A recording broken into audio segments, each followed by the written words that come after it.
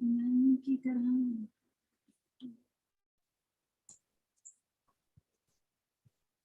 morning, everyone. Am I audible, ma'am? Yes, you are audible. Thank you, ma'am. I think Dr. Akanksha has got some problem with the login. Has she joined, ma'am? No. Can't see Akanksha here. Okay, ma'am. Just check.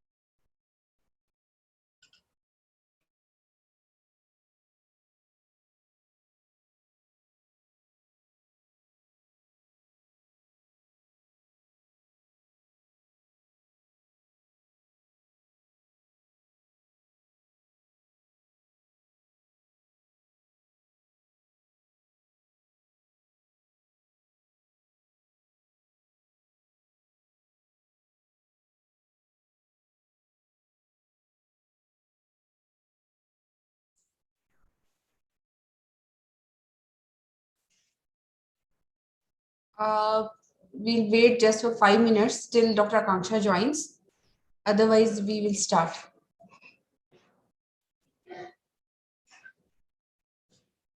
Dr. Anupam is there. She's a chairperson. Maybe we can get started. She can start the session. Okay, ma'am. So, good morning. So, we start today with the oral 4 presentations. The topic being infertility. So the presenters will get 7 minutes for presentation and 2 minutes for question and answers. I request the presenters to please stick to the time. So 1 minute, ma'am.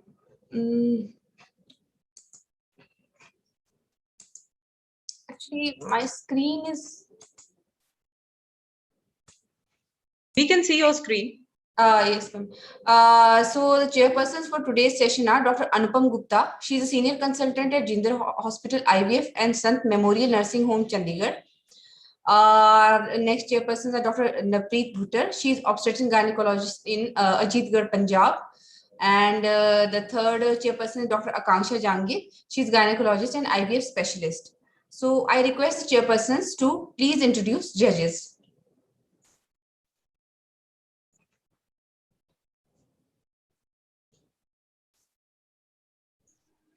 Dr. Anupam? Yeah, good morning, everyone. The judges for today's session are Dr. Loveleen Sodhi. She's a consultant gynecologist and infertility specialist at Dr. Sodhi's Healthcare, Mohali. And second is Dr. Nidhi Sharma. She is assistant professor, Adesh Medical College and Hospital, Kurukshetra.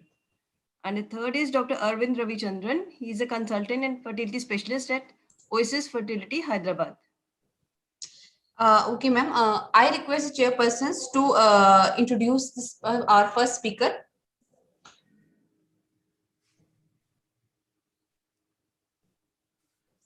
The first speaker. Who is the first speaker? Dr. Amitoj? Yes, ma'am. So our first speaker is Dr. Amitoj Kaur. She'll be speaking on anti-malarial hormone, a polycystic ovarian syndrome biomarker. Dr. Amitoj, you can start. Yes.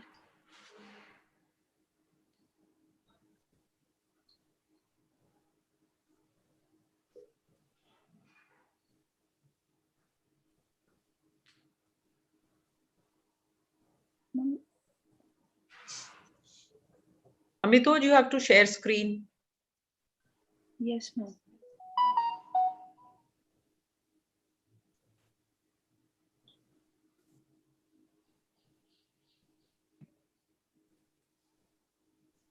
Ma'am, I'm not able to find this share screen option. Can we take the second speaker in that case? while she's settling this. Okay, ma'am. Our second speaker is Dr. Balpreet Kaur. Is she there? She is also not logged in. Dr. Balpreet Kaur. I can see Dr. Vasanti. Okay, then we can call Dr. Vasanti. Dr. Vasanti Palnive. She'll be talking on the evaluation of the effectiveness of autologous blood cell derivatives, ABCDTM, for improving endometrial thickness and receptivity of infertile women undergoing IVF. So, Dr. Vasanti, you can start.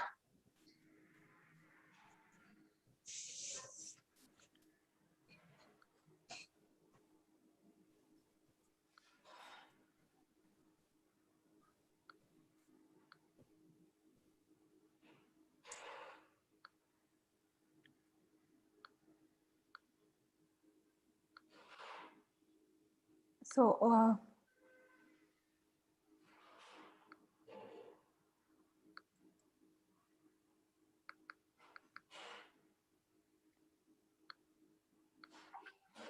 you are able to see the screen, right? Yeah, please go Yes. ahead. Okay. Good morning, everyone. So this is Vasanti Palnivel, founder, Sarajan Biotherapeutics. Just sorry, something is stuck. Okay.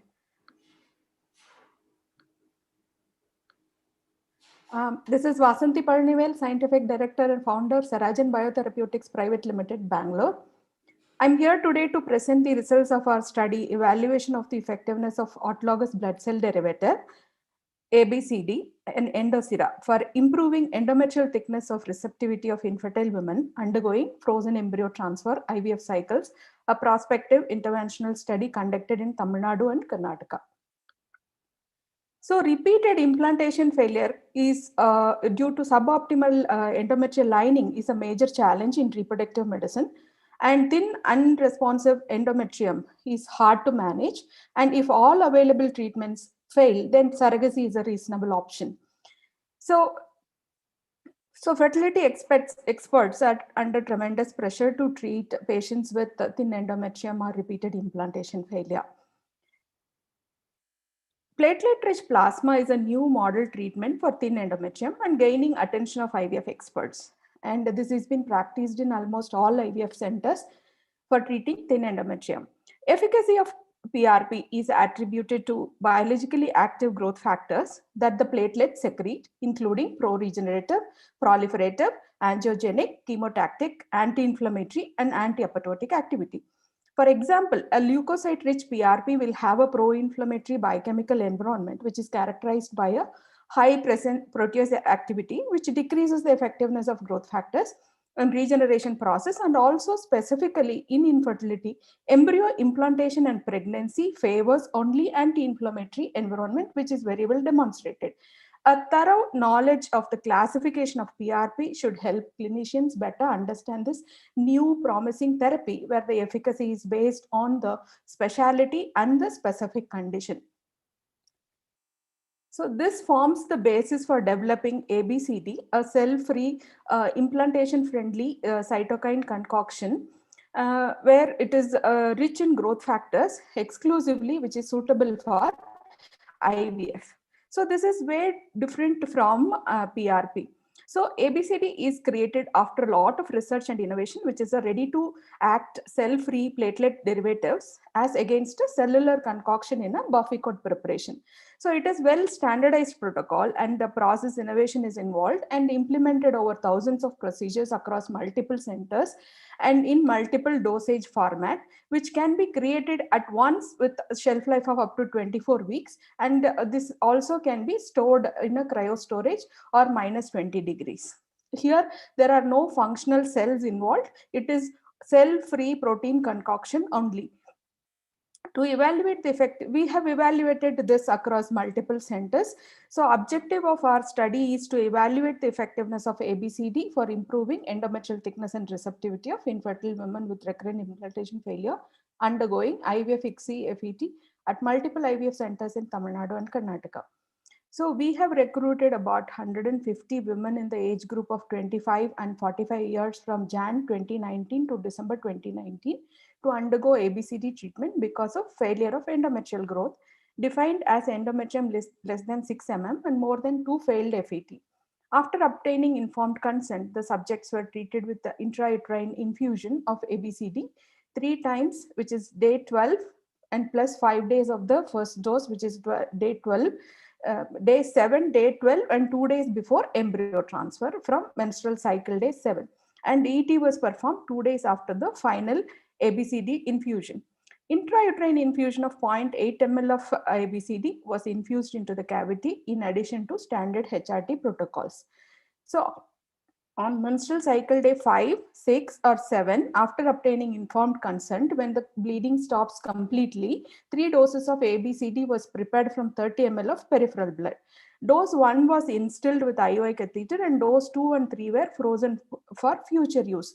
Second dose was instilled after 5 days of the first instillation and dose 3 was 2 days before embryo transfer.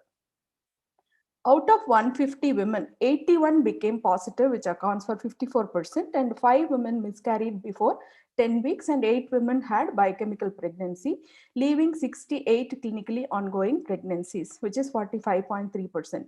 Out of the 68 pregnancies, 33 have delivered, while which is 22%, while 35 are continuing. So average, this was at the time of abstract submission.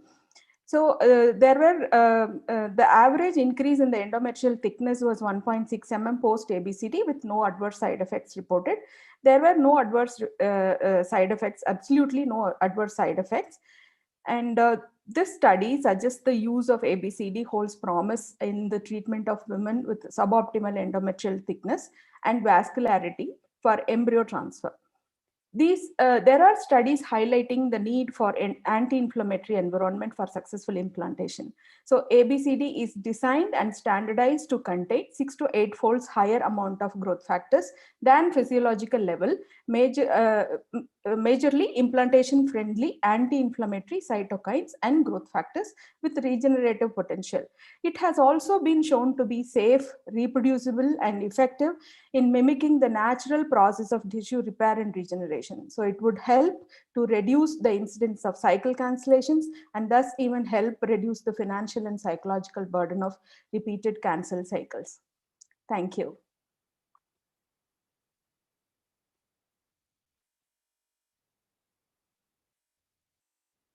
Yeah, I'm done with the presentation. I'm open for questions.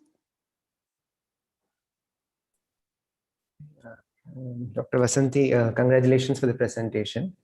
Thank you. So I was just wondering, you have presented data which is prospective. I agree that whenever you have an intervention being introduced and where you claim that the intervention is capable of probably giving us outcomes which are different from what you would do otherwise, it is always better to randomize things. Right. And of course, with randomization, again, the problem comes about sample size and all those things. But you did have 150 patients on your call. So had you taken an effort to randomize these patients rather than just prospectively administer, because the results, what you have put out are important. The fact that they have conceived, they have developed an increase in the endometrial thickness. But having said that, there are patients who have thin ET and who are given the standard treatment during during the course of the FET and do conceive. So how do you think you can explain that this particular intervention alone, or probably as an add-on, will drastically change the outcomes of FET? Yes, sir. So definitely RCT will give a better conclusion. We have also taken efforts to start an RCT after this pilot study because we wanted to prove that this has some effect, and then we will be able to convince the patient, because when we go and talk about this initially for RCT, patients were not willing to get randomized. Like, just when you believe that your product will work, why should I will be subjected to an embryo transfer cycle with some cost involved, and randomly I will take GCSF, intrauterine GCSF, or any other conventional PRP. So we wanted to develop, we wanted to get data which is very, very convincing. Then it will be easy for us to start an RCT. And we have also spoken to the patients who failed in our treatment with one sitting. So they were willing to be part of the RCT. So we are also counseling them. Definitely we will take this up, sir. We have also taken IEC clearance, which is a DCGI approved IEC. And we have also incorporated multiple centers who are willing to participate in this trial. So Sarajan is sponsoring the trial. Dr. Vasanti, did you exclude cases of post-Asherman syndrome? Like yes, post-adhesiolysis? Yes, actually for Asherman's, we have done a pilot study, which is a separate study. So on the day of adhesion removal, 3 hours after the bleeding, everything reduced, we have infused the protein concoction, and every alternate day this was infused, and we found the rapid healing and the scarless endometrium achieved in the same cycle. So this is a separate study which is ongoing, ma'am. And what was the increase in endometrial thickness? Thickness after this infusion? After average 1.6 mm than the pre-treatment level. Did you compare it with PRP alone? Yes, actually we have chosen centers where they are doing in-house PRP. So patients who had failed to improve the thickness in the previous cycles, we have incorporated, and the hospitals have recruited the patients for our therapy.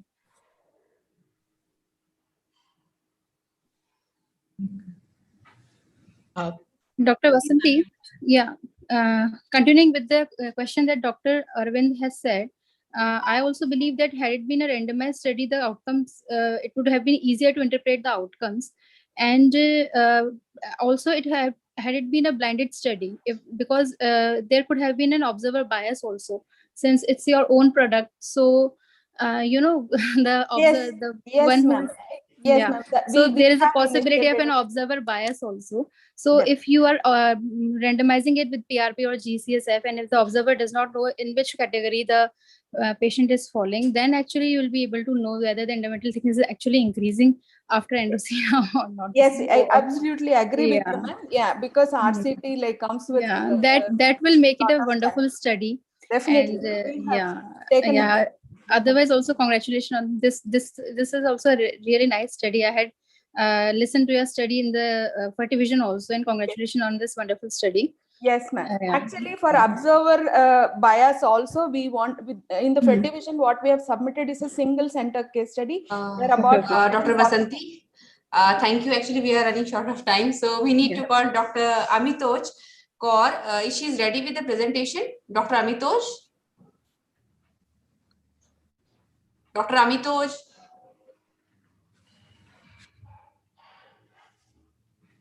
I guess still she's having problem. So is Dr. Sunita Jamwal is there? Dr. Sunita Jamwal?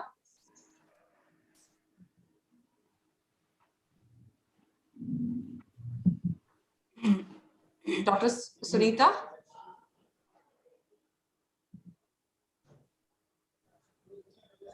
So no one. Oh, no, I am here. Okay, ma'am. Ma'am, you can start your presentation. This is some problem with Dr. Amitoj. So till the time you can start your presentation, ma'am.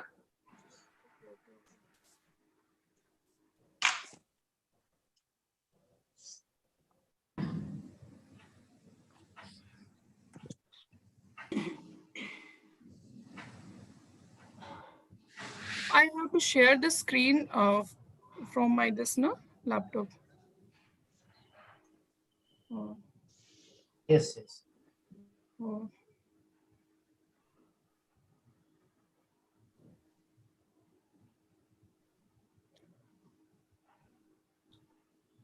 There is a green icon at the bottom of the screen. I'm just going to that, and it's coming like a screen, whiteboard, iPhone, iPad.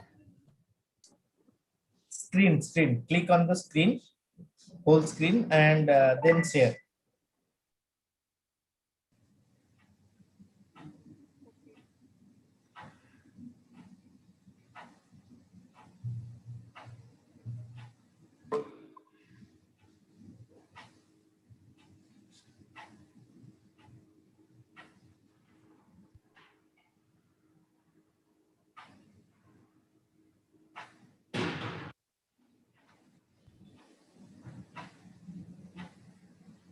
Doctor, open your PPT.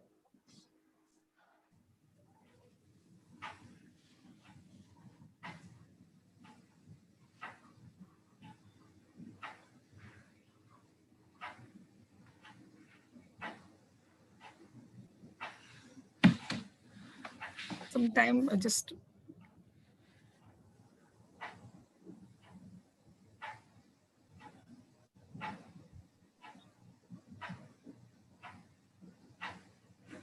is it visible? Yes. It's opening up.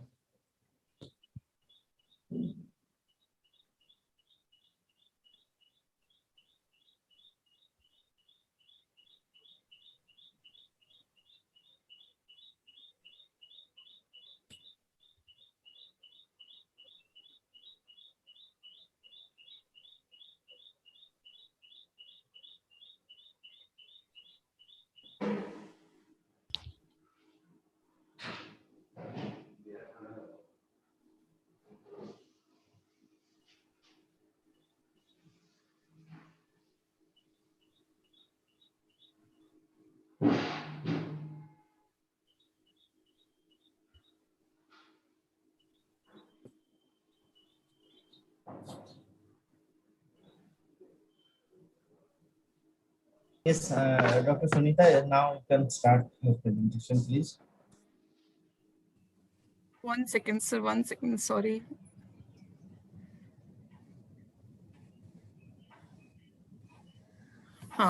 So first of all, am I audible? Yeah, please go ahead. So first of all, sorry for the inconvenience, maybe some network problem.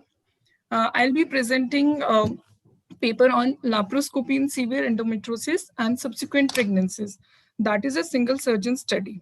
I'm working as a fellow reproductive endocrinology and infertility in PGI Chandigarh.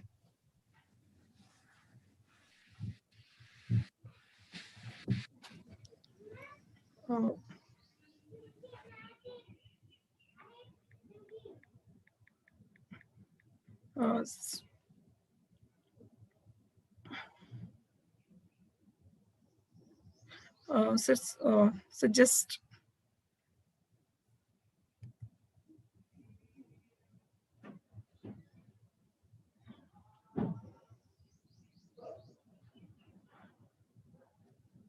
it's not going, like it's not moving. Use the up and down buttons on your laptop. No, I'm using that, but it's not moving.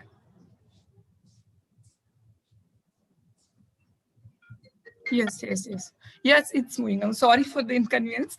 Endometriosis, it's the presence of endometrial glands and stroma outside the endometrial cavity. It's a hormone-dependent chronic disease, chiefly found in reproductive age, and it has varying clinical features like pelvic pain, dysmenorrhea, irregular menstruation, infertility, adnexal mass, dyspareunia, and other complaints. Incidence is around 35 to 50% in women of reproductive age group, and in patients who suffer from infertility, it's around 30 to 50%. And the monthly fecundity rate has reported to be reduced up to 50% in the presence of the disease. And there is a trend towards a reduced monthly fecundity rate as compared to fertile women. And there is a negative correlation between the AFS scoring system and the fecundity rate. And there is also reduced implantation rates compared with normal women. And there has been increased monthly fecundity rate after surgical removal of minimal to mild endometriosis. Now, mechanism is distortion of pelvic anatomy, altering function of peritoneum, alteration of hormonal and cell-mediated functions, endocrine and ovulatory dysfunction, impaired implantation, and impairment of uterotubal transport. Laparoscopy is the gold standard for the diagnosis. Revised ESRM classifies it into mild, moderate, severe, minimal, mild, moderate, and severe, and EFI, that is Endometriosis Fertility Index, a new classification system that predicts clinical outcome in surgically documented endometriosis patients with infertility. There are no randomized data on the, although very less data on the effect of surgery for moderate and severe stage endometriosis. So, with data for 17 women, the current study describes the cohort of women evaluated for infertility outcomes following laparoscopic excision of stage 4 endometriosis. The aim is to evaluate the fertility outcome after surgery And the methodology was, this was a retrospective study in PGI for a period of 2 years and 5 months. And the follow-up was performed up to February 2021. The inclusion criteria were infertile patients, operated laparoscopically, grade 4 endometriosis, and they were operated by a single surgeon. And the exclusion criteria were minimal and moderate grade endometriosis with bilateral tubal block, with who underwent bilateral self-injectomy during surgery. And post-surgery, all the patients were called back to the infertility clinic in PGI for ovulation induction or controlled ovarian stimulation plus IUI. Our results now, depending upon the type of infertility, 12 patients had primary infertility and 5 patients had secondary infertility. So 3 patients had history of first trimester abortion, spontaneous abortions, and 3 patients had previous term deliveries, among which 1 had early neonatal loss. So it was concluded that the endometriosis starts at an early age, leading to primary infertility and spontaneous pregnancy loss. And the age group regarding that, majority were in the age group of greater than 30 years. That is 11 patients, 6 in the age group of 20 to less than 30 years. Regarding the duration of infertility, 7 patients had duration of infertility greater than or equal to 5 years, and rest had less than 5 years. And all women had histologically confirmed endometriosis. And 14 patients had ovarian endometrioma, out of which 8 had unilateral, 6 had bilateral endometrioma. Pre-operative no GnRH suppression was given, and post-operative GnRH analog was given only if gross residual was present. So basic principle of endometriotic surgery, that is identifying stepwise anatomy, minimal cautery, self-injectomy only of gross hydrosalpinx, restoration of anatomy, maximum excision of the endometriotic cyst wall to decrease recurrence were followed. So the various surgery performed were in 8 patients, adhesiolysis and cystectomy. In 6 patients, adhesiolysis, cystectomy, and fulguration of endometriotic spots. In 3 patients, only fulguration of endometriotic spots. 8 patients had bilateral spill on chromoperturbation, and 8 patients had unilateral block. 1 patient had unilateral self-injectomy for tube being grossly dilated and encased in cyst. 2 patients had unilateral hydrosalpinx. 1 patient and 1 had tuboplasty. 1 patient had associated male factor, that is oligoasthenospermia, and revised AFS score was calculated for all the patients. And this was it, showed in the table, but that has poor correlation with the pregnancy. Now, endometriosis fertility index was calculated, which usually predicts pregnancy rate and has a positive correlation. 11 patients had EFI score ranging from 0 to 3 and 6 had 5 to 6. Post-operatively, all women attempted to conceive. Out of 17 patients, 5 achieved pregnancy, among which 2 were spontaneous. 1 was ovulation induction with letrozole, and 2 were controlled ovarian stimulation plus IUI. And the time to pregnancy, that is in months, were 5 and 14 in spontaneous, 9 months in ovulation induction, and 3 and 4 months in COS plus IUI patient. One conceived with that letrozole patient conceived with 2.5 mg TDS. After 3 failed COS plus IUI, she had a history of previous laparoscopic cystectomy 4 years back done outside. And 2 patients conceived with, as already I said, COS plus IUI. And the outcomes for the first pregnancy following surgery included all term deliveries. And this is the characteristic feature of the patients who didn't conceive. Among them, 6 had COS plus IUI, 2 had IVF after failed IUI cycles, 1 had recurrence, 1 couldn't undergo IVF due to COVID and economic reasons, and 1 patient didn't agree for IUI. So my conclusion is that conservative laparoscopic surgery may be an effective treatment for infertile patients with severe endometriosis, and in the expert hands for women with stage 4 endometriosis might result in significant improvement in pregnancy rate and yield good outcome. And so in spite of the revised AFS system, EFI estimation can be done, which is a good tool to predict reproductive outcome and infertility in patients of endometriosis. And patients may expect reasonable likelihood of fertility. So the take-home message is women may be assured that the pregnancy following excision surgery is common and likely to occur in the first year post-surgery. And these were the references I took. And thanks for the patient hearing.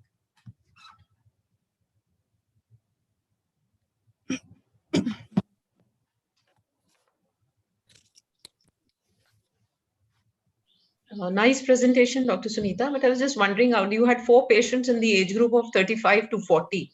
Did these women also conceive? If you can give me that. Conception, yes, ma'am. 30 to 35. In You age had group of 30 to 30. 40 as well. So, did Ma'am, any? one patient of 36 years, she conceived. The rest were in 30 to that other age groups, but not of 38. Okay. And the other thing that I wanted to know, like out of, I mean, probably you may not have that figure also, that how many surgeries on stage 4 endometriosis patients were done by the surgeon during that time, and actually how many ended up in a condition where you could think of leaving them for a natural pregnancy? Because grade 4. Ma'am, actually, these were the surgeries done by a single surgeon, that is Dr. Shalini, ma'am, and all the minimal, mild endometriotic surgeries and moderate were excluded from this. Only the severe cases were taken, and among those which the patients which we were not able to contact, like that included 4 or 5 patients that we didn't take. And these were only grade 4 endometriosis, because in infertility clinic, we usually have data for them, but sometimes we may miss. But for severe grade endometriosis, moderate grade endometriosis, we keep the data for them. But later on, 4 or 5 patients were like that. They were not reachable. I tried many times the phones to see the outcome, because later on they go to some other hospital and we don't know. Maybe they might have got pregnant, but the grade 4, which I find, that was 17. There were many patients, but this data has been taken from only from the surgeon operated by a single surgeon. Actually, my question was basically that out of all the stage 4 patients, endometriosis patients who were operated, how many were at the end of surgery in a condition where they could be left for natural conception or IUI? Absolutely. And not IVF. Yeah. That is significant. Yeah. Once you have a good result at the end of surgery, it makes a lot of sense to leave them. Yeah. The fact that spontaneously all of somebody to conceive after that is something where you have achieved near perfect removal of the disease, where you can actually go ahead and probably give them 3 to 6 months of conservative management. So yes, yeah. And the results of this paper need to be, interpreted very very carefully, because you are suggesting something which is usually not recommended.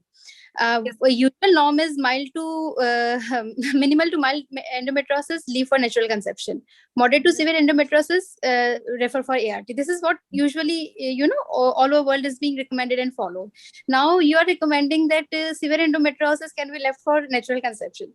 And when you are recommending something which is when NICE is not recommending this thing, the international guidelines is saying that the chances of natural conception in grade 4 endometriosis are less, and you're refuting that data, though you need to present it in a you need to present a very large data first of all, and there are very confounding, too many confounding factors in your study. First of all, what madam is saying, you need to present how many grade 4 endometriosis you have operated. You cannot say that I have data for 17 patients and out of them 5 have conceived. We cannot make out anything from this data. Suppose your center has operated 100 patients and you are presenting us data of only 17 patients. I don't know, maybe you have operated 100 patients and only 5 are conceived. So that makes a pregnancy rate of only 5%. And if a pregnancy rate is only 5%, then we cannot say that it's a good pregnancy rate, right? So we need to know that how many patients of grade 4 endometriosis were operated in PGI during that duration and how many have actually conceived. Then only... there has to be a criteria that this, at the end of the day, this was the situation, and then they were allowed. Yeah. Second thing that I want to know is, what is the duration of infertility is also very important. If a duration of infertility is short, then maybe you can leave the patient for natural conception, because the patient has a very short duration of infertility.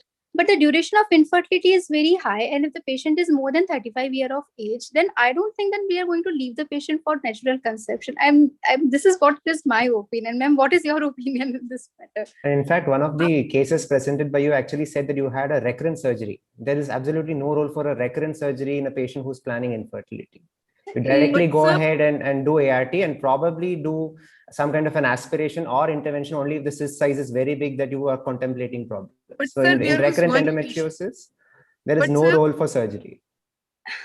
As far Yeah, as look, infertility. Dr. Sunita, maybe by chance this patient conceived, but I would like to go with the chances actually. And actually, one of the patients conceived 14 months after the surgery. So we waited for 14 months for spontaneous to happen. Yeah, maybe she got we- lucky and she conceived, but That is- majority patients are not going to conceive in this manner. Yeah. How long we waited before we, start some treatment after the surgery? I mean, for spontaneous conception, we like 3 months, minimum 3 months. And in 3 cases, you did only fulguration of endometriotic spots.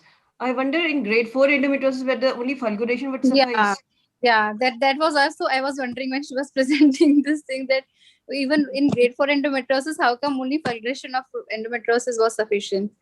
And there are cases where you might not find tubal patency at all because it's all frozen and buried. And in that case, why would you wait for spontaneous conception? I don't think so. Sir, in those cases, in those patients who had bilateral block, that were excluded from my data.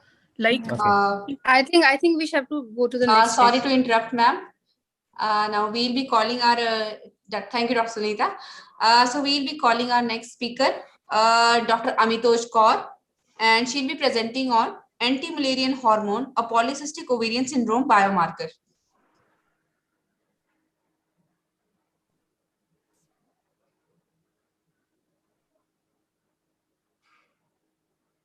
Dr. Amitoj.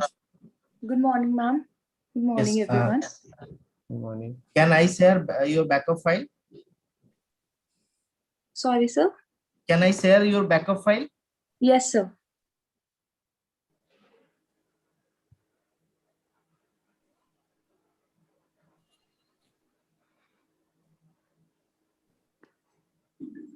Is my screen is visible to you? Yes, sir. Okay. Please go ahead. So the topic of today is anti-Mullerian hormone, a polycystic ovarian syndrome biomarker. Introduction. Polycystic ovarian syndrome is an endocrinopathy and the leading cause of ovulatory dysfunction, and the diagnostic criteria by the Rotterdam classification 2003 requires at least 2 out of 3 and oligoanovulation, clinical biological hyperandrogenism, and the ultrasonographic features. AMH is a peptide of the TGF-beta family secreted by granulosa cells and displays its greatest expression in the small follicles and is found to exert powerful inhibition on primordial follicle initiation and follicle sensitivity to FSH.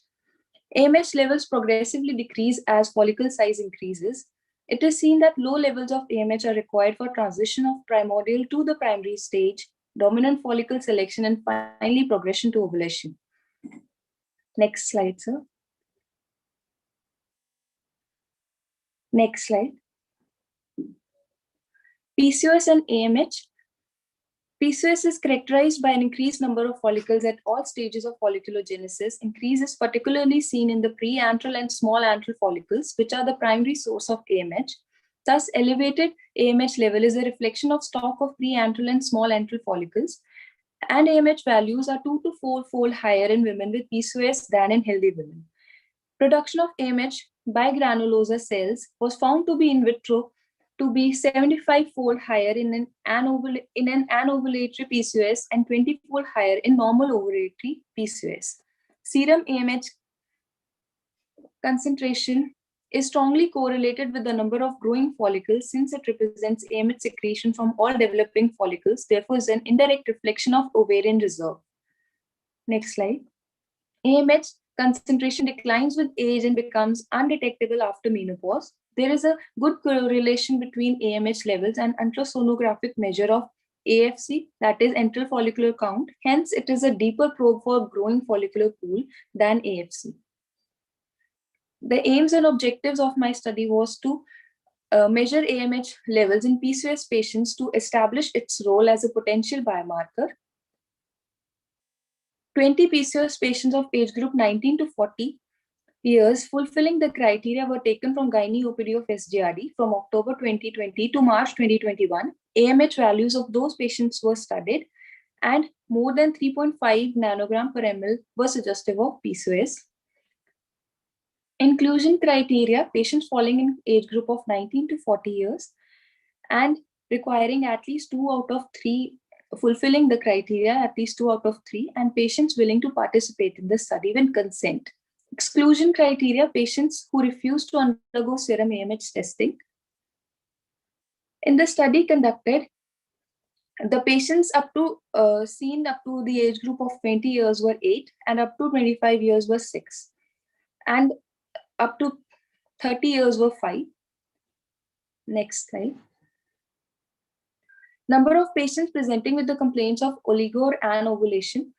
Almost every patient, 100% of the patients complained of irregularities in their menstrual cycle, and 55% of the total patients presented with complaints of hyperandrogenism. 90% of total patients presented with ultrasonographic features of more than 12 or to 20 follicles from 2 to 9 mm per ovary, and 18 patients, that is 90% of the total patients, also presented with the raised AMH levels. Patients fulfilling the criteria to make the diagnosis were 20, and all the 3 criteria were fulfilled by only 7 patients. Patients with raised AMH values suggesting PCOS in a patient were 18. So the maximum patients came with complaints of irregularities in menstruation. 90% had ultrasound features, 90% had high serum AMH values, and AMH levels therefore contributes to the pathogenesis of anovulation in PCOS, and AMH levels may be decreased in women currently using hormonal contraceptives and therefore should be interpreted with caution in those patients. AMH is more sensitive measure of ovarian reserve than FSH and tends to decline before FSH rises. For this reason, AMH has largely replaced basal FSH and E2 levels testing as a biomarker of ovarian reserve. PCOS is the most common cause of chronic anovulation and hyperandrogenism. In young women, it affects 6 to 10% of female population. Metabolic disorders, insulin resistance, obesity are often associated to PCOS, thus imposes a considerable economic burden on national health systems.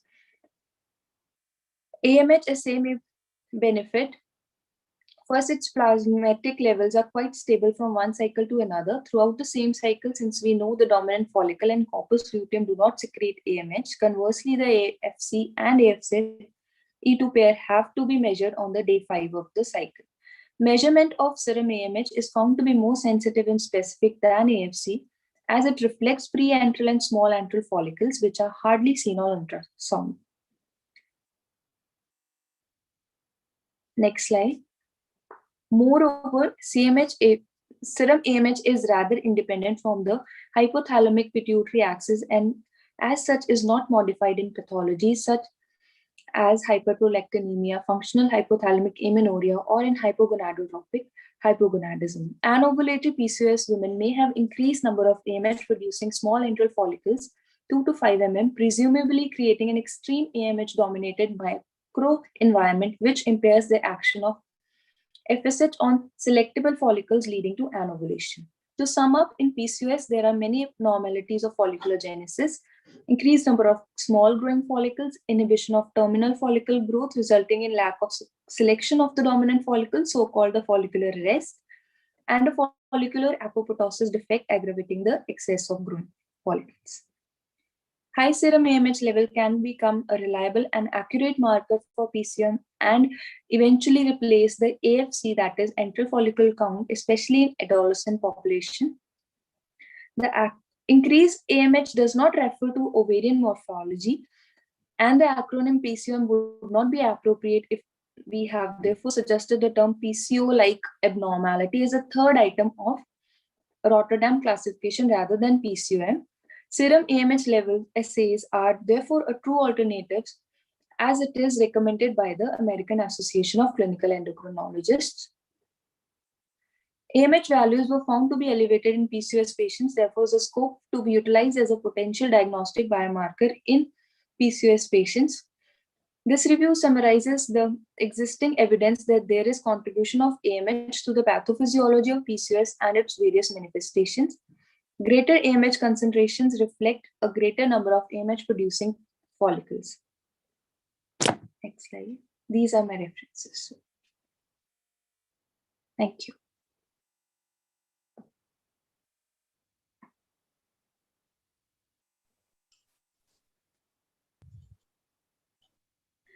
Once again, Dr. Mituj, when we deal with PCOS, actually AMH, your study was small, number of patients was very small. And actually you need to look at the age, because somewhere the ovarian reserve will reduce even in the PCO patient. So you cannot have the same criteria for diagnosing PCO for a 35-year-old woman, for a 40-year-old woman, and a 20-year-old woman. So understandably, it's a small study, but I wish you had data on that also, something to show that what was the AMH in a certain age group. Though with such a small number of patients, it may not make too much sense. But then I think a lot of research is being done to use AMH as a biomarker for PCOS. And there again, age has to be a very, very important fact to be taken into consideration. Absolutely. To add on to that, actually, if you are looking at a biomarker, especially a diagnostic biomarker, you must think in terms of diagnostic accuracy, reliability, and the parameters which are needed to actually establish it as a biomarker is something so different that probably 20 patients would not anyway be close to, kind of even suggesting the fact that it can be used as a biomarker. So these area under the curves and these complex statistical methods are actually employed. And I think there's a recent study in fertile sterile, if people are interested to actually go and understand as to how these diagnostic accuracy studies are being performed, to understand how they can replace probably more conventional markers of PCOS. But having said that, AFC is a very reliable marker. And with the development of new ultrasound modalities, with high frequency probes, I don't think we'll have any problems actually looking at the AFC as a marker or as a criteria. So to replace AFC totally is something which I don't think it might happen in the near future. But yes, it is being developed as a marker for PCOS. And moreover, people are looking at 75th centiles, 90th centiles to understand how different patients with PCO actually have different levels of AMH and whether they actually predictive both in terms of fertility and also pregnancy outcomes as far as PCO is concerned. So I think you need to kind of look at that. There is a lot of lab-to-lab variation in AMH levels. One lab may report 4, the other lab may report 2. How do you explain that? How can you standardize these things? Ma'am, there is still a lack in that standardization. That is why, ma'am, there is more need to, conduct AMH levels in PCOS patients. Ma'am, as I was collecting data for this study as well, so ma'am, they are also having the same problem that there are not many studies, because right now AMH levels, to calculate them, ma'am, it is a little bit costly. So patients are not much interested in getting AMH levels done. So ma'am, this is the lacuna which ma'am, I was trying to fill that to convince patients to get AMH levels done. There are different assays used by different laboratories and they are not standardized. And so you can't rely on this as a biomarker. Dr. Amitoj, why have you taken the cutoff as 3.5 nanogram per ml? Ma'am, because the lab in which we were sending, they have given this cutoff. So ma'am, that is why I have taken a common for all the patients. Yeah.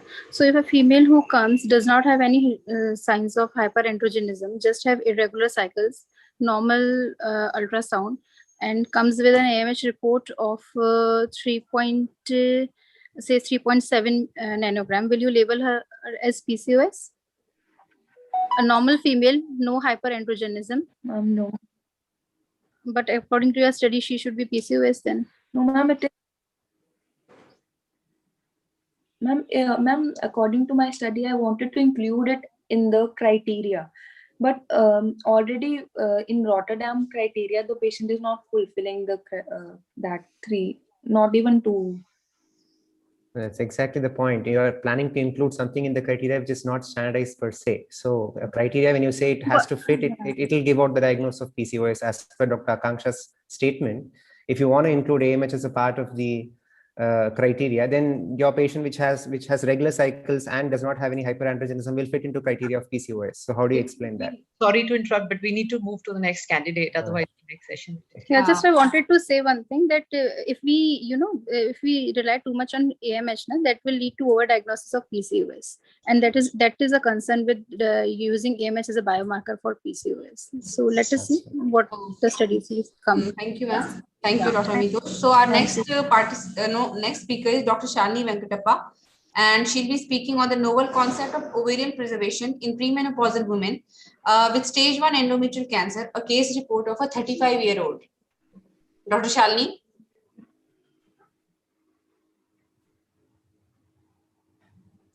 Dr. Shalini. Please unmute yourself, Dr. Shalini. Yes.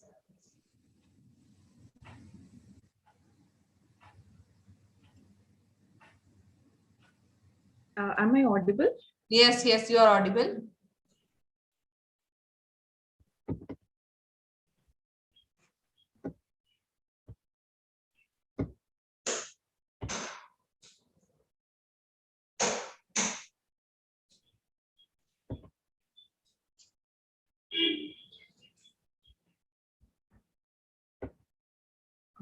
Can I start? Yes, you can start. Good morning, one and all. I am Dr. Shalini Venkatappa from PGI Chandigarh. I'll be presenting a novel concept of ovarian preservation in premenopausal women with stage 1 endometrial cancer, a case report of a 35-year-old. My patient, Mrs. K, she is 35 years, married for 8 months, came to us with chief complaints of heavy menstrual bleeding since 3 months. There was no other significant past or family history. The investigations on referral showed a bulky uterus with an endometrial thickness of 22 millimeters and bilateral ovaries normal, and MRI suggesting features of adenomyosis, and the endometrial biopsy, which was done outside, showed an endometrial adenocarcinoma with grade 2. On examination, her vitals was normal. The significant finding that the patient was obese, her BMI was 35.5. On per abdomen examination, we found a palpable abdominopelvic mass of 12 to 14 weeks size, and on per vaginal examination, the uterus was symmetrically enlarged to 12 to 14 weeks size. Bilateral adnexa, no masses or conitial tenderness was felt. All her routine investigations were within normal limits. There was a significant low AMH that of 0.14. So an ultrasound which was done in PGI showed that the uterus was enlarged with features suggestive of adenomyosis, endometrial thickness of 15 millimeters. Endomyometrial interface was irregular, bilateral ovaries were normal. The MRI review showed that there were features suggestive of adenomyosis, and the mass lesion, which was appearing as a T2 hyperintense lesion, involves less than 50% of the myometrium. So likely FIGO stage 1A was the diagnosis. So we got a slide review which confirmed the grade 2 grading, and to rule out the genetic syndromes, we got immunocytochemistry on this slide. So the tumor markers showed retained MMR markers, that is PMS2 and MSH6. So the possibility of Lynch syndrome in our patient was unlikely. So the patient was next planned for hysteroscopy with dilatation and curettage for 2 reasons. Reason 1 being, for any woman who desire fertility sparing treatment, DNC has a better diagnostic performance for grading of the disease when compared to office endometrial biopsy, which has just 91% sensitivity in premenopausal women and also less effective in sampling focal disease. We did consider a remote possibility of error of laboratory due to mislabeling or misinterpretation of the slide. So we proceeded with hysteroscopic DNC, which showed a proliferative endometrial growth, and on pathology, it was confirmed to be grade 2. So our final diagnosis here was a 35-year-old nulliparous endometrioid adenocarcinoma, stage 1A, involving less than 50% myometrial invasion with FIGO grade 2. So we proceeded with total abdominal hysterectomy with bilateral salpingectomy. Intraoperatively, the uterus was bulky, bilateral ovaries were normal. Our final histopathology report was also endometrioid adenocarcinoma grade 2 with FIGO stage 1A with adenomyosis. So these are the points of discussion: endometrial cancer in young, options for fertility in endometrial cancer, preservation of ovaries in early stage endometrial cancer. So the usual case scenario is a 50 to 70-year-old post or perimenopausal with comorbidities of hypertension, obesity, and diabetes, usually presenting to us with postmenopausal bleeding or abnormal uterine bleeding. But here we have a 35-year-old who is nulliparous, married just for 8 months with a short history of AUB. So endometrial cancer in young, that is less than 40 years, has an incidence of 5%, with risk factors being obesity, nulliparity, which was present in my patient. There's a problem with the screen.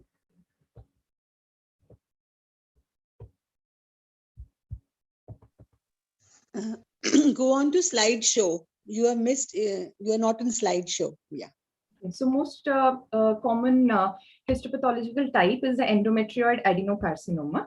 So any combination of abnormal uterine bleeding and obesity should alert the clinician the possibility of underlying endometrial abnormalities. So the options of fertility in endometrial cancer patients can be preservation of ovarian tissue, that is fertility preservation, and preservation of uterus or at least one part of the ovary, that is fertility sparing surgery, in which we are supposed to consider progestin therapy and deferral of surgical staging until completion of childbearing. So we are all familiar with the NCCN guidelines on the criteria for considering fertility sparing options. So was fertility sparing an option in our patient? So the optimal candidates for surgery, they are well differentiated grade 1 endometrioid adenocarcinoma on a DNC, but my patient had grade 2. Stage 1A limited to endometrium. Our patient had stage 1A, but the invasion was into the myometrium, although less than 50%. The patient should be of reproductive age and desirous of childbearing.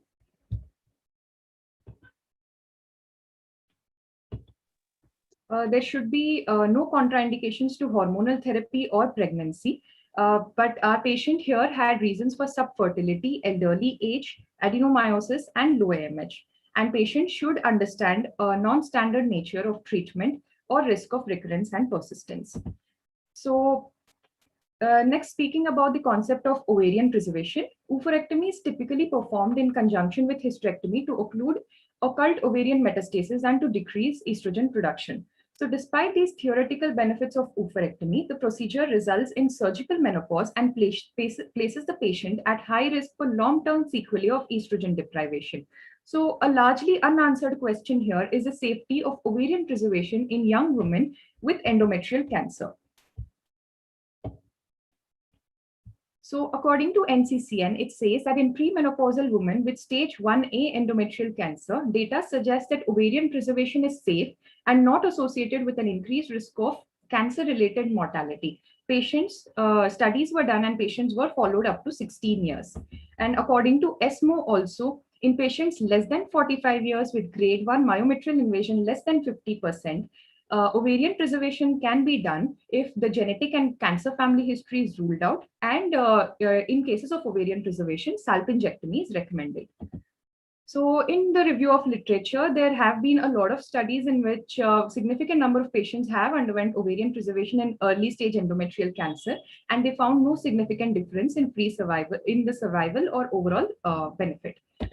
So prognosis, the 5-year stage of stage 1 is very good with 80 to 90%, and grade 1 or 2 has good prognosis, and usually patients less than 40 years have 96% survival. And a routine 3 to 4 monthly year of history and physical examination and ultrasound as clinically indicated needs to be done as a part of surveillance. And stage 1 and 2 usually have a recurrence of about 15%, and disease recurs within 3 years of initial treatment. And because most recurrences are symptomatic, all patients should receive a verbal and written information regarding the symptoms of recurrent disease. Presently, my patient is doing fine and she is under routine follow-up. Thank you.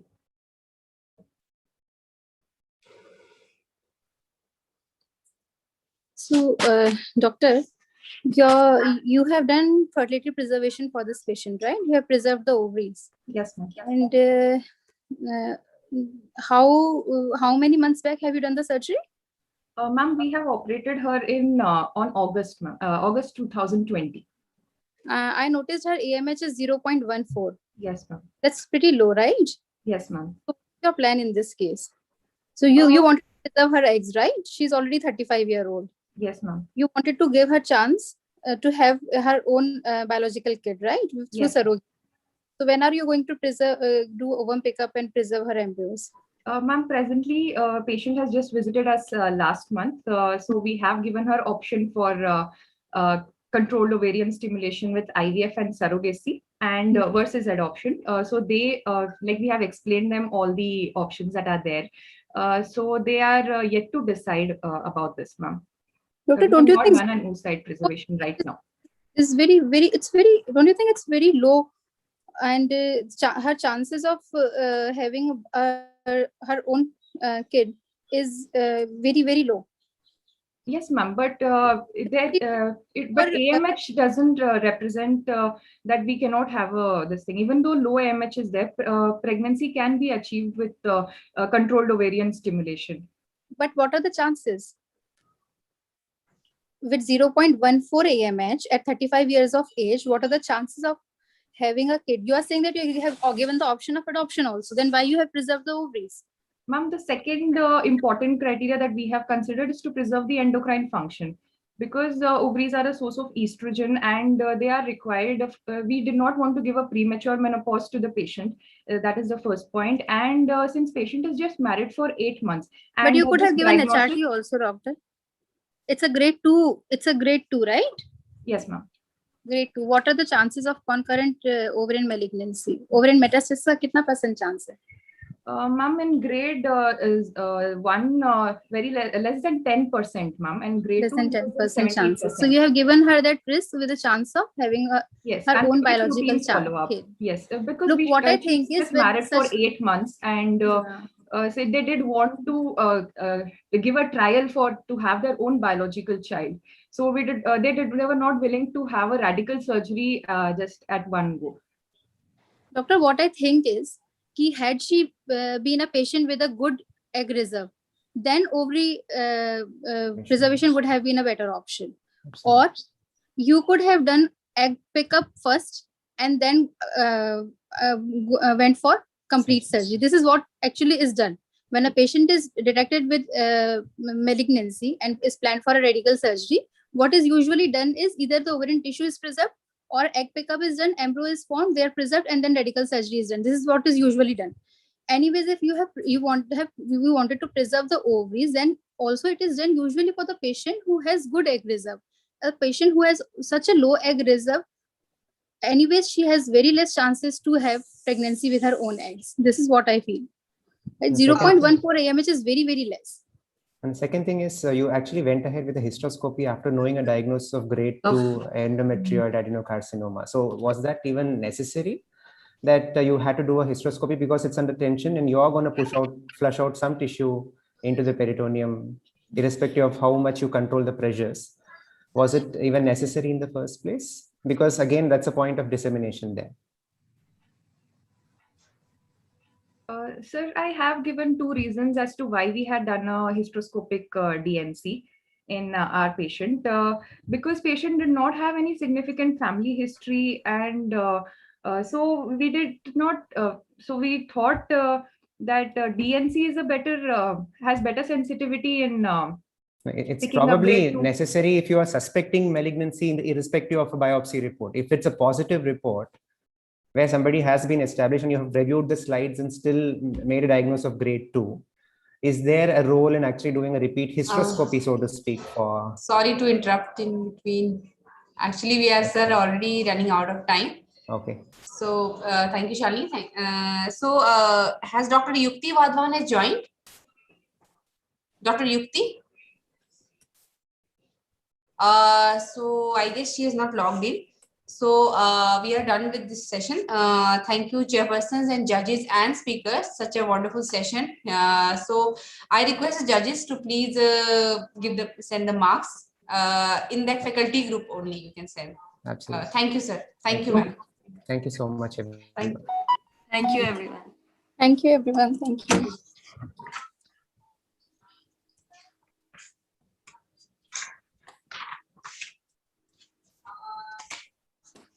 So, again, good morning, everyone. So we'll now continue our session with oral 5 session that includes obstetrics original articles. Each speaker will get 7 minutes for presentation and 2 minutes for question and answers. I request the speakers to please stick to the time. So the chairpersons for these sessions are Dr. Arun Kaldev. He is Director and Senior Consultant Division of Gynae Minimal SS Surgery at Mulana Multi-Speciality Hospital. And next chairperson is Dr. Milanini Mani. She is HOD and head of the Department of Obstetrics at Guru Gobind Singh Government Hospital, New Delhi. And Dr. Swati Agrawal, she is Professor, Department of Obstetrics and Gynae and Nodal Officer JSSK and Lakshya OT at Lady Harding Medical College and SSK Hospital, New Delhi. I request chairpersons to please introduce our judges. Yeah, thank you, Isha, for the kind introduction. Our judges for this session are Dr. Anju Singh. She's an assistant professor in the Department of Obs and Gynae at PGI Chandigarh. Next is Dr. Kiran Mandal. She's a clinical fellow of Gynae Oncology at Mater Hospital, South Brisbane, Australia. Then is Dr. Anita Mahe, consultant gynecologist and laparoscopic surgeon, Amira Gynae and Laparoscopic Clinic, Chandigarh. Thank you, ma'am. I request judges to please introduce our first speaker. Okay. Good morning, all.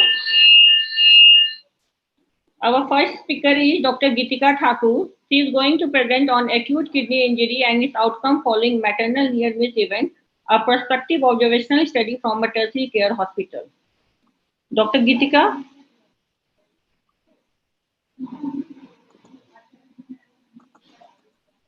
Good morning, ma'am. Good morning, respected judges, chairpersons, and my fellow colleagues.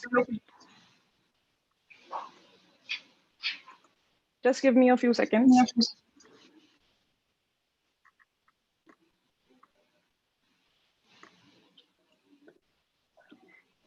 As the topic is already told, I will be presenting a paper on acute kidney injury and its outcome following maternal near-miss event, a prospective observational study from a tertiary care hospital. A detailed analysis of maternal near-miss women allows a comprehensive study of repercussions of severe morbidity. It is of paramount importance that besides evaluating the cause of severe obstetric near-miss, the consequences of these complications are analyzed so that appropriate healthcare facilities can be provided to improve long-term maternal health. One such severe morbidity associated with maternal near-miss is acute kidney injury. Leading causes of acute kidney injury in pregnancy are hemorrhage, preeclampsia, and sepsis.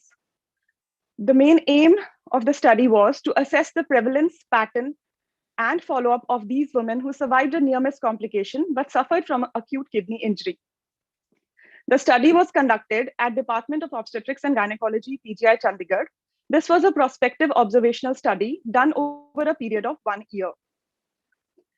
All maternal near-miss women, as per WHO criteria, who did not have any underlying renal disease and had suffered acute kidney injury were included in this study. Maternal near-miss women presenting with evidence of renal disease before pregnancy, that is renal scarring, small size of kidneys on USG, and elevated serum creatinine were excluded. The salient parameters in data collection were demographic details, history, clinical presentation, laboratory investigations, obstetric history, mode and place of delivery, intrapartum and postpartum complications, blood and blood component transfusion, and surgical interventions done. Acute kidney injury was defined as per KDIGO criteria, that is increase in serum creatinine by 0.3 milligrams per deciliter or more within 48 hours, increase in serum creatinine to 1.5 times baseline or more within the last 7 days, and patient presenting with oliguria, that is less than 500 ml of urine in 24 hours, or anuria, that is less than 50 ml of urine in the last 24 hours. These women were followed up at 6 months and 1 year in the near-miss clinic at the department. Then patients were measured for outcome of the acute kidney injury. They were considered completely recovered when the patient's renal function returned to normal and there was no requirement of dialysis. Partially recovered when patient's renal function was not normalized, however, dialysis was not required. And patients were not recovered when patient required renal replacement therapy to maintain renal function. Coming on to the results, there were 258 maternal near-miss women out of 5,994 live births, putting an incidence at 43.04 per 1,000 live births. Out of this, 47 patients had an acute kidney injury, that is 18.2% incidence of AKI in maternal near-miss women. The demographic details were as follows. Age at presentation most commonly was 21 to 30 years. 68.1% patient had optimal antenatal supervision and majority were multipara. Maternal status at admission. Majority of patients were postpartum, that is 55.3%. Out of the antenatal, major chunk of the patients, that is 76.2%, they presented it in the third trimester, that is 28 to 40 weeks. Mostly patients were referred from a government facility, and out of these, 50% were from medical colleges in the nearby areas. 23 women had live-born babies. Obstetric complications leading to AKI. Obstetric hemorrhage is the most common obstetric complication that leads to AKI. Coming on to the relation between serum creatinine with requirement of dialysis. Mostly patients, that is 51.1%, when they presented, their creatinine was between 2.1 to 5 milligrams per deciliter. Out of these, 79.2% had full recovery at the end of 1 year. Out of the various obstetric complications which required dialysis and recovery of patient, all of the obstetric complications that led to AKI had a good recovery at the end of 1 year. Now coming on to the relation between the delay of management, number of dialysis, and recovery at 1 year. Delay in the initiation of management, although seems important, is not statistically significant to assess the full recovery at 1 year. The number of dialysis that the patient received during admission is, however, significant, with p-value being 0.001. Coming to a crux of all the women that had acute kidney injury, out of the 47 women, 26 were conservatively managed. For 15, the dialysis stopped after discharge. That is, they were discharged without the need of dialysis. In 6, the dialysis was continued after discharge. Out of this, 2 were lost to follow-up.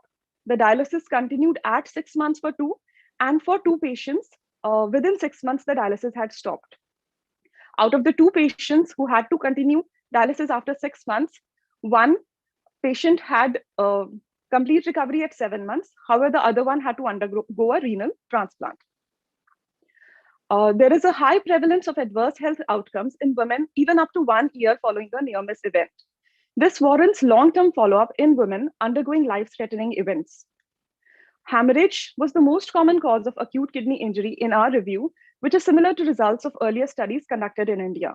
However, few studies have preeclampsia and eclampsia also as the most common cause of AKI.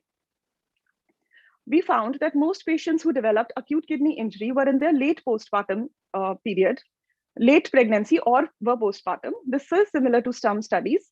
Some studies have also shown that AKI is more common in early pregnancy. However, these studies are older. In our study, around 45% of women who suffered AKI following near-miss events required dialysis, which is 1.5 times higher to a similar study conducted in our center a few years back. Coming to the conclusion, all the healthcare facilities should be equipped to manage obstetric hemorrhage, preeclampsia, and sepsis, as they are leading cause of obstetric AKI. Prompt management of these complications can prevent the development of acute kidney injury. However, if acute kidney injury has developed, early referral to a center where dialysis is available markedly improves the recovery of the patient and prevents permanent damage. A long-term follow-up of these women should be advised. Thank you.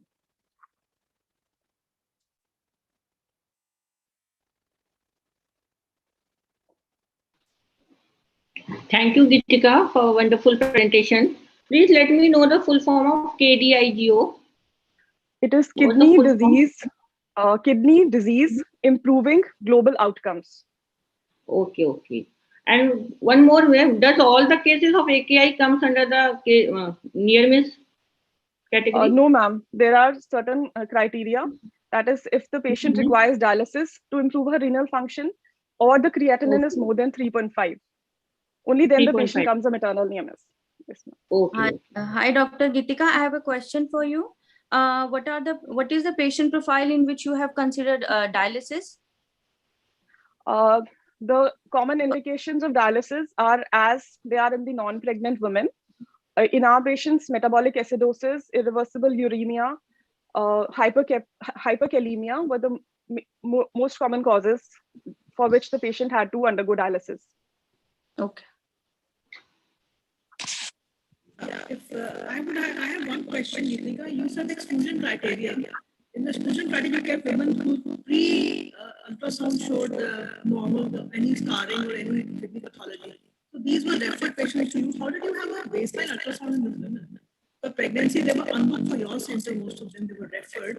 So how did you have a prior ultrasound? Mostly they may not have. Ma'am, the ultrasound was not a criteria that she will not be excluded. Any patient who had a history of such kind of thing, they were excluded. If the patient gave a history of any kind of renal disease prior to the pregnancy, those patients were excluded. Having a baseline ultrasound was not kept as a criteria for exclusion. If they gave a history, it was excluded. Yes, ma'am. If the status was unknown before the pregnancy, they were included. If we have a absolute.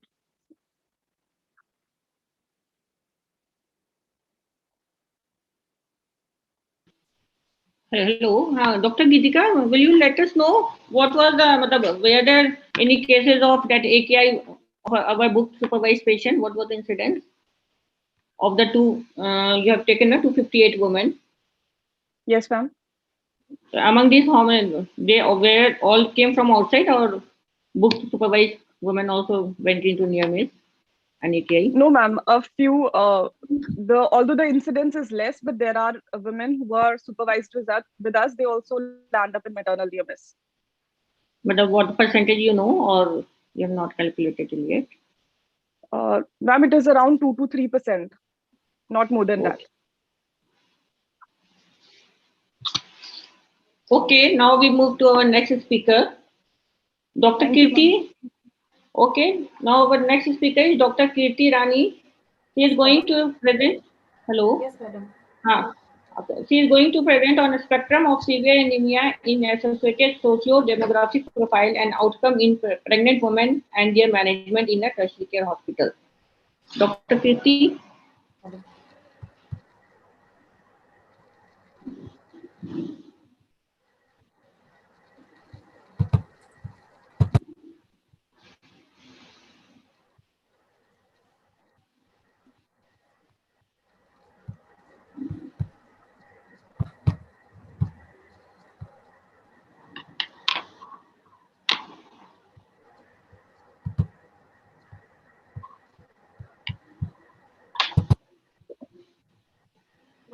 is my slide visible?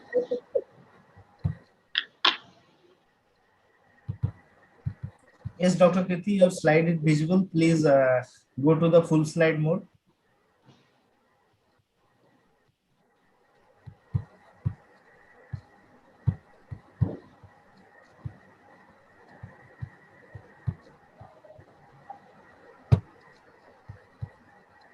Yes, sir. Yes, please. Is it okay? Can I start, sir?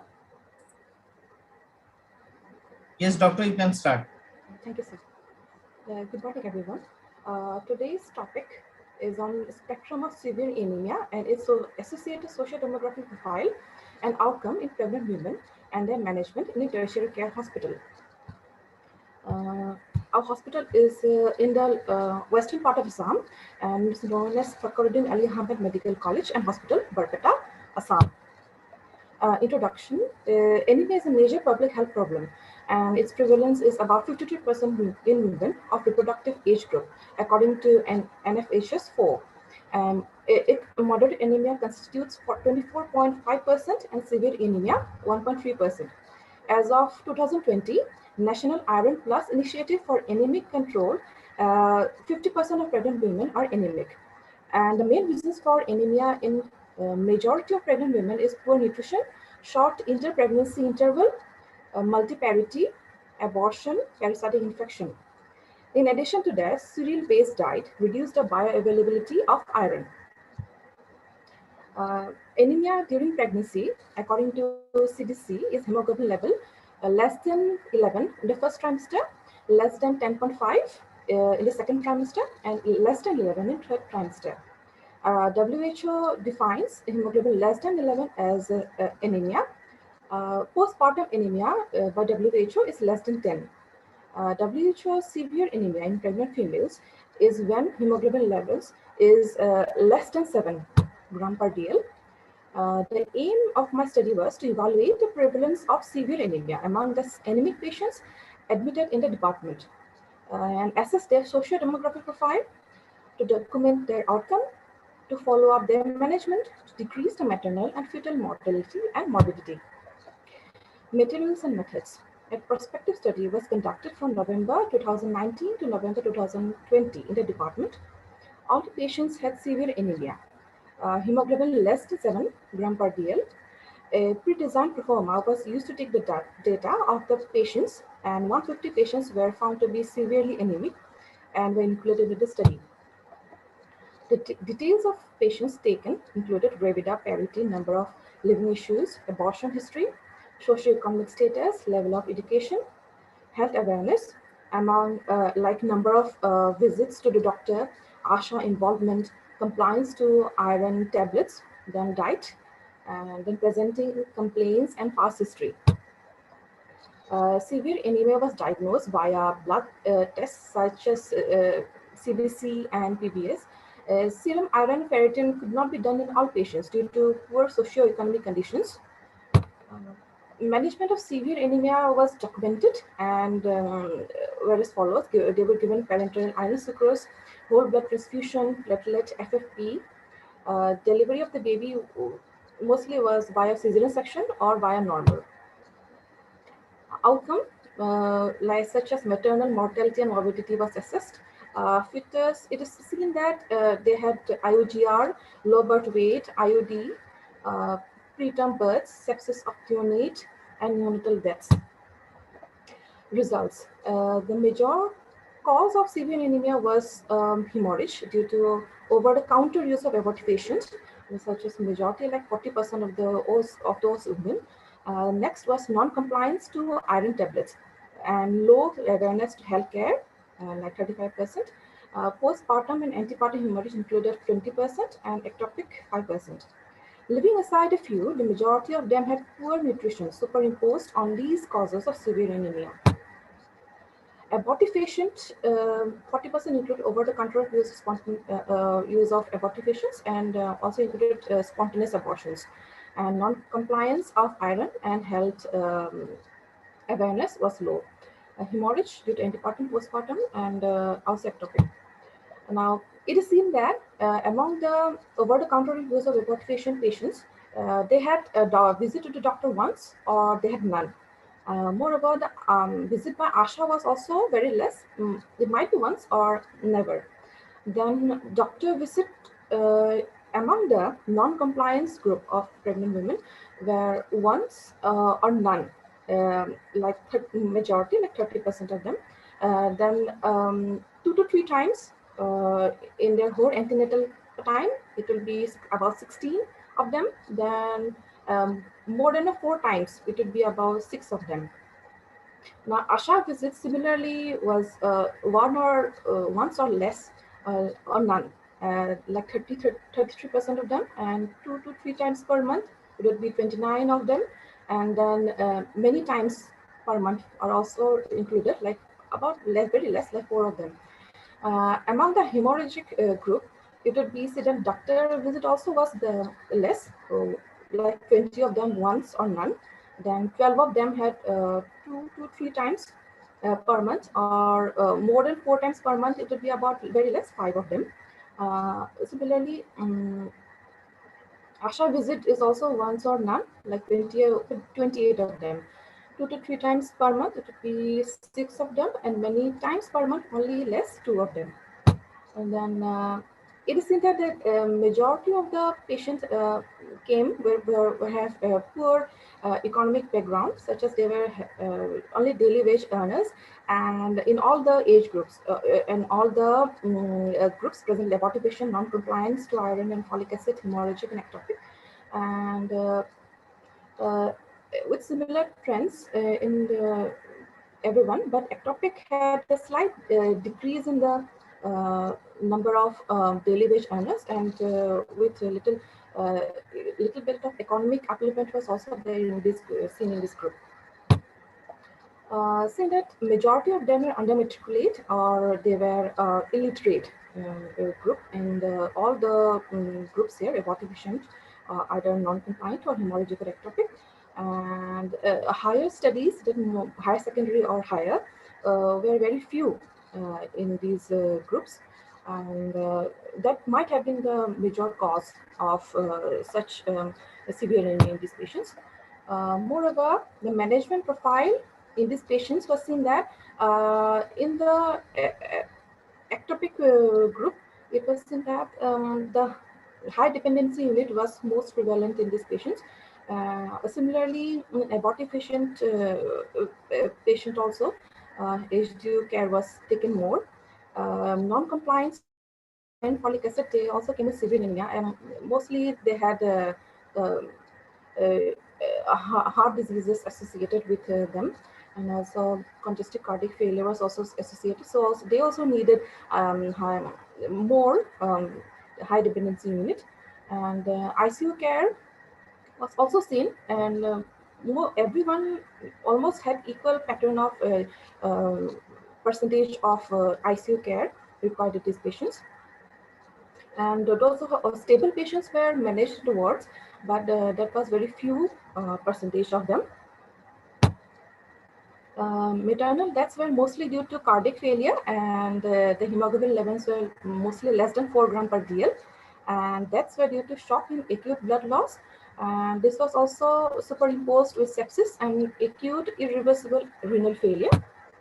Hemoglobin level, like less than 4 gram per TL, would be 30% of the total women, and 4 to 5 gram per DL would be 30% of all these women, and less than 7 would be 60% of these women. Fetal outcome would be 4% had stillbirths, 10% had IOD, 20% had preterm delivery, low birth weight, a majority of them, like 70% of them, and early neonatal deaths were like 20% of them. Management, patients presenting with shock were given blood transfusions by whole blood, FFP or Paxil RBCs. ICU care was given if indicated.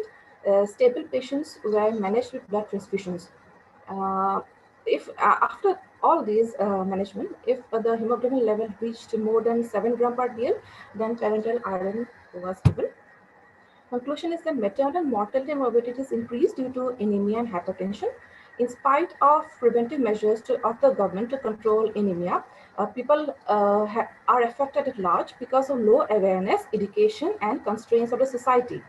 To reach the target population, adequate measures must be taken, such as propagating anemia education in schools and supply, quality iron tablets, regular antenatal checkup for anemia, and bridging the gap by including social and religious leaders, social workers, teachers of schools and colleges.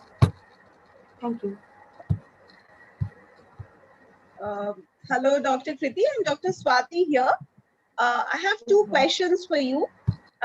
First is, what was the percentage of women having megaloblastic anemia, that is B12, suggestive of B12 and folate deficiency? Because I don't know what is the profile in Assam, but in out here in Delhi, more than 50% would have B12 and folate, rather B12 deficiency, not even folate. Most of them are folate repeat.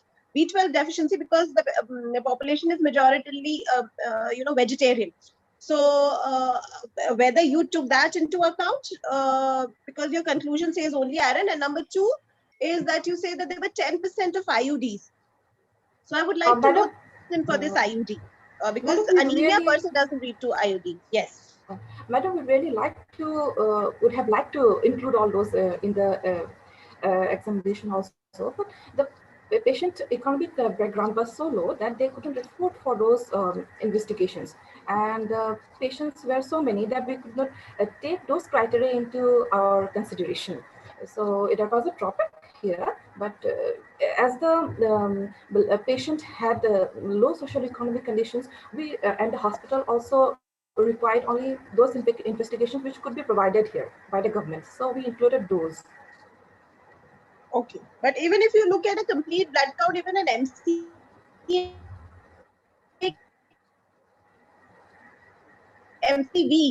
give you an idea whether it's galactoblastic or a microcytic anemia. All right.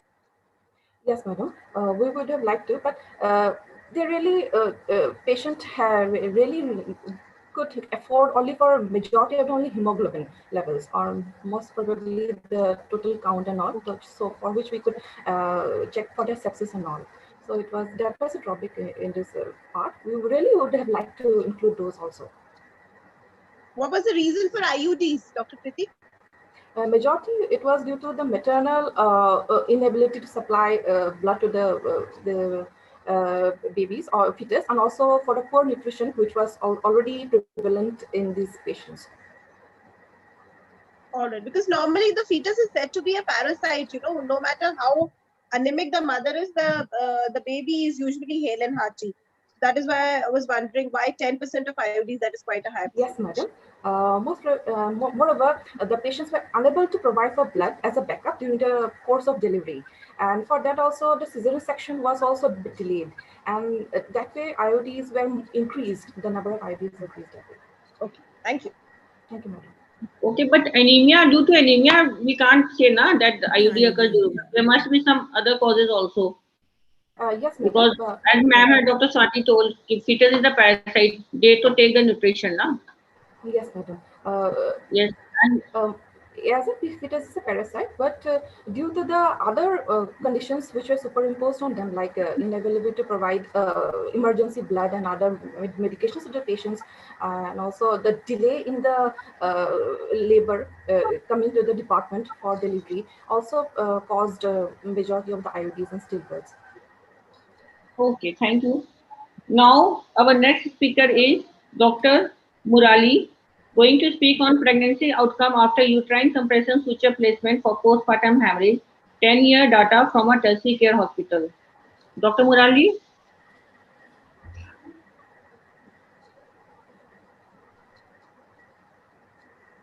Good morning, everyone. Is my screen visible? Dr. Murari, your screen is visible, but yes, your PPT is visible now.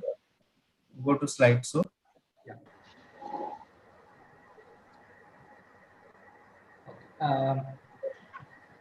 I am Associate Professor, Department of Obs and Gynae, JIPMER, Pondicherry. We all know that uterine compression sutures like B-Lynch and Heyman and Cho sutures are commonly used for managing PPH when the standard medical management fails. These sutures are relatively easy to place, and most of the time they work with success rate of almost 90 to 95%. However, the obstetric outcome in the subsequent pregnancy after these sutures have been placed has not been sufficiently studied. There are few case reports which have suggested that there could be a risk of uterine rupture, and some studies have found that there may be increased risk of placenta previa. So we did this retrospective study in JIPMER, and we included women who received uterine compression sutures for PPH the last 10 years from 2009 to 2018. The study was approved by the ethics committee. So we went through the labor room register in the last 10 years and identified women who received uterine compression sutures. Then their subsequent pregnancy details were retrieved using our hospital inpatient and outpatient online database. If subsequent pregnancy details were not available in our database, then we contacted these patients on telephone And using a telephonic questionnaire, we found out the obstetric information, whatever we needed. Women who underwent tubal sterilization were excluded from the study because the study was mainly focused on the pregnancy outcome.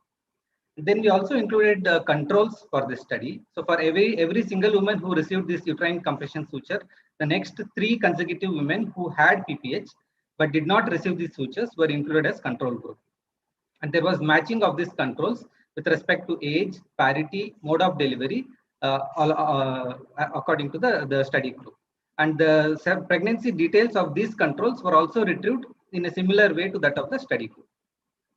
The parameters which we studied in these both groups were preterm delivery, IUGR, the mode of delivery, miscarriage rate, stillbirth rate, and the need for further uterine compression suture, PPH rate, blood transfusion, and additions. These were the parameters which we compared between these 2 groups.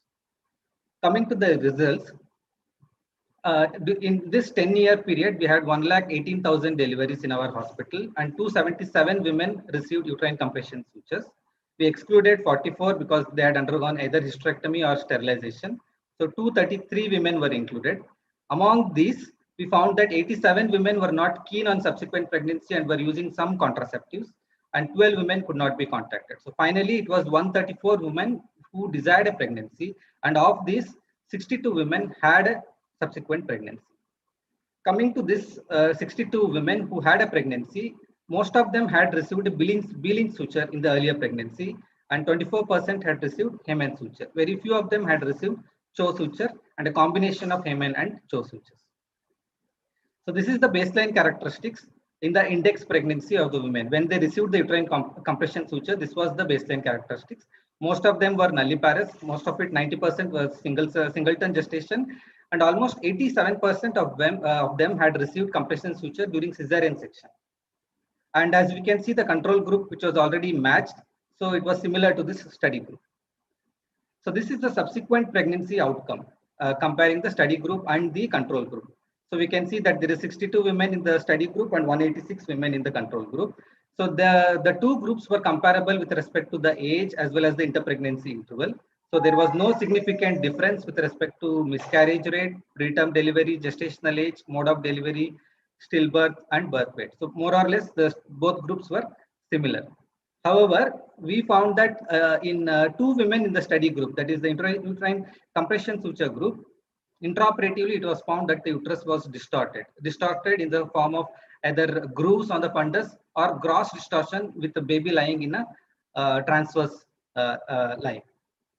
Then 15% of the women in the study group, they had significant adhesions in the form of dense bowel adhesions or omental adhesions to the uterus, but only 2.8% of the women in the control group had these findings. Again, there was more women in the study group required a repeat uterine compression suture. 2 women required hysterectomy because of PPH, and more of this study group women had recurrent PPH and blood transfusion. VBAC was also attempted in many of these study group women. So total 11 women had attempted a TOLAC and 8 women had a successful VBAC. So there was no evidence of any scar rupture or scar dehiscence in any of these women in the study group. However, in one woman, there was a case of uterine rupture at the fundus. So she was a 29-year-old lady who was primigravida and she had a vacuum delivery, and then she developed PPH, for which a Behling suture and Cho sutures and bilateral uterine artery ligation was done. Then subsequently, she came back to our hospital 4 years later in labor. It was an unbooked pregnancy. She came to our casualty at 37 weeks, and casualty, she was found to be in shock, and abdomen was showing features of uterine rupture. So immediately laparotomy was done, and it was found to be a fresh stillbirth and a uterine rupture at the level of the fundus. Hysterectomy was done, and subsequently patient went into DIC and other complications, and she died. So coming to the discussion, so there have been a very few case reports and case series describing the subsequent pregnancy outcome. These are the 3 studies, the largest studies available in literature regarding the subsequent pregnancy outcome: 16 women, 63 women, and 42 women. In all these studies, they had compared with the control group, and they concluded that the pregnancy outcome is comparable in the B-link suture group as well as in the control group. However, in all these studies, they had done a cesarean section, elective cesarean section for all the women who received a uterine compression suture.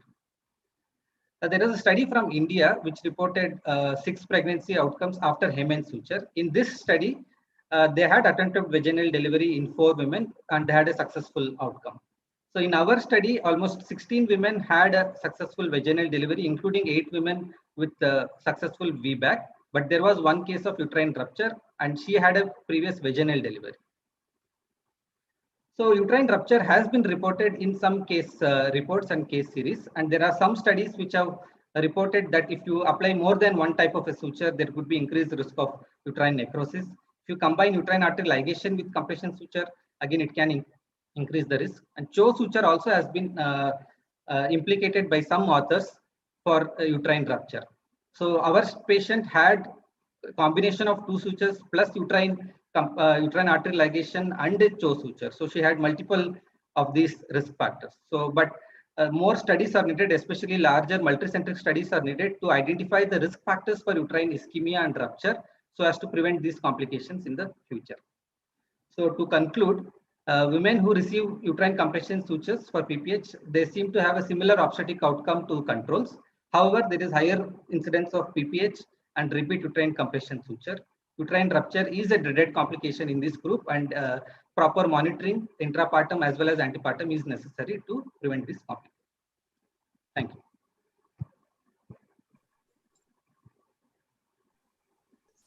I have a query. Yes, madam.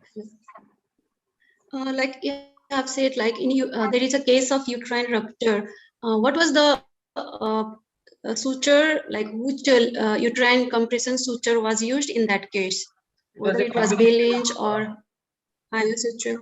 Sorry? It was Hemen and Cho sutures. A combination of Hemen and Cho. And what was the, okay, and what were the sutures most commonly used in your study? Like chromic catgut, Vicryl? Is there any detail? Catgut in our institute. We don't use Vicryl.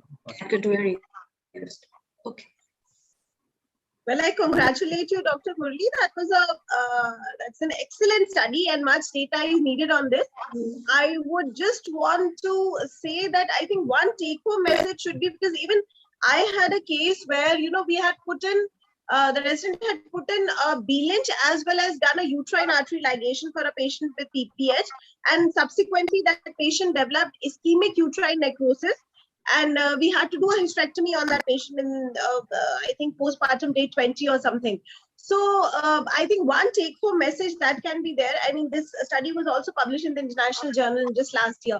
So one take-home message that we can give to the audience is that we should try and avoid a combination of sutures for the control of PPH. Because if you're doing uterine artery and Baylinch, also the chances of ischemia increases.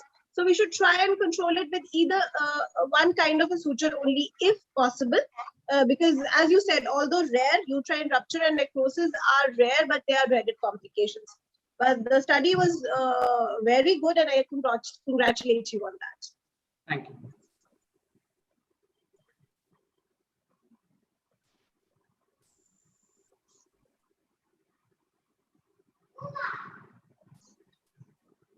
You are muted, ma'am.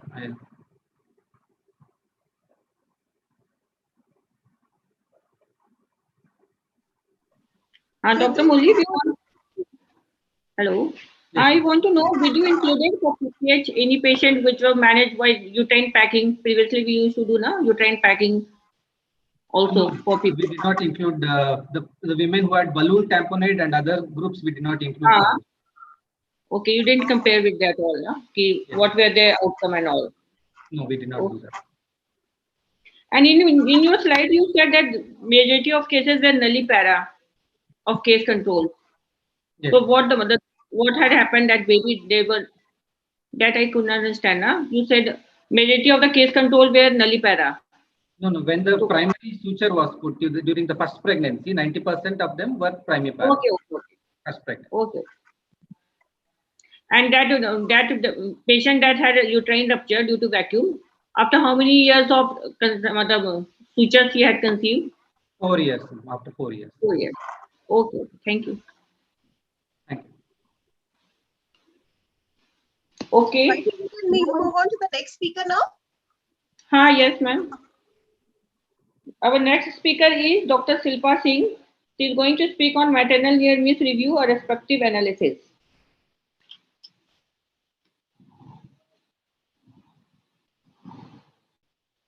Dr. Shilpa? Dr. Shilpa, are you there?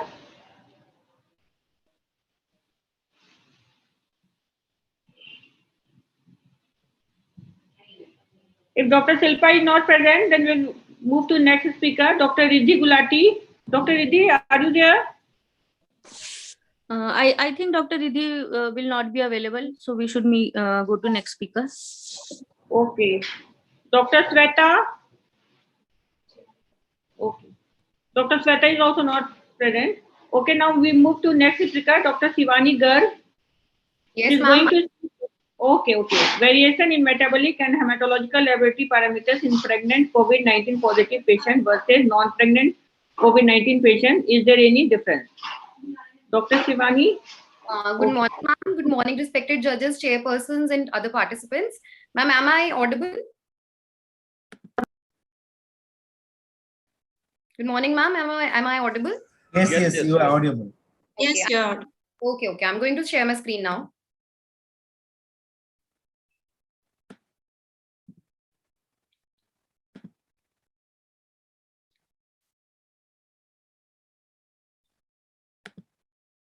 So I'm going to talk about a recent upheaval and my studies on variations in hematological and biochemical laboratory parameters in pregnant versus non-pregnant COVID-19 patients. Is there any difference? Myself, Dr. Shivani Garg, and I'm from GGS Medical College and Hospital, Faridkot, Punjab. Just a minute, my slide is not working. Wait, yeah. So we know that COVID has spread worldwide and has affected many lives, and it has costed many lives, and ultimately it was declared as a pandemic in March 2020, and now we are here an year later still battling with this virus. So the rationale behind our study was that third trimester pregnancy is a time for dramatic physiological changes, which can manifest as altered laboratory parameters. Also, COVID-19 alters the physiological mechanisms and affects the laboratory parameters. Now, what would happen if these two situations exist together? Whether both will potentiate each other's effect, and should we interpret these variations differently in pregnant patients? So the research objectives were to compare variations in hemat and biochemical parameters amongst the two groups and find if the variations between the two groups is statistically significant or not, and also to assess the role of various lab parameters as diagnostic or prognostic markers. So our study was a retrospective comparative study from March 2020 to February 21. And there were two groups in our study. Group A was of pregnant patients with COVID-19 belonging to third trimester of pregnancy. We chose to include third trimester patients because the physiological changes in hemat and biochemical parameters are at their peak. And group B patients had non-pregnant patients with COVID-19 between age group 20 to 45 years. That is a reproductive age group. Now, those pregnant patients who belong to first and second trimester and those with GDM, preeclampsia, eclampsia were excluded because these could be the confounding factors in our study. And also those patients with known chronic medical disorders were excluded. 50 patients from each group matched the eligibility criteria, making a sample size of 100. And both groups were gender matched and belonged to age group 20 to 45 years. What we did was we screened the medical records, and of those patients who met the eligibility criteria, the symptoms, condition, and laboratory parameters at the time of admission were noted and then statistically analyzed. The lab parameters that we studied were, amongst the hemat parameters, we studied hemoglobin, total leukocyte count, platelet count, and differential leukocyte count. And in biochemical lab parameters, we studied liver function tests, serum D-dimer levels, LDH, and CRP levels. Now, what we observed was that in group A, the mean age was 25.7 years, and in group B, it was 30.2 years. And the distribution of age amongst the two groups was comparable. Also, we classified the patient on admission as per severity of illness into mild, moderate, and severe, following the guidelines of Ministry of Health and Family Welfare. And for that, most of our patients in group A, that is group A is our pregnant patients, they had milder infections, and most of them were asymptomatic. Whereas group B patients had mild, moderate, and severe infections. And as many as 12% patients from group B, that is non-pregnant group, had severe infections. And also there were 2 cases of mortality in this group. Now, the distribution of the patients as per severity was statistically significant, meaning thereby that there were more severe patients in group B as compared to group A. Now, starting with hematological parameters, as far as hemoglobin, total leukocyte count, platelet count are concerned, for both these, for all the three parameters, the mean value for both groups was within normal limits, and also the difference between the two groups was statistically non-significant. Coming on to differential leukocyte count, that is neutrophil percentage and lymphocyte percentage. Neutrophil percentage, normal neutrophil percentage is 50 to 70%. More than 70% is considered as neutrophilia, which was much more in group B, that is non-pregnant patients, as compared to group A. And for lymphocytes, 20 to 40% is considered as normal range. Less than 20% is called as lymphocytopenia, which is again seen more in group B as compared to group A. And these findings were statistically significant. So what happened was neutrophilia and lymphocytopenia was more in group B as compared to group A. Third trimester physiologically witnesses neutrophilia and lymphocytopenia, and similar findings were observed in COVID-19 affected adult patients. So what we expected earlier was that pregnant patients would have more neutrophilia and lymphocytopenia, as both pregnancy and COVID-19 alter the differential count in a parallel fashion. But the results were otherwise in our study. So that was because there was a difference in severity in the two groups, with group B having more severe patients than group A. And that is why we correlated neutrophilia and lymphocytopenia as prognostic markers of severity rather than diagnostic markers. Now, coming on to liver function tests, by and large, liver function tests between the two groups, the mean values were within normal limits, and also the difference between the two groups was not statistically significant. So we concluded that LFTs do not seem to be like an early biomarker for prognostication of severity. Might be liver function tests start to deteriorate with increasing severity of illness at a later stage than other biomarkers. Coming on to D-dimer levels, physiologically, third trimester of pregnancy is a hypercoagulable state, which is manifested by increased level of D-dimer levels. And in a study by Irene et al., values as high as 3,500 milligram per ml were taken to be in the physiological range for third trimester of pregnancy, whereas the normal cutoff in a non-pregnant patient is 500 milligram per ml. So we cannot take the cutoff of 500 milligram per ml, which we normally take in a non-pregnant patients in pregnancy, especially in the third trimester of pregnancy. And also, COVID-19 has been seen to create a state of hypercoagulability, which is induced by a cytokine storm because of a systemic immune response to the virus.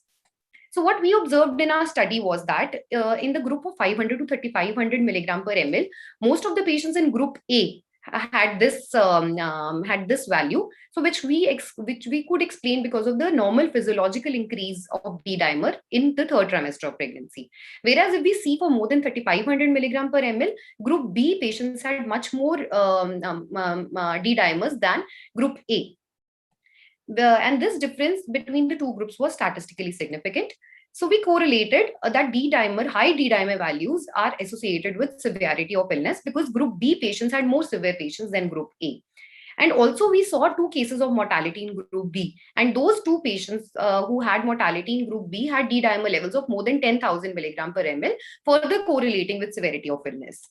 Now, this is a case control study which was done in China, which also associates high D-dimer levels with disease severity and reliable prognostic markers for COVID-19 patients.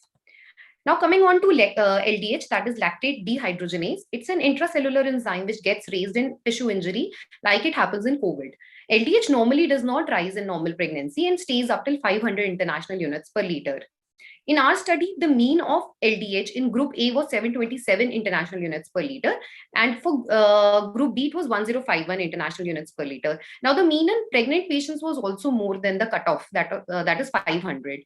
And since we had excluded the other confounders for increased LDH, like preeclampsia, eclampsia, so the increase in pregnant patients here can also be associated with because of COVID-19 infection. So here we can say LDH can also act as a diagnostic marker, along with being a prognostic marker, because the difference between the two groups was found to be statistically significant. Now coming on to another biomarker, that is CRP, C-reactive protein, which is an acute inflammatory marker. CRP rises in COVID-19 due to cytokine storm and tissue injury. Now in normal pregnancy, CRP generally does not rise. In our study, we saw that CRP more than 10 milligram per liter was much more in group B as compared to group A, which was found to be statistically significant. This is a study which was done in 60 pregnant patients, and the studies from Spain. They analyzed the biomarkers, and they also observed high CRP and D dimers to be associated with severity of COVID-19 infection. So we concluded that biomarkers which act as prognostic markers according to our study were neutrophilia, lymphocytopenia, high D dimer levels, LDH, and CRP. Now, why we think that COVID-19 infection was less severe in third trimester pregnant patients? So that was because third trimester pregnant patients were routinely screened for COVID-19 regardless of their symptoms, as they were nearing term and imminent admission to hospital or delivery was suspected. Also, the patients who came out to be positive were referred straight away from peripheries to tertiary hospital like ours, as the disease was new and little was known about the effect of COVID-19 on pregnancy and fetus. On the other hand, non-pregnant patients approached to a health facility for COVID testing only in a symptomatic stage. And those patients who were found positive, they were treated in the peripheries unless the disease became severe enough that they were referred to tertiary centers. Another possible reason for a milder disease course in pregnancy could be a favorable adaptive immunological change during pregnancy, which might even suppress the virulence of virus. This concept is new and has been supported by a WHO-funded study, which was a meta-analysis and has been published in BMJ, which got published in September 2020. And they concluded that pregnant patients who get admitted to the hospital for any reason, they're less likely to manifest symptoms such as fevers, dyspnea, and myalgia. And if at all the pregnant patients became severe, then they are more likely to get admitted to intensive care units as compared to other non-pregnant patients of reproductive age. The strengths of our study were not many studies like ours exist in the literature that compare the lab parameters in COVID positive pregnant patients versus non-pregnant patients. As far as we know, there has not been a similar study from Northern India as yet. And the patients were gender and age group matched, thus diminishing the possibility of variations in lab parameters due to these factors. And also the factors like diabetes and hypertension were excluded, which could act as confounders. And thus the interpretation purely reflected the difference between the two groups in our study. The limitation in our study was, however, that the trend of lab parameters during the course of hospital stay was not analyzed. And also the patients presented on different days from appearance of symptoms, which could affect the lab parameters. So any study which will consider these two factors can yield better result than our study. So these are my references. Thank you very much.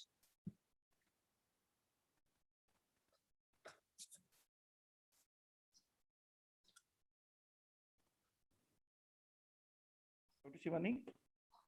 Sir? Was there a correlation between the activity of the COVID virion and the lab parameters effect? So the activity as in CT value you are asking for? Yeah, I'm asking the CT value. So actually, when we conducted this study, our microbiology department was not calculating the CT value in the early part of the testing. So in our institute, the CT value has just started to be getting analyzed in the recent few months. Okay. So all these cases were RT-PCR positive. Right? Yes, all these patients were RT-PCR positive.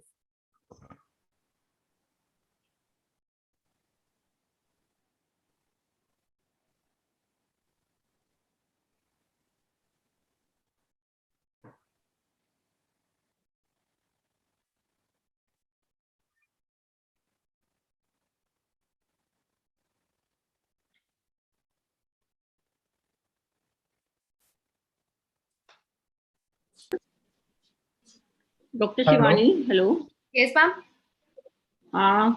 Dr. Shivani, it was a very wonderful presentation. You explained all the things very nice. Thank you, ma'am. Okay. In your institute, gene expert and all are not done, only RT-PCR are done? Yes, ma'am. We are doing RT-PCR also and rapid antigen testing also. But for all the pregnant patients and non-pregnant patients in this study, RT-PCR was done. Okay, RT-PCR to take 7 to 8 hours, but you waited for that period all? Yes, ma'am. And also, ma'am, patients who were referred, pregnant patients who were referred to our centers had got done RT-PCR from the peripheries also. So they had that RT-PCR report with them. Okay, they had come with a report of RT-PCR from outside. Yes, ma'am.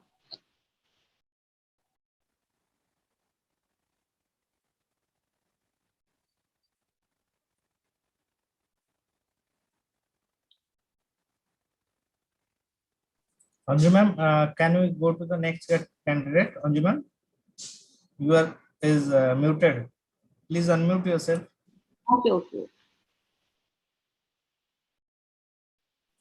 Okay, now we move to our next speaker, Dr. Ayushi. Dr. Ayushi, are you present?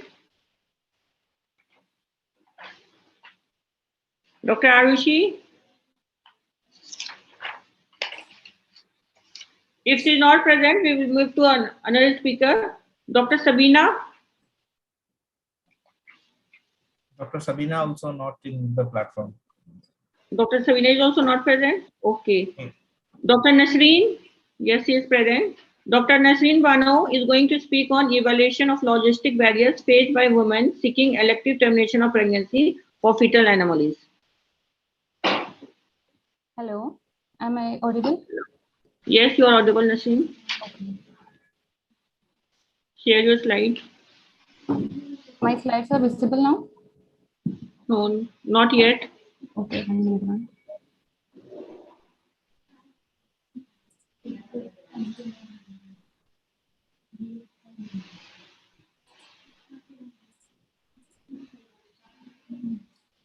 In the bottom, there is a share screen option. Please open your PowerPoint first. Yes, and click on the share screen button. Select your PowerPoint and then share. Now it's visible. You can go to the full slide mode. Okay, sir. Thank you, sir. Now you can. Good morning, judges and other participants. I'm Dr. Nasreen, and I shall be presenting a study that we did at PGI titled as Evaluation of Logistic Barriers Faced by Women Seeking Elective Termination of Pregnancy for Fetal Anomalies. The prevalence of birth defects in India is quite high. It is 1.6 to 3.2% among live births and 5 to 16.4% among stillbirths. With improvement in management of prematurity, asphyxia, and sepsis, birth defects are emerging as a major cause of neonatal mortality these days. So it is important to offer tests to detect chromosomal and structural abnormalities to all antenatal women and to terminate pregnancy whenever a major fetal anomaly is detected. Now, when you look at the legal status of abortion around the globe, what we can see is that most of the countries, around 82% of the nations around the globe, they allow whenever in order to save the life of a woman, and very less number of nations around the globe, including India, that is around 10% of nations, they allow abortion on socio-economic grounds. So we can say that our country has a very liberal MTP law, and it allows abortion on various grounds. But as you can see, in 2015, 15.6 million abortions occurred in India. Out of these 15.6 million abortions, 78% occurred outside health facilities. So despite having a very liberal abortion law that allows abortion on various grounds, only 22% of abortions were done inside a health facility. Rest all had occurred outside health facilities.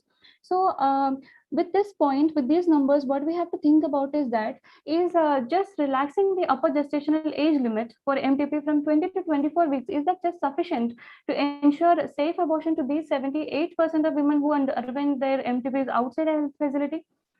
Now coming to the PGI stats, in PGI, most of the abortions are second trimester abortions, and there too, many of them are done for major fetal malformations. So majority of our women are referred from far off places for reasons sometimes which are not specified. Many times they come to PGI after being denied abortion at multiple places.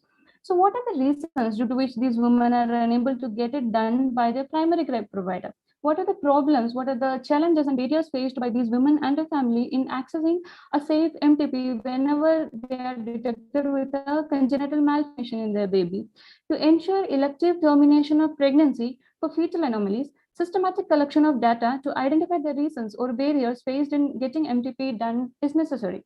So the objectives of our study was to evaluate the barriers and the challenges faced by women seeking elective termination of pregnancy for fetal anomalies, and to identify the reasons for delay in seeking ITOFA by these women who are detected with major fetal anomalies. So we recruited 80 antenatal women who came to PGI with major fetal anomalies. And we did the study from July 2019 to December 2020. So after recruiting our patients, we took a detailed history, we did a detailed examination and investigations were advised. And we also reviewed the antenatal care records with which our women came. And then a detailed patient interview was done to identify the barriers faced by these women and their families in attaining safe MTP. Our outcome measures included reasons for delay in diagnosis of the fetal anomaly. What were the specific reasons for approaching PGI, and what were the specific barriers perceived by these women and their family? Now, we designed a questionnaire actually to carry out our study. It had 3 sections. The first section had demographic details of the patient. Second section included the details of the antenatal care received by the patient so far. And the third section had questions regarding the challenges, the problems and barriers faced in diagnosis of malformation and accessing MTP services by these women. Now, the third section, the interviewed identify barriers. We included questions like what was the duration between diagnosis of pregnancy and seeking care? After diagnosis of pregnancy, when did she actually go to the doctor? After going to the doctor, was there any delay at the doctor level, at the level of the provider in advising the screening test or the anomaly scan? And after getting advised with an anomaly or an aneuploidy screen, when did she actually go and get it done? Was there any delay? And if there was any delay, what was the specific reasons for that delay? And after getting the test done, when did she come back to the doctor with these reports? And was there any delay to come back to their doctor? And when she came back with the results, was she consulted regarding her fetal anomaly, and was she offered MTP? And if she was not offered MTP, what were the reasons cited by the provider for not doing MTP? So the reasons for delay were stratified into 3 categories: the patient-centered reasons, the provider or the doctor related problems, and the system-centered factors. So coming to our results, most of our women, they belong to the lower middle and upper middle class families, and they came from rural areas in and around Chandigarh. Now, most of our patients were well educated as well. Now, as you can see, the mean gestation at confirmation of pregnancy was 7 weeks, and the mean gestation at first antenatal visit was 10 weeks, with a time of a median time duration between confirmation of pregnancy and seeking care of 11 days. And most importantly, only 63% of women were prescribed folic acid in the first trimester. And out of those who were prescribed, only 48% actually took the medicines. Now, a total of 35 patients had delay at anomaly scan, of which 19 was because of provider-related factors, 17 patients, it was because of patient-related factors only, and 6 occurred because of system-related factors. Now, we try to look at the reasons for delay in anomaly scan. We already saw that it was mainly because of provider-related factors. Now, when we saw the provider-related factors, we could find that most of the doctors were advising an anomaly scan or an aneuploidy scan, screen on the prescription slip, but they were failing to advise or to counsel the patient when to do the test and in what time the patient should come back with the report, so as to gain a time, a window period for MTP to be done as allowed by the MTP Act. Other providers, they fail to advise the test timely, and some other providers, they fail to identify the problems as well. Now, when we look at the patient-related factors for delay in anomaly scan, many of the patients, they did not report timely for the test as well. And many other patients, they did not do the test despite being advised. Now, looking at the reasons for referral to PGI, 48% of patients were referred for further prognostication of the fetal condition that they were diagnosed with. 20% of patients were referred because they had already crossed the 20 weeks period of gestation for MTP at that time. And other reasons included lack of facility outside, lack of fetal autopsy availability outside, and for further evaluation for second opinion as well. Now, we also saw what were the systems that were most commonly involved. We saw that nervous system was most commonly involved by the anomaly in 37% of patients, followed by cardiovascular system and the urinary system. Now, as you can see, we found that 50% of our women, that is 40 out of 80 women, came to us after 20 weeks. And they had a delay in seeking MTP for their fetal anomaly, and they came after 20 weeks. And the most common reasons was because of patient-related factors only, followed by provider-related factors. Now, when we look at the patient-related factors which led to these patients to come after 20 weeks, we found that most of these patients consulted late initially itself in their antenatal period. And many patients, they had delay in doing ultrasound, and some other patients, they reported late after the ultrasound. And when we look at the provider related factors which led to these patients coming after 20 weeks, we found that it was mostly because of lapse in pre-test counseling. The providers, they were advising, but they were not counseling the patients when to do and when to come back, and what time we should come back. That was not being advised. Now, when we look at the barriers faced by the women seeking elective termination of pregnancy for fetal anomalies, it was the most common occurred barrier was difficulty in accessing facility, and other barriers included dependence on family member and lack of proper counseling by the primary care provider. Many of our women, they were not aware of the need for such tests in antenatal period. Many of the women, they also do not know the upper limit of gestational age for MTP, and other patients had financial reasons. So with this, what I want to conclude is that despite having a very liberal MTP law in our country that allows abortions on various grounds, 78% of women in 1 year, they're still getting their MTPs done outside a health facility, despite having a liberal law. So we agree that the amendments made in MTP Amendment Act 2021 are well and good. They have increased the gestation age from 20 to 24, and that is meant to enhance the access to safe abortion services. But that is not actually sufficient to cover the 78% of women who are getting their abortions done outside. We need to focus on the quality of care. Actually, we need to tell our women that we have an upper limit of gestational age. We have to inform them so that they can come with their antenatal scans before that. And we also have to counsel and inform our providers as well to timely advise the test, whatever it is, whether it is aneuploidy screening, whether it is anomaly scan, so that and also to counsel regarding when to do these tests and when to return back with the results of the aneuploidy screening test and anomaly scan, so that we have some time left to do the MTP as allowed by the MTP Act actually. Thank you so much.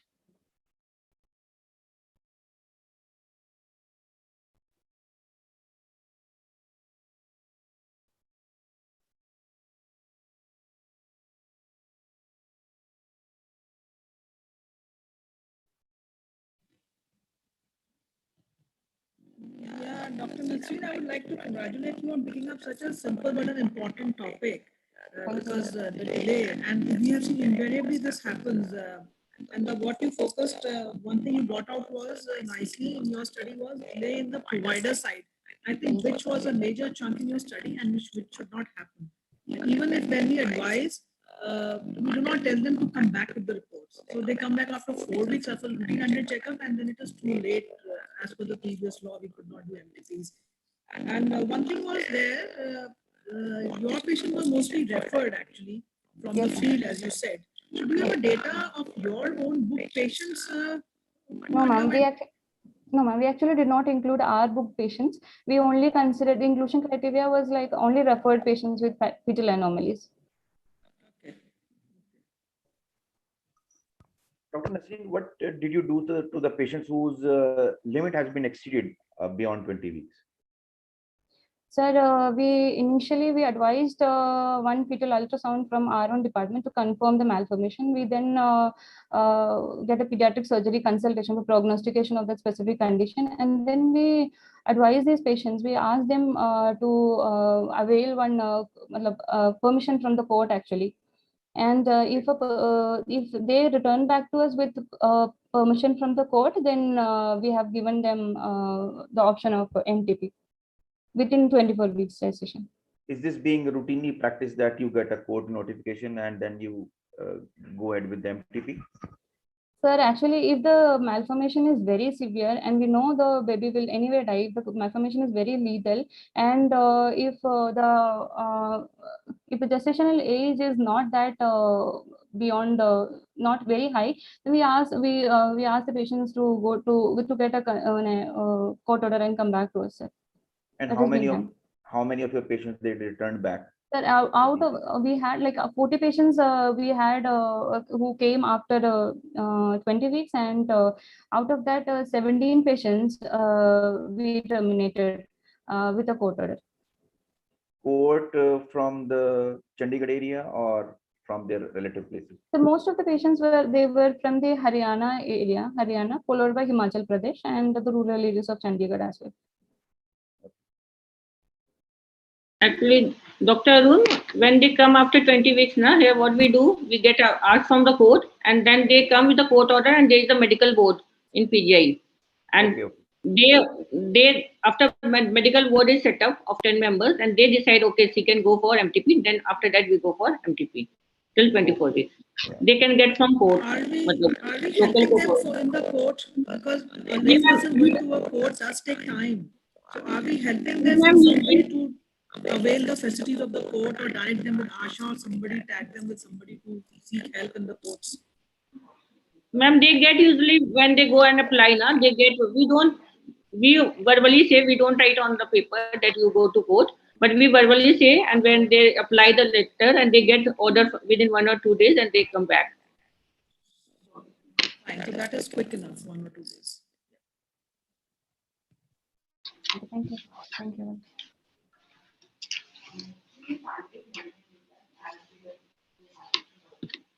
Okay. Dr. Sonika Gupta, are you present? Yes, ma'am, I'm here. Okay. Now our next speaker is Dr. Sonika Gupta. She is going to speak on a study comparing efficacy and safety of ferric carbomaltose versus iron sucrose in postpartum women with anemia. Yes, ma'am. Visible है उनको? Slides are not visible till now. Dr. Sonika, you can open your PowerPoint first, and then in Zoom bottom, there is a share screen option in green color. Click on that and select your PowerPoint. Then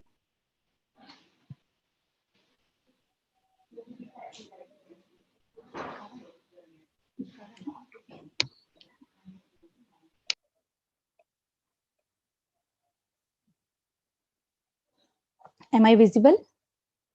Is my screen visible to? Yes, it's visible. Okay, so I'm Dr. Sonika Gupta. The topic for today's presentation is a study comparing efficacy and safety of ferric carboxymaltose versus iron sucrose in women with postpartum anemia.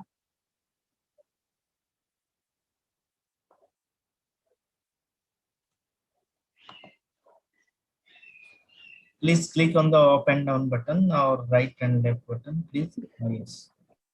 So anemia is, as all of us know, anemia is a major health issue worldwide. Iron deficiency anemia is the most commonly considered anemia. WHO estimates that over 40% of pregnant women globally have anemia. Postpartum anemia is found to be common, ranges 22 to 29%, as high as 35 to 60% in some populations, such as those with instrumental delivery, manual removal of the placenta, or 3rd or 4th degree vaginal tears. To treat postpartum anemia, oral therapy is not sufficient for treatment of moderate to severe anemia. Parenteral therapy promises a better response in these patients and can obviate the need of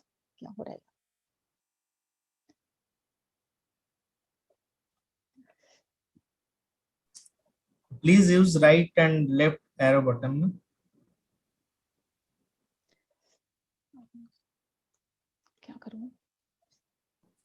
Settings in which IV iron is preferred over oral iron.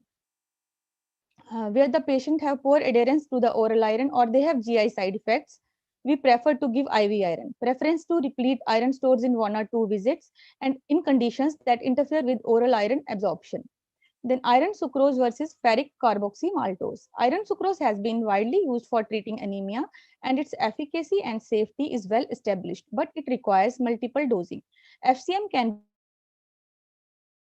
be administered in large doses over a short period of time with less side effects, overcoming the shortcoming of iron sucrose. So what were the materials and methods of my study? It was a prospective study over a period of 1 year from March 2019 to March 2020 in a district hospital of North India. I included postpartum women with HB of less than 10 gram%, and I excluded all those women in whom the cause of anemia was other than iron deficiency anemia, women with history of allergy to IV iron, and those women who received blood transfusion in recent past. I divided my patients in 2 groups. Group A consisted of those patients who were given iron sucrose. These were 75 patients and they were given 1000 milligram of iron sucrose. Group B consisted of 75 patients. They were also given 1000 milligram of iron injection FCM.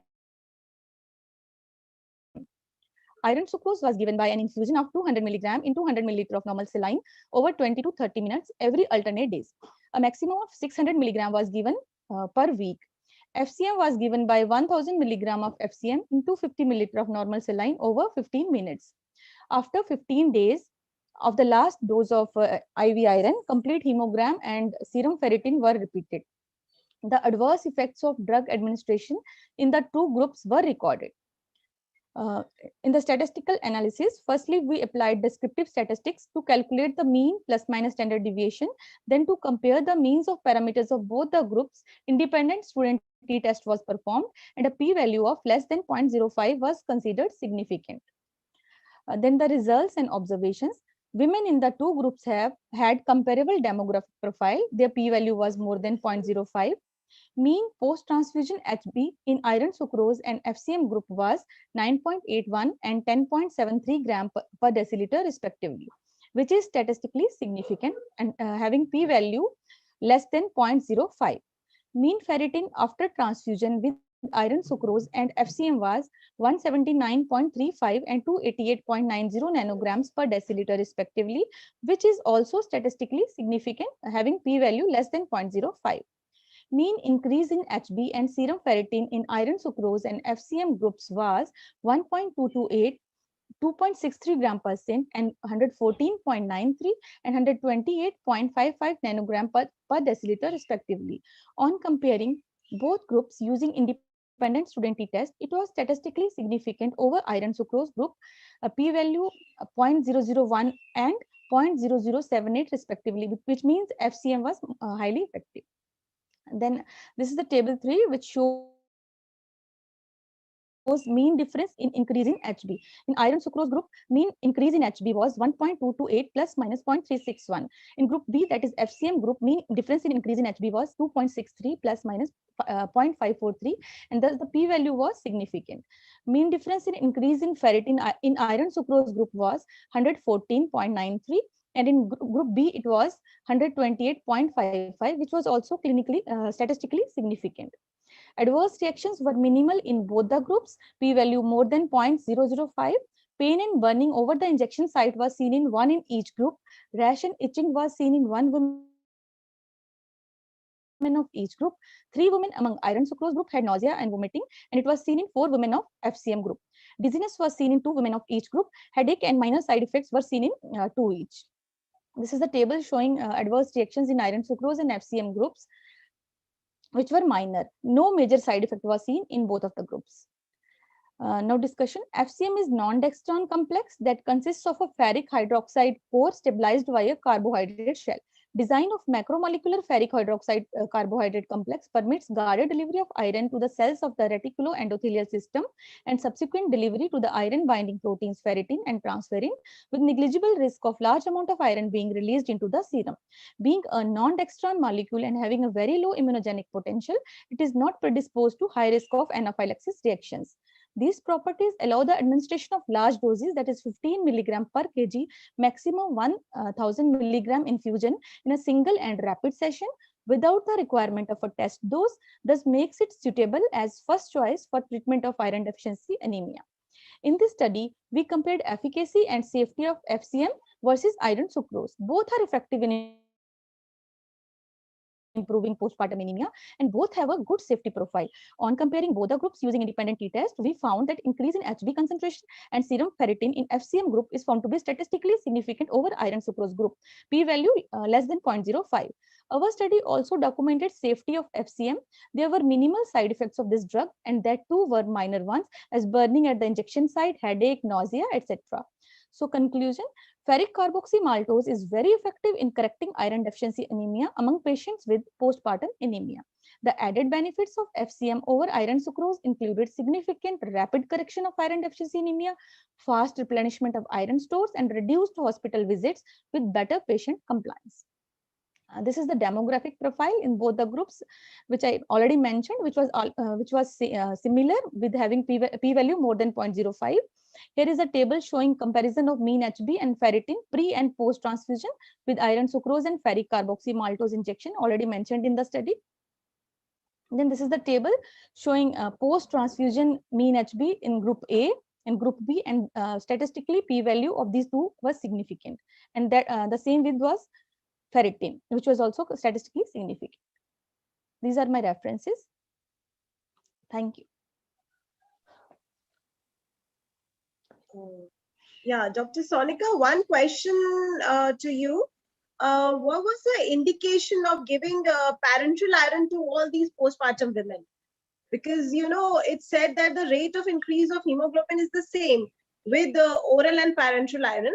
And we have been given carboxymaltose just, you know, to just give a single dose and discharge the patient, so that the patient, you know, we are sure that the patient is going to get this iron. But otherwise, I think a more worthwhile study would have been to compare oral versus these parenteral ones, because I don't think all the 150 women were candidates for parenteral iron.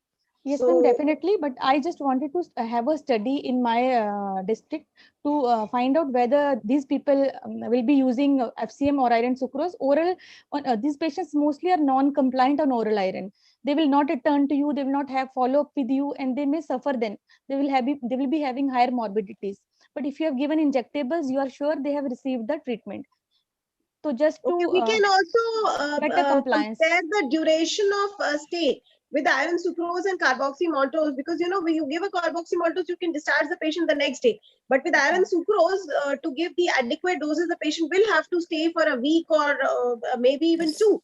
So No, I think in those patients, it's worthwhile. If we are anyways keeping them admitted, we can give them a trial of oral iron rather than giving them iron sucrose. That is what I No, feel. ma'am, I was not keeping them admitted. I was sending them home. They were advised to come up for iron sucrose infusion day 2 visits. They were not admitted. Okay. And one thing I would like to ask Dr. Sonika is, after in the postpartum period, when did you repeat the hemoglobin to have a postpartum baseline levels? Ma'am, when the last injection was given, suppose in iron sucrose, after giving the last injection, after 2 weeks No, of that. I'm asking, you said postpartum anemia less than 10. So after naturally 24 the FHB decreased. So at what interval were you taking after delivery, the HB level as anemia baseline? Ma'am, I had taken on first postpartum day. On day 1? Yes, so, okay, so you didn't specify hours or something like that? No, ma'am. After 24 hours.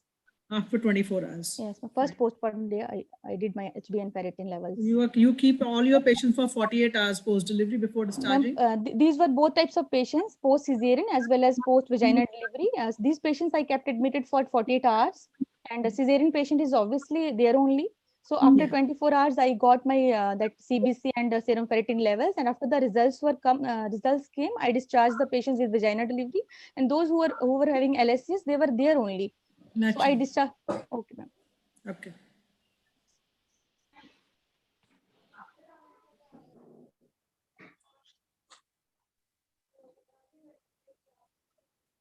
Hello. Yes, ma'am. Hello.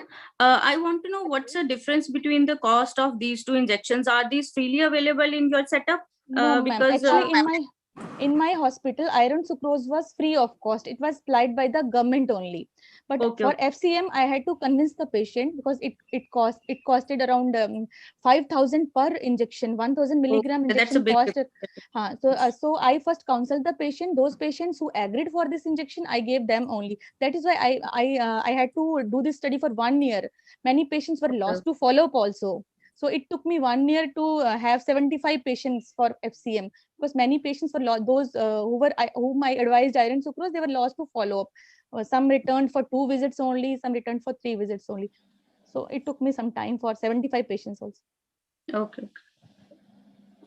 Okay, what was the percentage of postpartum anemia overall? You took 75 patients. Ma'am, postpartum, it was around, in my hospital, about 70% patients were anemic. In my hospital, they were having HB less than 10%. Most of them must be antenatal also anemic. Antenatally also, ma'am. I also did a study in my hospital. I'm not able to listen to. In my hospital, ma'am, I also did a study in antenatal anemia. There were around 80% patients who were anemic antenatally also. So were these 80% your booked patient who had anemia at term? No, ma'am. Many of them were referred patients or some from peripheries. Not all of them were booked. So did you have data of how many booked were anemic in your setup? actually, do you have the data? No, I don't have data. Just do collate with that as well. How many booked patients coming, so that you know the compliance of their taking oral iron can be seen. Definitely, then. I'll do a study on this also. Patient takes, if they are booked, they take the oral iron. Compliance is less. Okay, now we move to our next speaker, Dr. Kalika Dubey. Are you present? Dr. Kalika Dubey? Ma'am, not joined Kalika Dubey. No. And Dr. Okay. Anupriya also not coming.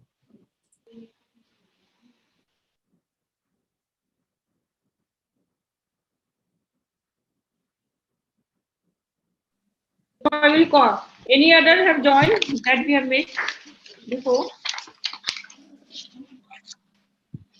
Ma'am, before closing, we can we will call once more. call Dr. another time. Dr. Silpa Singh, Dr. Riddhi Gulati, No. Dr. Sweta, Dr. Arushi, okay, Dr. Sabina. Okay, then we finish the session very early because at the almost half of the speaker is absent. Okay. And we started before time as well, so the first session also got quickly early. And we restricted the time also now. Yeah. We didn't know, okay, there we are absent. And we must have given the time. Yeah. Okay, thank you. Thank you very much. I thank the YUVAAFOGSI team for inviting us today. Thank you. Yes, and there were some excellent papers were also presented. Some also very nice. Yeah. Okay, ma'am. Thank you. Okay, bye. Thank you, ma'am. Okay. Dr. Anita and Dr. Kiran, please give their marks and send us on the group. Sure. Sure, ma'am. Okay. Okay, Sure. thank you. Thank you, ma'am. Okay, bye. Bye. Bye. Very genius,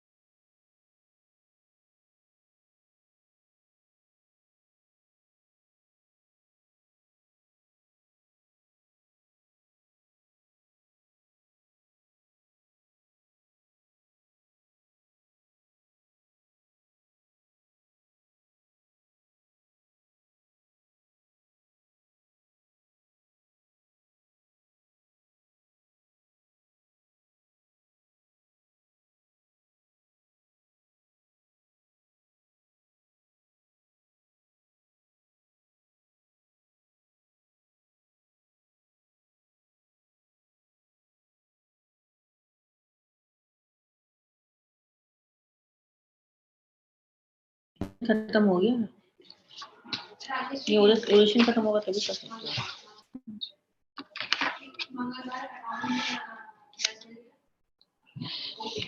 Manish, please put the slide. Manish.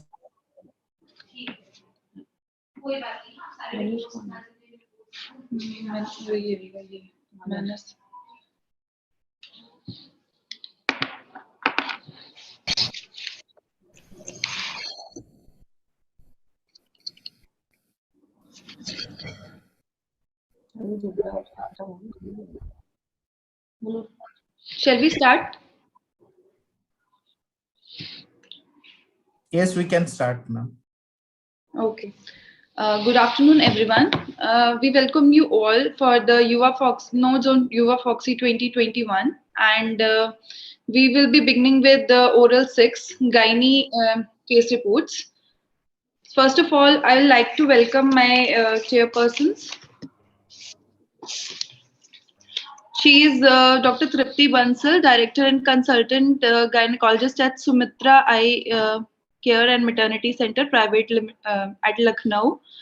Second is Dr. Mayank Chakraborty, Assistant Professor at KPC Medical College and Hospital, Kolkata, and Dr. Syed Nawaz Ahmed, Assistant Professor and Head of Department Obs and Gynae at Anantnag, Jammu and Kashmir. Now I'll like to kindly introduce our judges. Good afternoon, all. Good afternoon, all. I would like to thank our organizing chairperson, Dr. Vinita Suri and Dr. Umesh Jindal. My extended thanks for organizing secretary, Dr. S.C. Saha, and a special thanks to Dr. Meenakshi Royala, who gave us the opportunity to chairing the session at YUVAAFOGSI 2020. I would like to invite our judges, Dr. Shweta Kaushik, consultant obstetric gynae endoscopic surgeon at Ghaziabad. Welcome, Dr. Shweta. I would like to invite Dr. Vandana Narola. She is from Rohtak only. Welcome, Dr. Vandana, and welcome, Dr. Charandeep Sharma. He is from Kangra, Tanaha, Himachal Pradesh. Welcome, Dr. Chandradeep.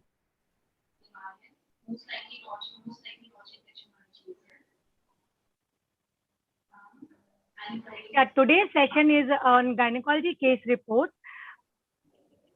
First of all, I would like to invite Dr. Vartika Pathak. She'll speak on post-delivery placental site trophoblastic tumor, a rare entity. Over to Dr. Vartika Pathak.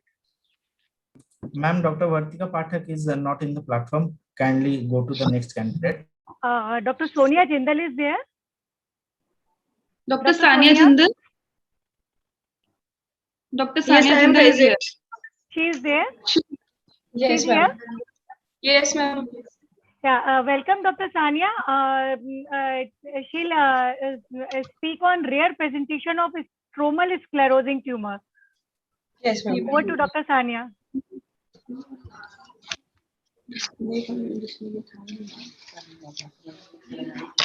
I'm presenting the case of a rare presentation of stromal sclerosing tumor. Sex cord stromal tumors comprise 8% of it's a rare benign ovarian sex cord tumor, which comprises less than 5% of sex cord stromal tumor. It presents in second to third decades of life. It usually presents with asymptomatic pelvic mass and menstrual irregularities. It can usually present with symptoms related to estrogen and androgen lesions. It is usually related and well circumscribed. I'm presenting the case of a 14-year-old girl presented with a chief complaint of excessive menstrual flow for 8 to 10 days with regular cycles of 28 days since menarche. There was no history suggestive of anorexia, weight loss, weakness, any bleeding, diathesis, tuberculosis, loss of weight or appetite. No history of excessive weight gain, hirsutism, midline, acne, hoarseness of voice. Menstrual history. She attained menarche at the age of 10 years with a history of excessive menstrual blood flow for 8 to 10 days with regular cycles of 28 days without dysmenorrhea, for which she took hormonal treatment along with hemostatic drugs with which menstrual flow was slightly decreased. Past and family history was not significant.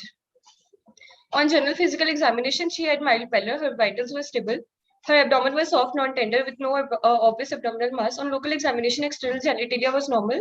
On parectal examination, a firm, well-defined, non-tender mobile mass was felt in the pelvis, which was 8 by 8. Uterus was not felt separately. A diagnosis of pelvic mass was made with the possibility of a fibroid uterus. 4 years back, before presenting to us, she underwent an ultrasound which revealed a well-defined heteroechoic mass with few cystic areas and calcifications in the right adnexa, 9 by 6 millimeter, with left ovary not separately visualized from the mass. Right ovary was normal, no free fluid was seen in the cul-de-sac. A diagnosis of right ovarian mass was made. Due to persistent increased flow during menses, even after 4 years, she again had an ultrasound. Uterus was normal, a left adnexal heterogeneous mass of same size in relation to fundus was visualized. Both the ovaries were normal, no free fluid in the cul-de-sac was visible.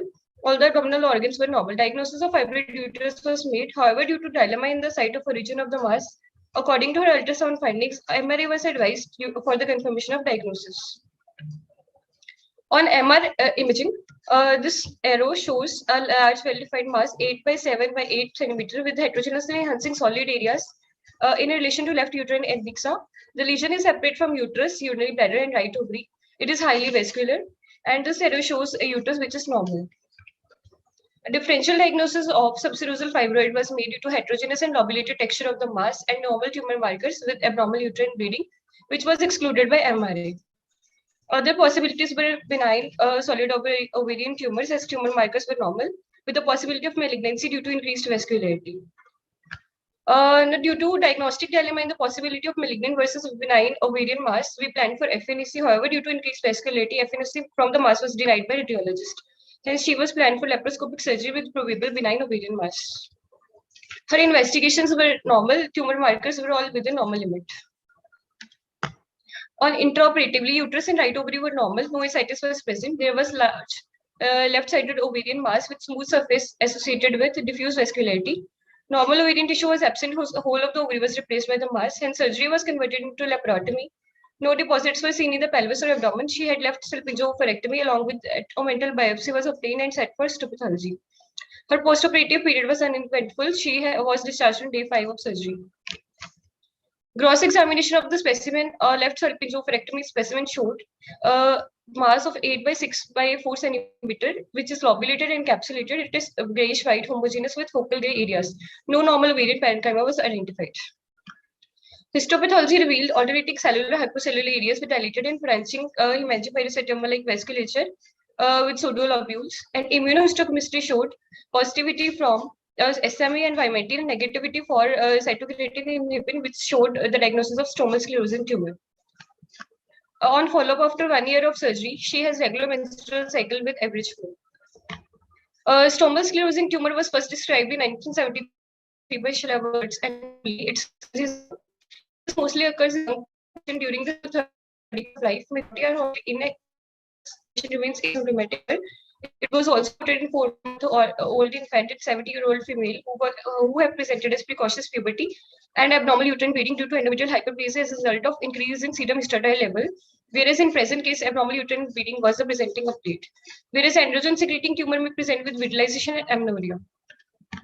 Patient has been reported with infertility in addition to abnormal uterine bleeding.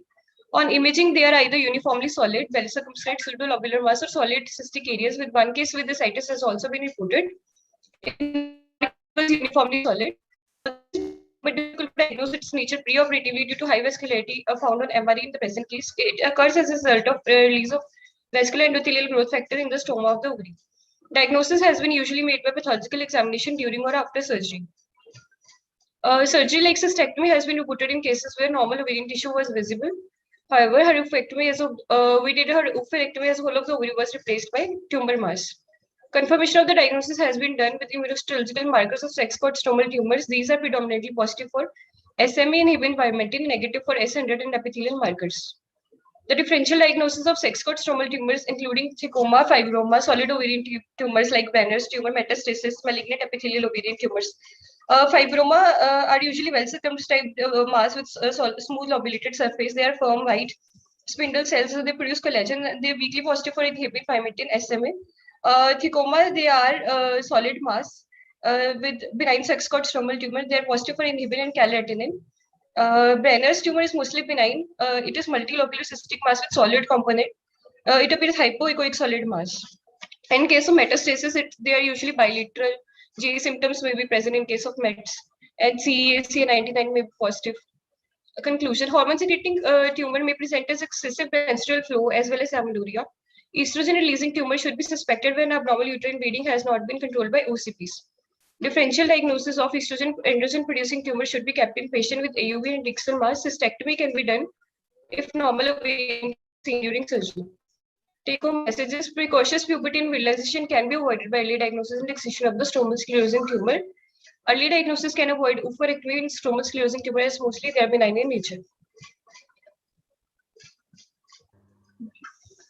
Thank you.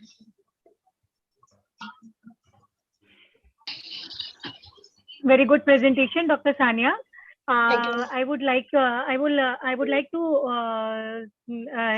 tell audience and our judges to ask the question if and other chairperson, please. Yeah, ma'am, I have a question. Hello, am I audible? Yeah, Yes, you are sir. audible. Hello. Do you think a frozen section biopsy was required? Intraoperative? Sir, frozen section biopsy is required, but due to high vascularity, it was denied. Probable. No, means you were already operating, so Sir, you could have controlled the. Sir, tumor markers were normal and intraoperating findings were not consistent with malignancy. If this had been a borderline ovarian tumor, so a frozen section biopsy would have helped you, isn't it? Yes, sir. Frozen section. Right. Thanks. Nice presentation. Very nice. Thank you. Yeah. Any other questions Very from our judges? I just had the same question as Dr. Chakraborty. that frozen section. I think in future, I think frozen sections should be available everywhere, so that Yes, sir. if the mass is diagnosed on table, we can many a time save the ovary, especially in these young patients, because the patients generally present in the second and third decade of their lives. So if the masses are not very vascular, in this case, you are saying that it was very vascular. Very vascular. Yeah. So maybe that would have been the reason that you could not take a frozen biopsy for that. Yes, sir. Whole of the ovary was already replaced by the mass. No normal ovary tissues. Nice presentation. Thank you, sir. Can we go to the next candidate? Yes. Next candidate is Dr. Surekha Thakur, and she'll be speaking on primary TB of cervix, clinically simulating cervical cancer, a rare case report. Dr. Surekha.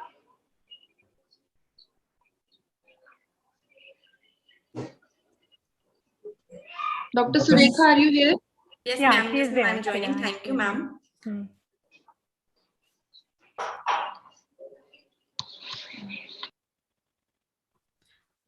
Thank you, Dr. Naina. Good afternoon to our respected chairpersons, judges, and all the delegates.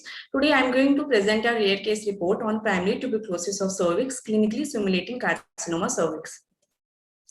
Tuberculosis is a major health problem across the world, and almost 60% of all patients of tuberculosis, they are seen in developing countries, which includes India. The most common organ affected by tuberculosis is lungs, which is followed by urogenital tuberculosis, which is the second most common form in developing countries, although the third most common form of tuberculosis in developed countries.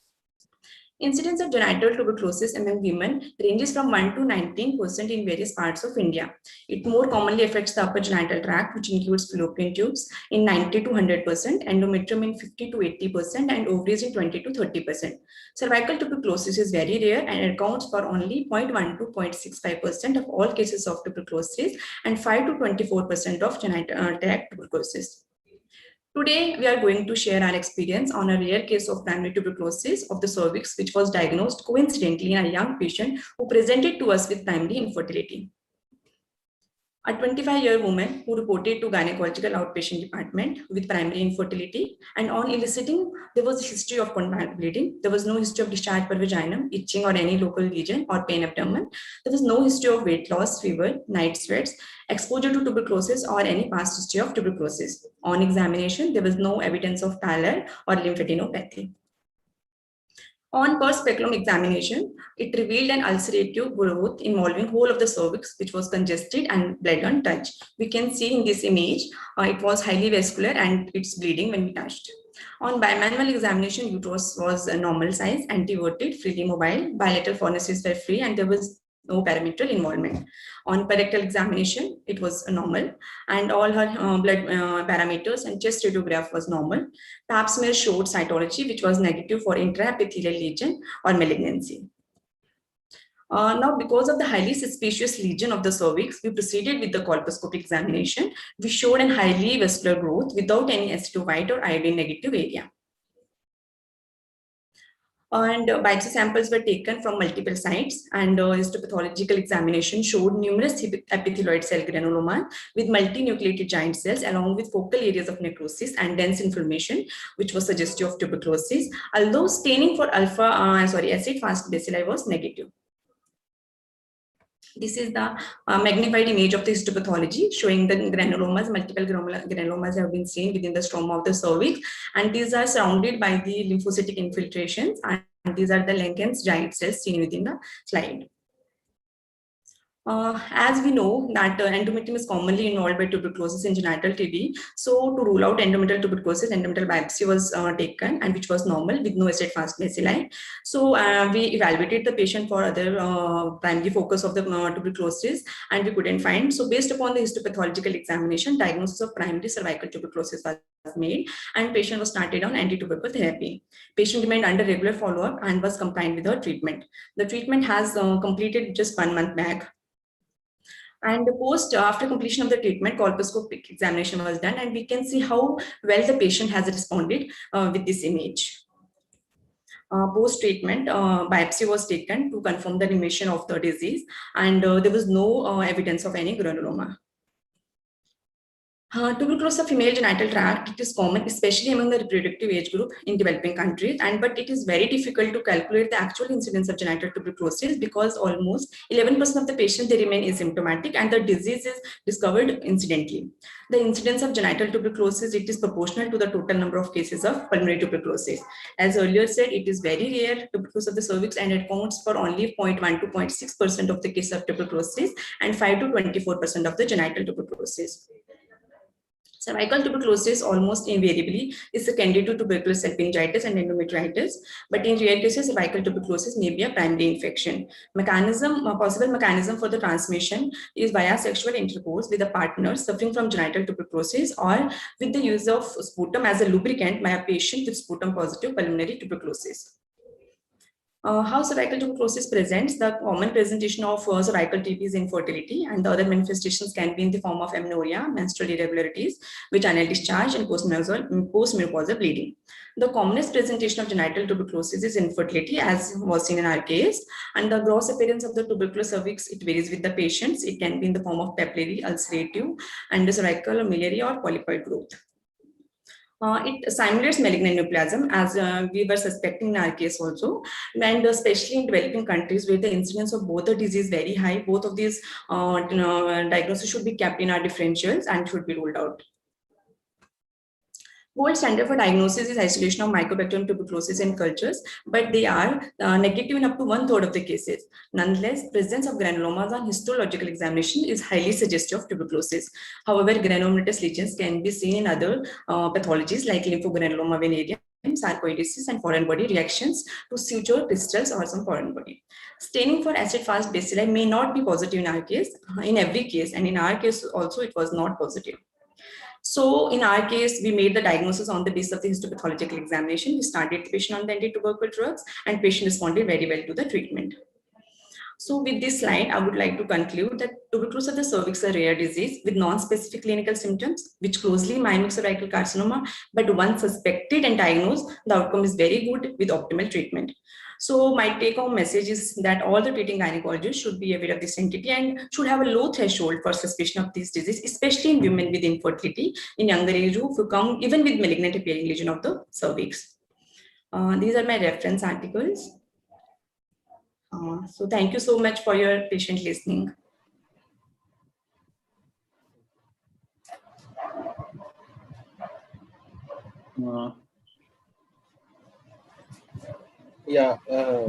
Dr. Surekha, what was the regimen of anti-tubercular drugs you used for this patient? So we use in the initial 2 months, we use 4 drugs: isoniazid, rifampicin, pyrazinamide, and ethambutol. And for the next months, we use isoniazid, rifampicin, and ethambutol for the next 4 months. As now ethambutol has been added, which is to be continued in the continuation phase also. Dr. Surekha, Yes, was her husband negative in this case, her partner? Sir, we evaluated, we did Montaux and chest X-ray in the abdomen of the husband, and X-ray was findings were normal, and Montaux test was also negative in the husband. Is there any semen analysis or semen analysis done for AFB staining or AFB culture? Yes, sir, semen analysis was done. It was normal, but as we just treated the patient after this, and now we have asked the couple to conceive, to try for the spontaneous conception. And because it has been only 1 month that she has completed her treatment. I was thinking probably might be the husband had testicular TB and from there she got, though it could have been a primary cervical tuberculosis. Yes, sir. Yes, sir. We also suspected because as we were suspecting primary tuberculosis of the cervix, which mainly comes from husband. So we counseled the husband regarding this, and we counseled the husband also to consult urologist regarding the same and get evaluated for the same. What could be the mode of Surekha? It was a very nice presentation. What could be the mode of spread in your case you were suspecting?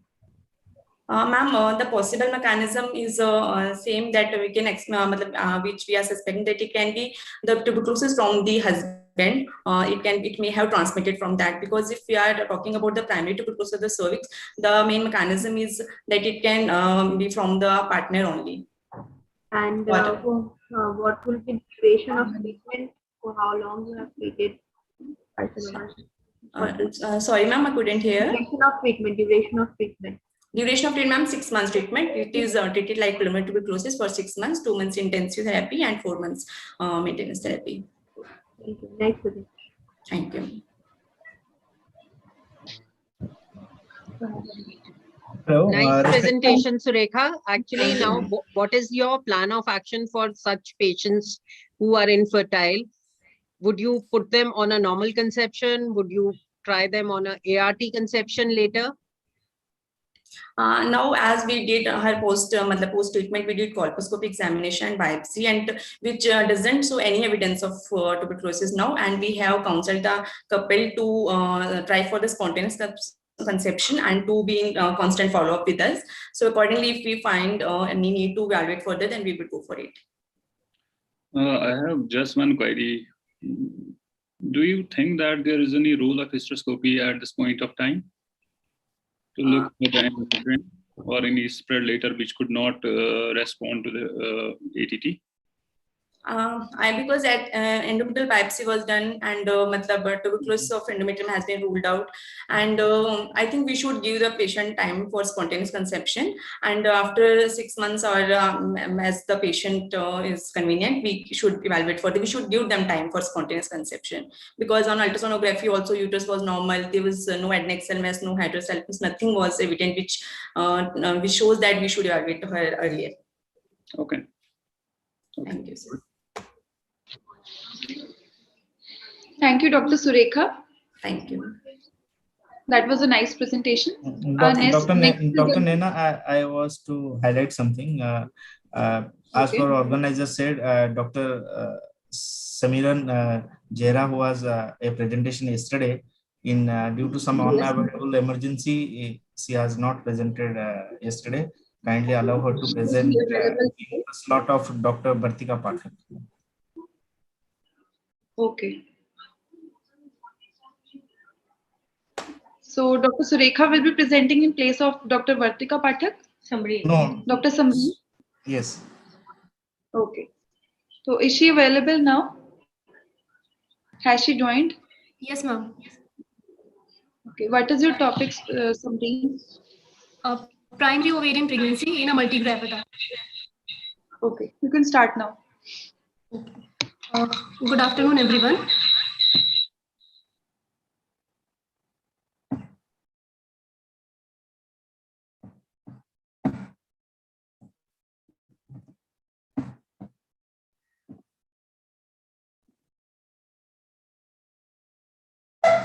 So I will be presenting the case of primary ovarian pregnancy in a multigravida. Primary ovarian pregnancy is a rare event. Incidence is 1 to 3% of ectopic pregnancy, 1 in 2100 or 1 in 7000 of all pregnancies. It can be a source of clinical and intraoperative diagnostic difficulties. One of the important risk factors is PID, other one is endometriosis. The pathology is that the thickening of ovarian albuginia due to inflammatory response leading to reduction of follicular dehiscence and increased risk of intrafollicular pregnancy. So my case report is of Mrs. B, 30 years old lady, housewife, illiterate, resident of Baddi, Solan.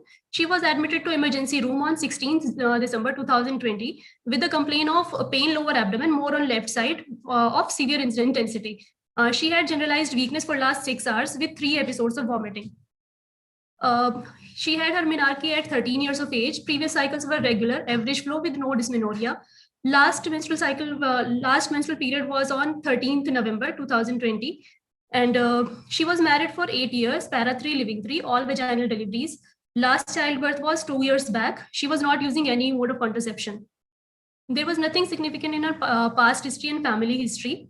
On examination, she was drowsy but oriented to time, place, and person. Pulse rate was 110 per minute, beats per minute. She was having a tachycardia.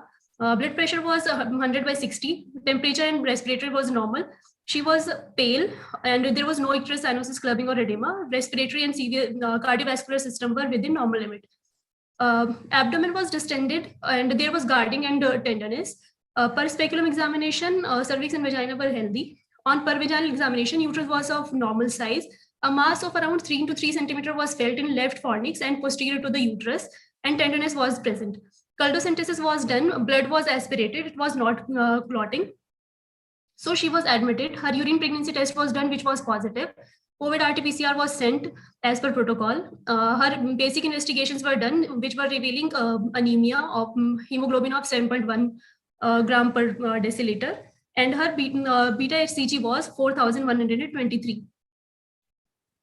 So decision was as the vitals were ultrasound was done. It was showing that uterus was of normal size and shape. Right ovary was normal. There was left adnexal mass 4.3 into 2.8 centimeter, as seen is in this picture. It was in pouch of Douglas. Left ovary was not seen separately. Free fluid was present in pouch of Douglas, bilateral paracolic gutters, and Morrison's pouch. So the diagnosis of ectopic pregnancy was made, and the decision was taken for the laparotomy, as she was having hemoperitoneum and hemodynamic instability. So a midline vertical incision was given. Intraoperative findings revealed hemoperitoneum of around 2 liters, and uterus, bilateral tubes, and ovary was normal. There was a G-sac along with the blood clot, as seen in this picture.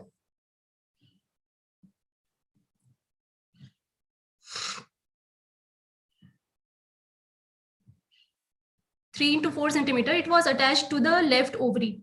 In the second picture, it was the clot along with this tissue was this G-sac was removed, and the final picture of left ovary was like this, as shown in the second picture. Uterus and bilateral tubes were normal. So excision of the G-sac along with the surrounding ovarian tissue was done. Bilateral salpingectomy was done, as a patient was the multigravida and not willing for future fertility, and peritoneal lavage was done. Her post-operative period was uneventful. She was discharged on day 3 of post-op. So her histopathology report shown grossly there was a hemorrhagic globular tissue 4.5 into 3 centimeter, and a G-sac with surrounding ovarian tissue on microscopy. It was predominantly blood admixed with a few chorionic villi with normal ovarian parenchyma at the periphery, which was suggestive of ectopic gestation.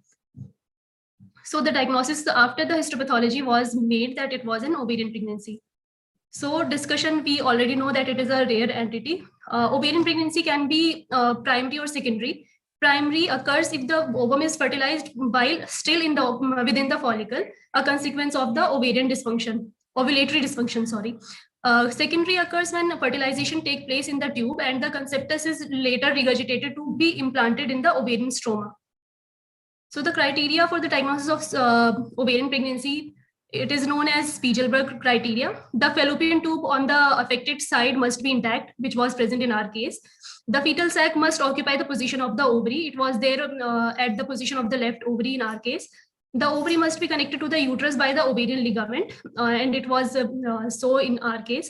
Ovarian tissue must be located in the sac wall, which was revealed on the histopathological examination. So the differential diagnosis of the ovarian ectopic include corpus luteum cyst, hemorrhagic cyst, ruptured chocolate cyst, apart from the tubal ectopic pregnancies. Before it include differential diagnosis pre-operatively. So histopathology examination confirms the diagnosis. Management options include, it depends on the patient's age, fertility, her desire for future pregnancies, size of the mass, and hemodynamic status. Little evidence is available in the literature about the medical treatment with methotrexate, probably because ovarian pregnancy is diagnosed in emergency settings when surgical management represents the gold standard. Surgical management, before surgical management, we should take consent for the reduced ovarian reserve. Several surgical techniques include ovarian wedge resection, ovarian pregnancy enucleation, corpus luteum cystectomy for the trophoblast, curettage with coagulation or hemostatic suture of the bed of ovarian pregnancy. Oophorectomy may be required sometimes. So the take-home message is that ovarian ectopic pregnancy is expected to rise as more patients opt for fertility therapy. Maintain a high index of suspicion to ensure an efficient mode of treatment, appropriate diagnosis, and the patient counseling. Usually, surgical treatment in form of oophorectomy or wedge resection of ovary is required. A successful subsequent pregnancy can be expected following ovarian pregnancy. Thank you.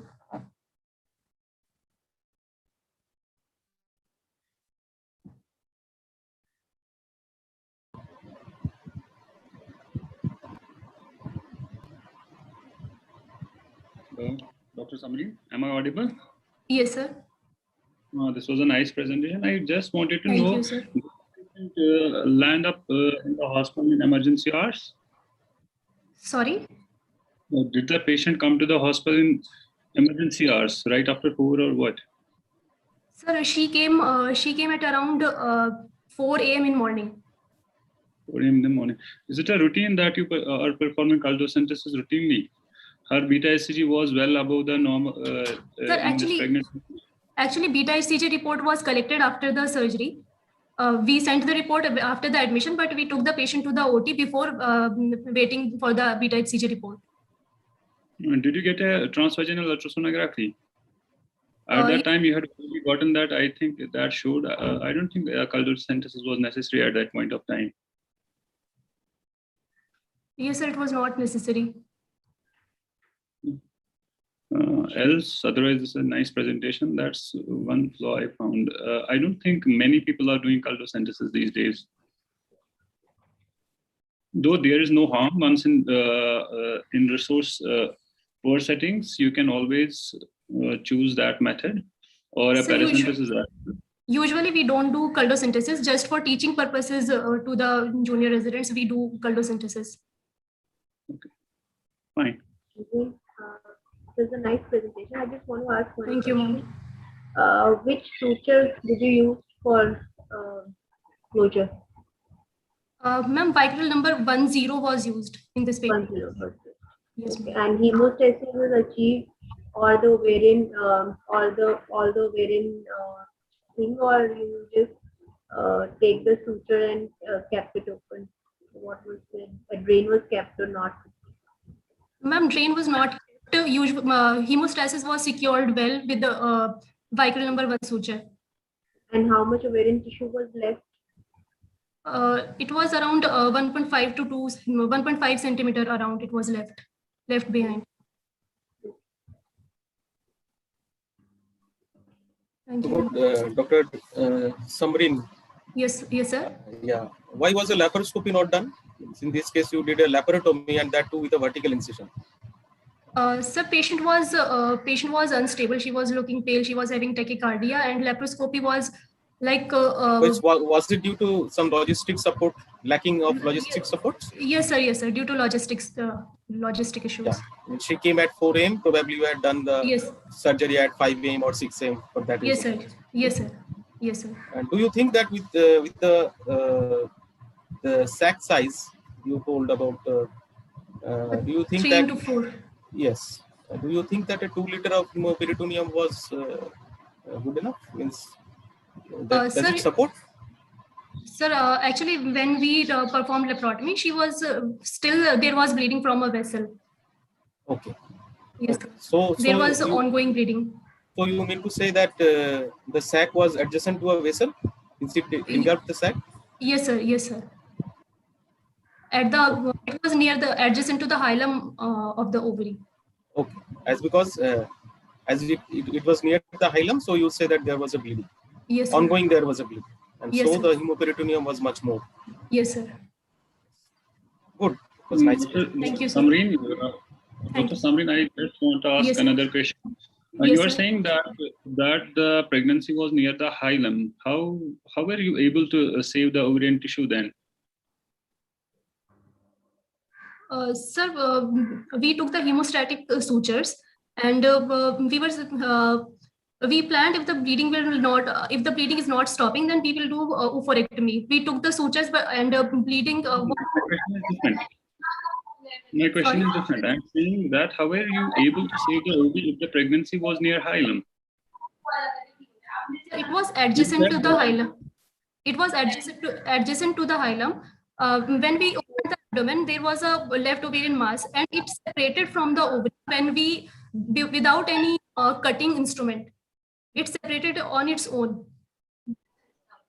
And did you in post-op period, did you follow the patient with beta HCG? Is there a possibility that some villus tissue could have been left?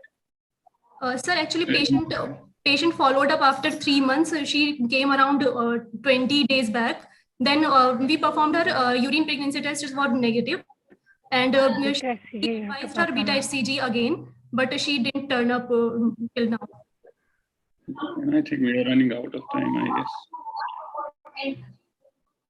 One question is, how would you like to follow up her later in life?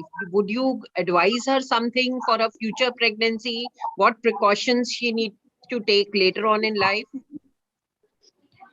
Ma'am, actually, she was multigravida, and we performed bilateral self-injection also. Yes. Okay. No question of future pregnancy.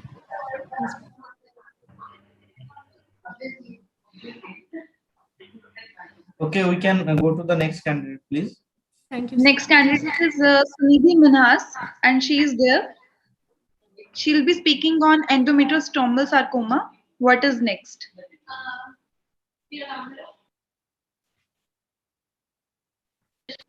Dr. Sunidhi? Yes, ma'am, I'm here. Okay.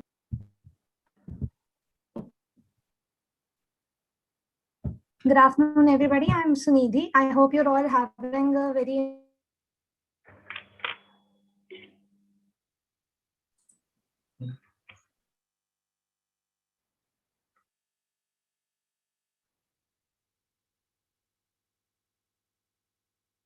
menopausal age group, that is earlier in comparison to other uterine sarcomas. The preoperative diagnosis is challenging in this case as it mimics very common benign pathology, that is the degenerated fibroid.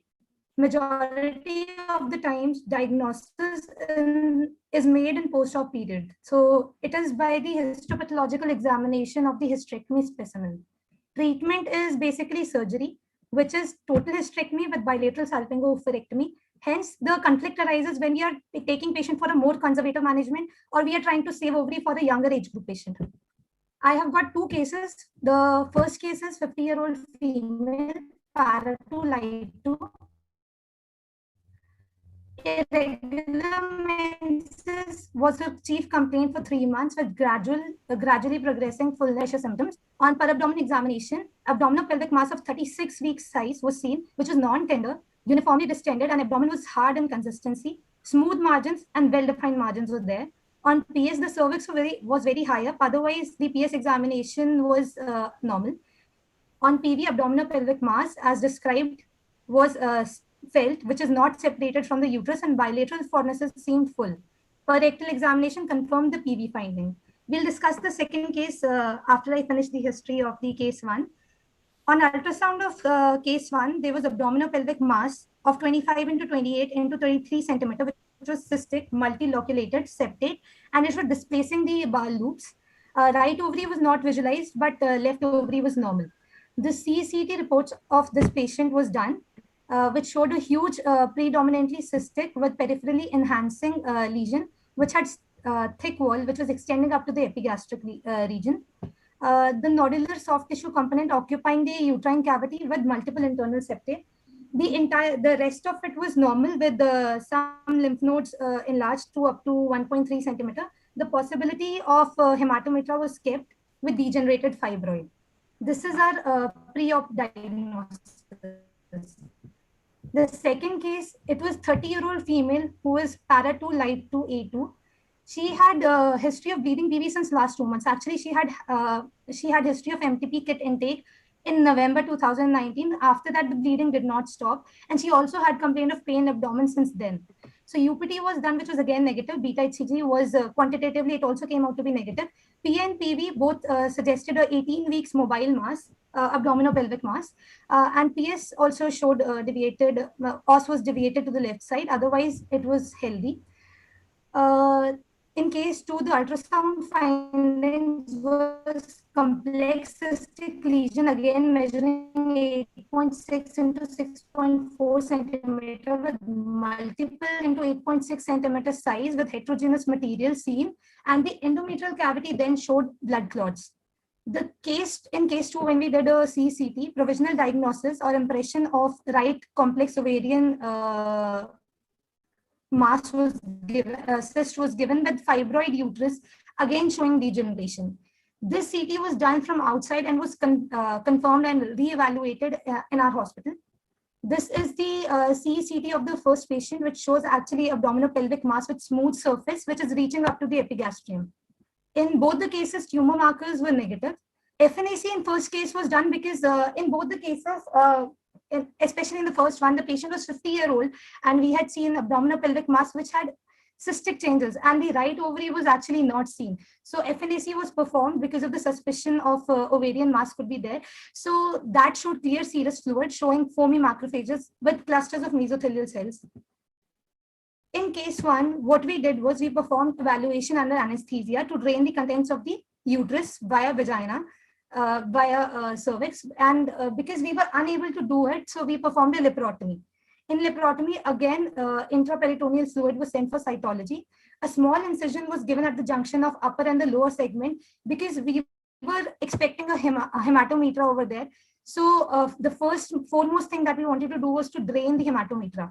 In this, we were able to drain 5.5 liter of serous fluid from the uterine cavity, or from where we gave the incision actually.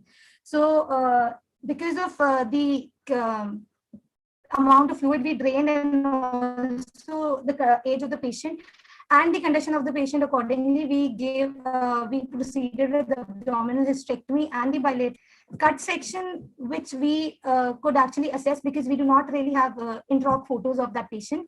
We could see multiloculated cystic lesions in the wall, and it was suggestive of fibroid which has degenerated completely. The peritoneal fluid which was sent for the cytology came out to be hemorrhagic fluid, whereas the fluid aspirated, which is approximately 5 liters, came out to be hemorrhagic cystic fluid with no malignant cell again. In case 2, what we did was we did a laparotomy. Then bilateral tubes and ovaries were normal in this case. So we continued with the assessment of the cystic mass which we saw arising from the uterus. The frozen section from this cyst wall was sent because while handling the mass, we had inadvertent rupturing of the mass. So the cyst wall which was sent for frozen at that time came out to be benign cystic character. So, and also because the patient was young and she wanted to have another child, so she did not allow, she was against the fact that if we would proceed with further hysterectomy or salpingo-oophorectomy. So we abandoned the procedure over there and asked her to follow up. Because of COVID, all of this took place in early 2020. So we lost patients to follow. They returned a little late. So in first case, we had endometrial type on histopath examination. So in her case, immunohistochemistry, when it was done, it came out to be positive for SMA and progesterone receptors. In that case, we performed a second setting where laparoscopic bilateral oophorectomy was done to complete her management. Whereas in second case, as the patient came with the report of endometrial stromal sarcoma, we advised her the further surgery and the further protocol. When she came, she already had an 18-week mass palpable on per abdomen examination. She further refused coming up and following up for surgery. So why do we have such dilemma in such cases? Low-grade endometrial stromal sarcoma, actually they produce a bag of worm-like appearance due to layers of tumor cells which resemble endometrial stroma of proliferative phase.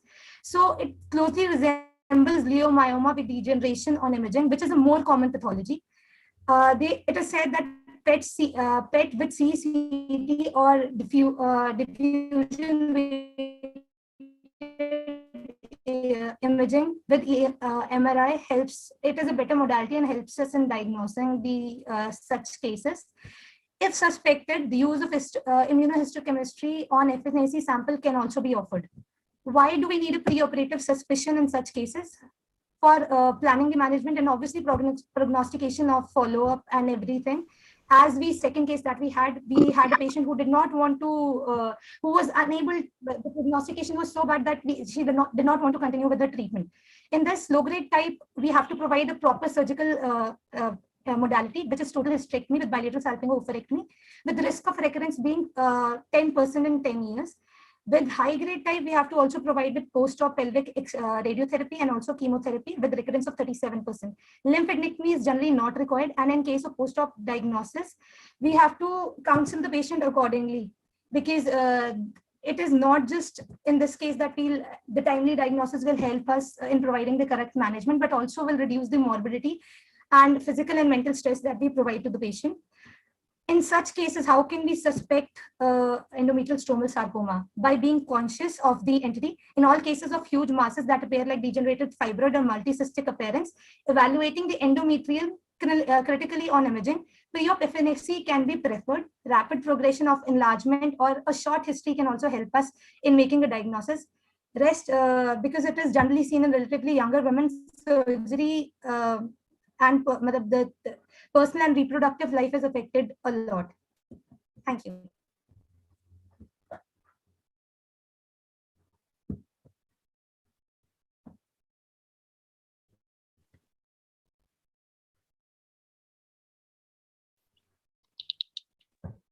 Nice presentation, Dr. Thank you, sir. Dr. Sunidhi. I just wanted to know, why did you happen to take an incision for the aspiration from the uterus? Why didn't you use ultrasound guided aspiration in the first case? Sir, actually, we did perform FNAC prior to taking the patient for surgery, but the FNAC did not come out to be, the FNAC was not, it just showed mesothelial cells with cystic hemorrhagic fluid. And we tried performing the drainage of hematometra from the transcervically, but it was not possible because the cervix was lifted up, it was deviated. So while doing laparotomy, we even tried to push the isthmus downwards so that we can actually take hold of the cervix from the per vaginal area, but it was not possible. For at that time we made a decision intra-op to do that. No. As far as I remember, you said that in the first case you took a small incision, then you tried to aspirate the contents of the uterus, right? Yes, sir. Yes, sir. The hematometer, we tried to drain the contents. If at all you had this dilemma in mind, this is hematometra or pyometra, whatever, so you could have used transabdominal ultrasonographic guided needle and seen whether this was pus or this was blood or anything else. Why did you need to take a small incision and then try to aspirate the contents? Did you proceed for laparotomy in the same incision, same time? I don't think so.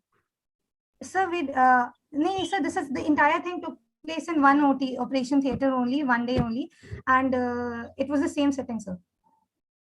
Okay, fine. So, but we could have done we could have used ultrasound guided aspiration also, sir. Sunidhi? Yes, sir. How yes, did you, these patients were in the COVID era, so you didn't these were not followed up properly, but if it would have been a different picture, then how would you follow these patients post-operatively? What would be your plan? Ma'am, in our both the cases, as we know, we were actually dealing with the benign pathology according to us. So in those cases, we would just ask them to follow up with the histopath report. But as in these cases, which is generally available after 2 to 3 weeks of performing the surgery, in this case, in these cases, as they would have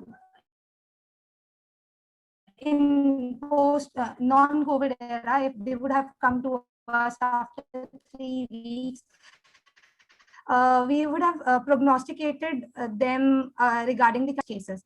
So a completion surgery, a second surgery would be required in both the cases for completing the management.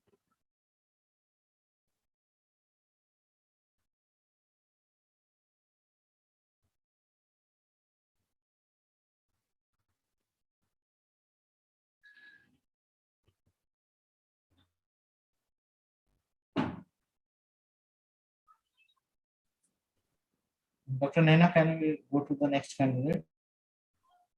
Thank you. Our next candidate will be Dr. Nimisha Agarwal. And she will be presenting on extraskeleton Ewing sarcoma of lower abdominal wall and pelvis, masquerading dysgerminoma ovary. A very good afternoon. Good afternoon, Swati.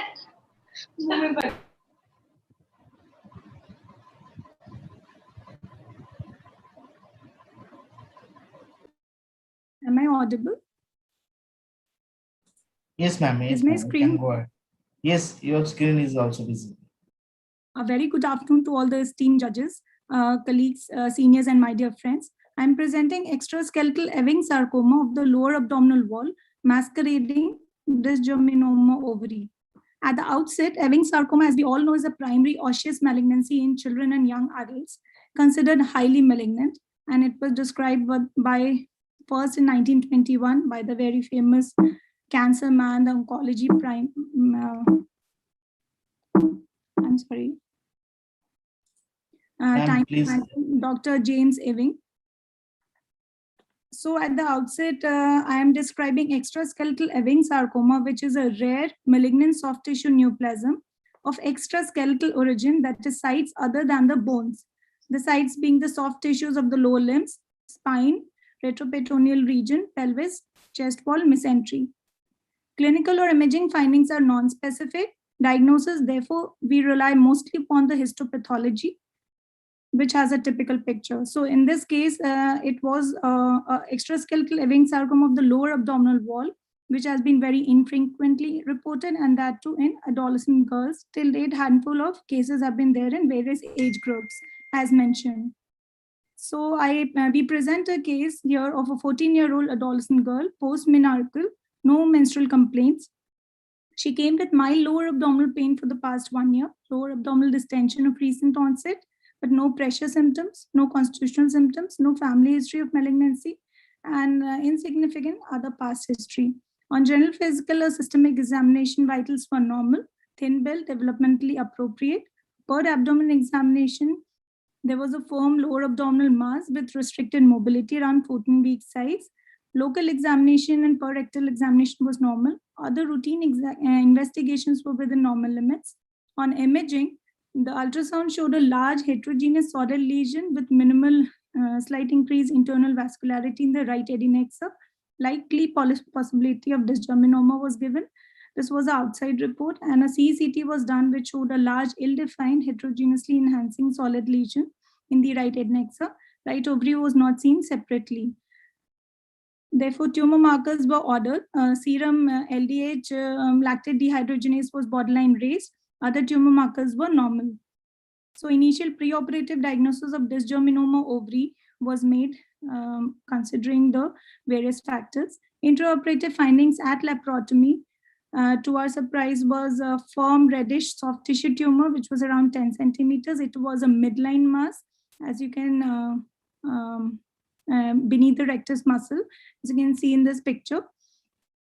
And mass was arising from the muscle with no intraperitoneal extension. It was an adherent mass anterior to the pubic symphysis, posterior to the urinary bladder.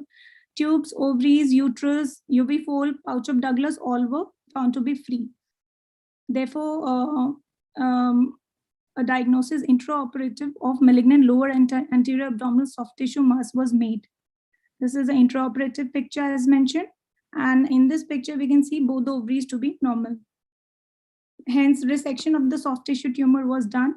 It was totally adherent, no clear plane of dissection was there. Inadvertent bladder injury occurred, which was repaired in layers. Upon histopathological examination, it was a gross soft tissue tumor, pinkish, semi-solid contents. Typical microscopic appearance was that of small round blue cell tumor. Definitive diagnosis histopathologically always remains a dilemma because there are family of small round blue cell tumors. Important differentials being the rhabdomyosarcoma, the DSR-CT, the diffuse small cells, the extraskeletal Ewing sarcoma, and the primitive neuroectodermal tumor, the PNET. And therefore, IHC staining was done to confirm. Photomicrograph here shows small round blue cells. Now, why these cells are called as blue? Because they stain blue on the traditional stains, and they have predominant content being the nucleus, very scanty cytoplasm. And microscopic appearance in this, you can see the blue cells with the high NC ratio, scanty cytoplasm. The patient was followed in the post-operative course was uneventful.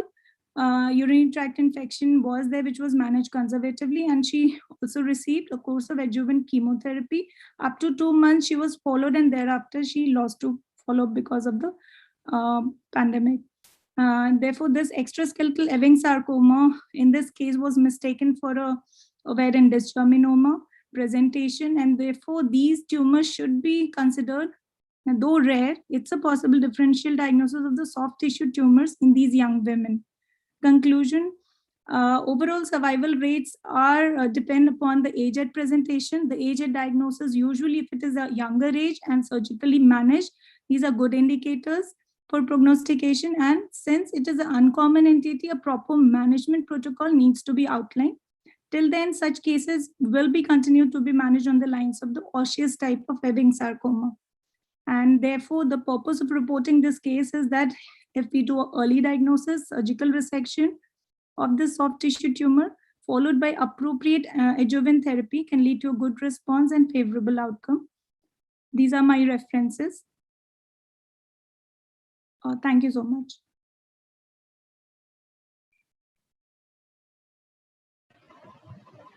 Okay, nice presentation, Dr. Nimisha.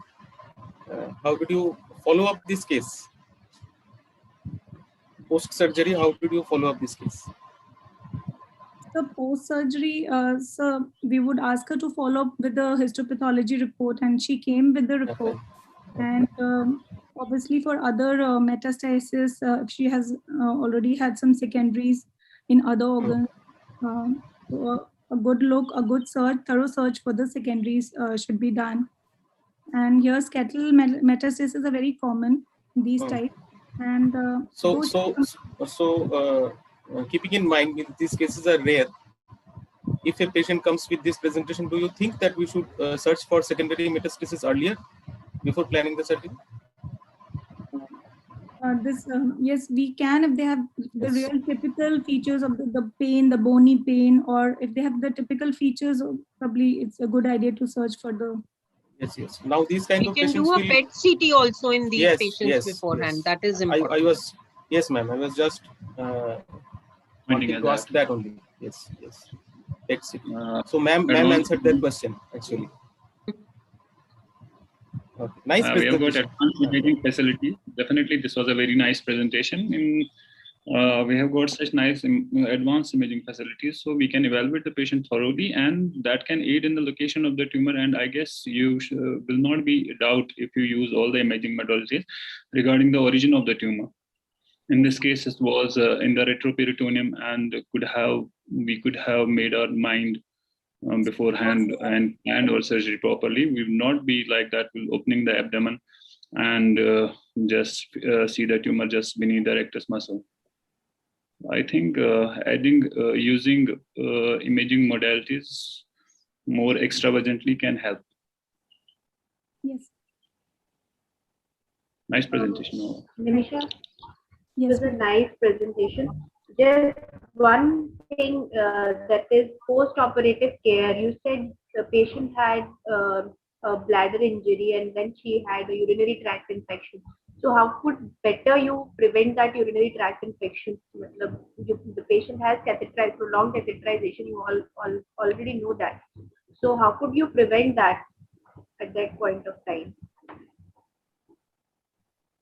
What all precautions could you have taken so that she could not have a the patient was under constant care by the surgical oncology team. Actually, we transferred the patient on this. Okay. And so they did constant irrigation and flushing, because initially 2-3 days she had leak also from the catheter side.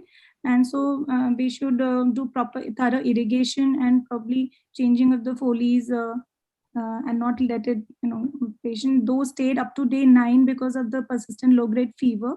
Otherwise, we usually discharge them with the catheter and we can call them for changing the Foley's. And urinary antibiotics, the prophylactic can be given in a low dose, though nitrofurantoin can be given.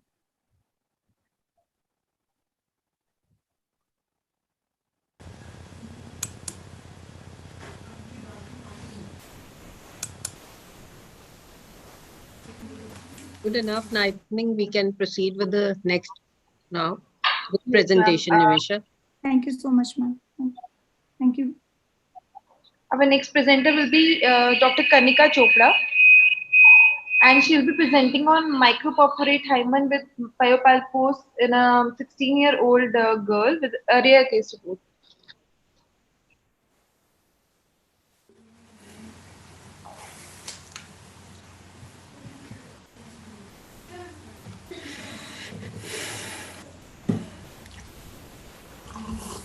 Is my screen visible?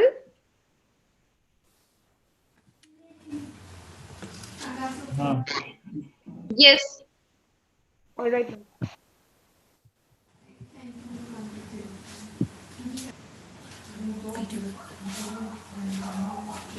Good afternoon, everybody. I'll be presenting a very rare case that we came across at Lady Hardinge Medical College. And it was a microperforate hymen with pyocolpus in a 16-year-old girl. So going in short about hymen, as we all know, it is a thin membrane which is present at the distal part of the vaginal canal and is formed by the fusion of sinovaginal bulb and urogenital sinus, as can be appreciated by a blue outline in this figure. So its canalization before birth, it allows cervical secretion and menstrual blood to come out. Complete or incomplete canalization, it leads to pent-up of these secretions and thus varied presentations.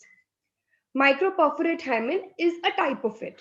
So what is it? It is incomplete canalization of hymen before birth. So microperforate hymen, it is a rare entity and it was like 20 cases have been reported as of now. Patients are usually susceptible to urinary tract infection, vaginal and ascending infections leading to pyocolpus. Presentation in these patients are usually delayed and it depends largely on the size of the hole.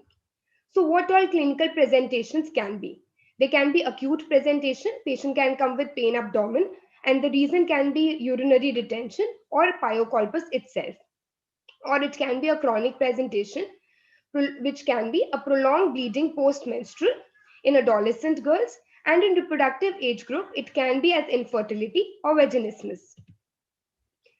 So our case was a 16-year-old girl who presented with us with complaint of heavy menstrual bleeding, which was foul smelling for last 3 days.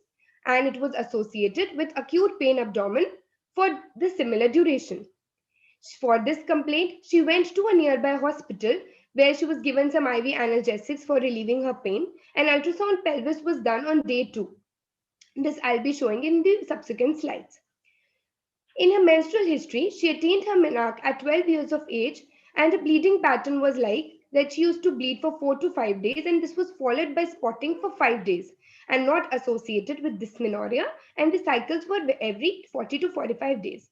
So this is highlighting the chronic complaint which I highlighted in my previous study.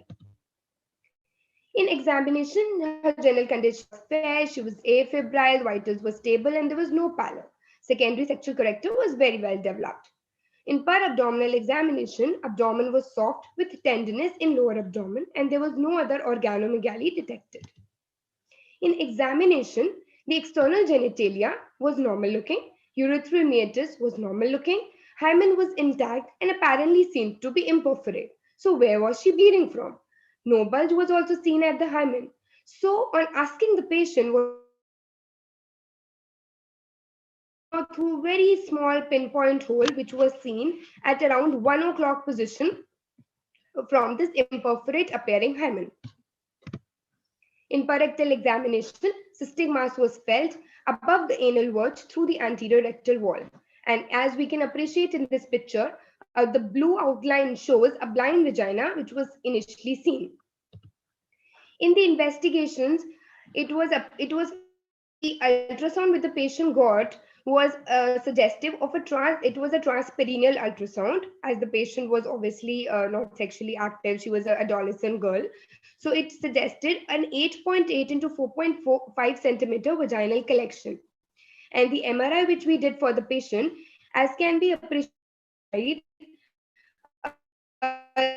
the red circular mark shows a normal uterus with a thin endometrial thickness, and the diamond with the dotted line, the yellow diamond with the dotted line shows a large serosanguinous collection within the vaginal cavity, which caused marked the uterus, as can be appreciated, and anterior displacement of the bladder.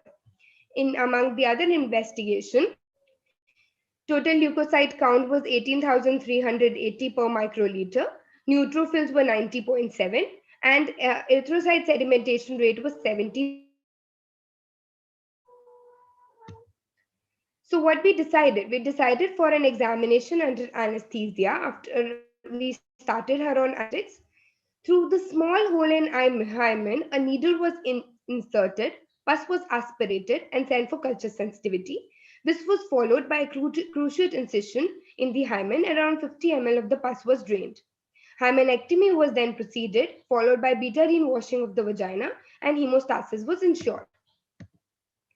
So these are the images of the procedure.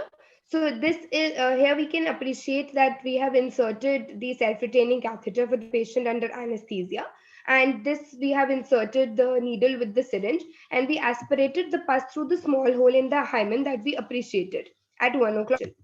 This was followed by hymenectomy and drainage of the pus. Post-operative period was that we removed her catheter on day 2. IV antibiotics were given till day 3, and patient was then discharged in satisfactory condition. We called the patient after 1 week, and she was doing fine with healthy suture line. And thereafter, as we follow, the patient is now having absolutely normal menstrual cycles with no such complaints. The pus culture we sent was sterile. So what are the associated and the delayed complications if we not detect it timely or the patient doesn't present to you? So rarely it is associated with clitoris, hypoplastic kidneys, duplicate ureter, and anorectal malformations. If detection or treatment is delayed due to any reason, possible sequelae can be pyosalpinges, pelvic abscesses. This can even lead to sepsis, then vaginal scarring and vesicovaginal fistulas. Patients may also present in later age with inability to have vaginal intercourse and thus conceive. What is our take-home message? It is that early recognition of varied presentation of these rare anomalies may prevent associated short as well as long-term complications like pyocolpos as in our case. In their early menstrual years or even with recurrent urinary tract infection should be evaluated completely, including a thorough external genital examination to ensure early diagnosis of these rare hymenal anomalies and so that a timely management can be planned. Extremely important, as the diagnosis and detection and treatment is for the long-term mental, psychological, and to protect the female. Thank you for your attention. It was a nice presentation, Kanika, Dr. Kanika. Just one question I want to ask, post-operative care and perineal hygiene. How did you explain to that patient so that hymen should not get re-cured? Yes, ma'am. The post-operative care was that patient's mother on a soft sterile pad for another 14 days or so. And she was asked to follow up after her first menstrual cycle, which she came and she was absolutely fine. Dr. Kanika, am I audible? Yes, sir, yes, you are audible. So, thank you for the nice presentation. I just want to ask, Thank you, sir. had it been vaginal agenesis or a thickened transverse septum, how will your management vary? Sorry, I was not able to hear. In vaginal septum? Your diagnosis was imperforate hymen. So, If it was an imperforate hymen, so had it if it was been vaginal agenesis? diagnosis. No, I am saying she had vaginal agenesis. How would you have managed her differently? So, genesis, she would not have presented the way she has presented to us, especially the menstrual cycle. Operate hymen. In that case, she will not be having a normal menstrual cycle as she explained that she was having 16 years of age, that is 4 years.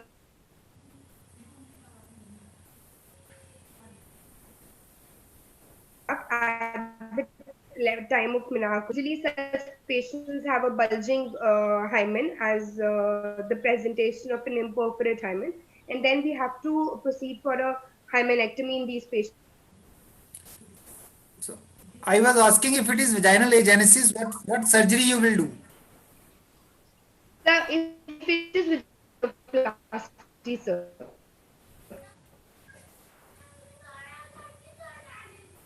Which can be done either by the vaginal route, which is mecha and laparoscopically also.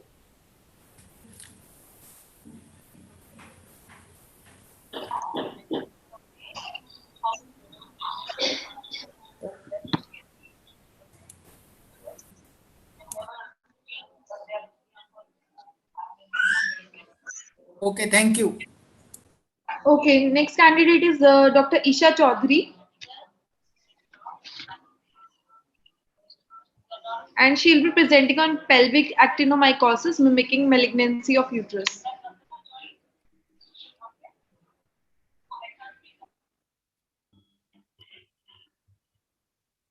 Good afternoon, everyone. I'm presenting a rare case of Please, pelvic please actinomycosis. make it slide show. Okay.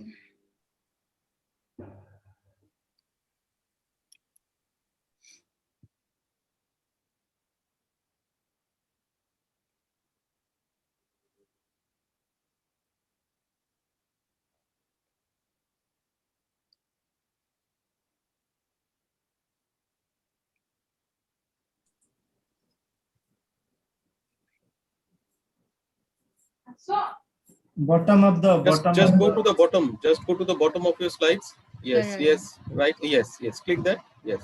Okay. I'm presenting a rare case of pelvic actinomycosis, which was mimicking malignancy of uterus. Coming to introduction, actinomycosis, though uncommon, is a chronic bacterial infection. It is a suppurative granulomatous in nature, and it is caused by bacteria of genus Actinomycosis. It induces a chronic suppurative illness, which is characterized by infiltrative and granulomatous response, and thus the clinical and radiological findings may mimic other inflammatory and neoplastic conditions.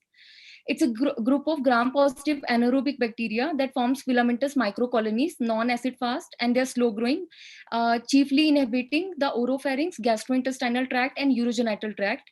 They require normal mucosal barriers to be altered through trauma, surgery, or infection.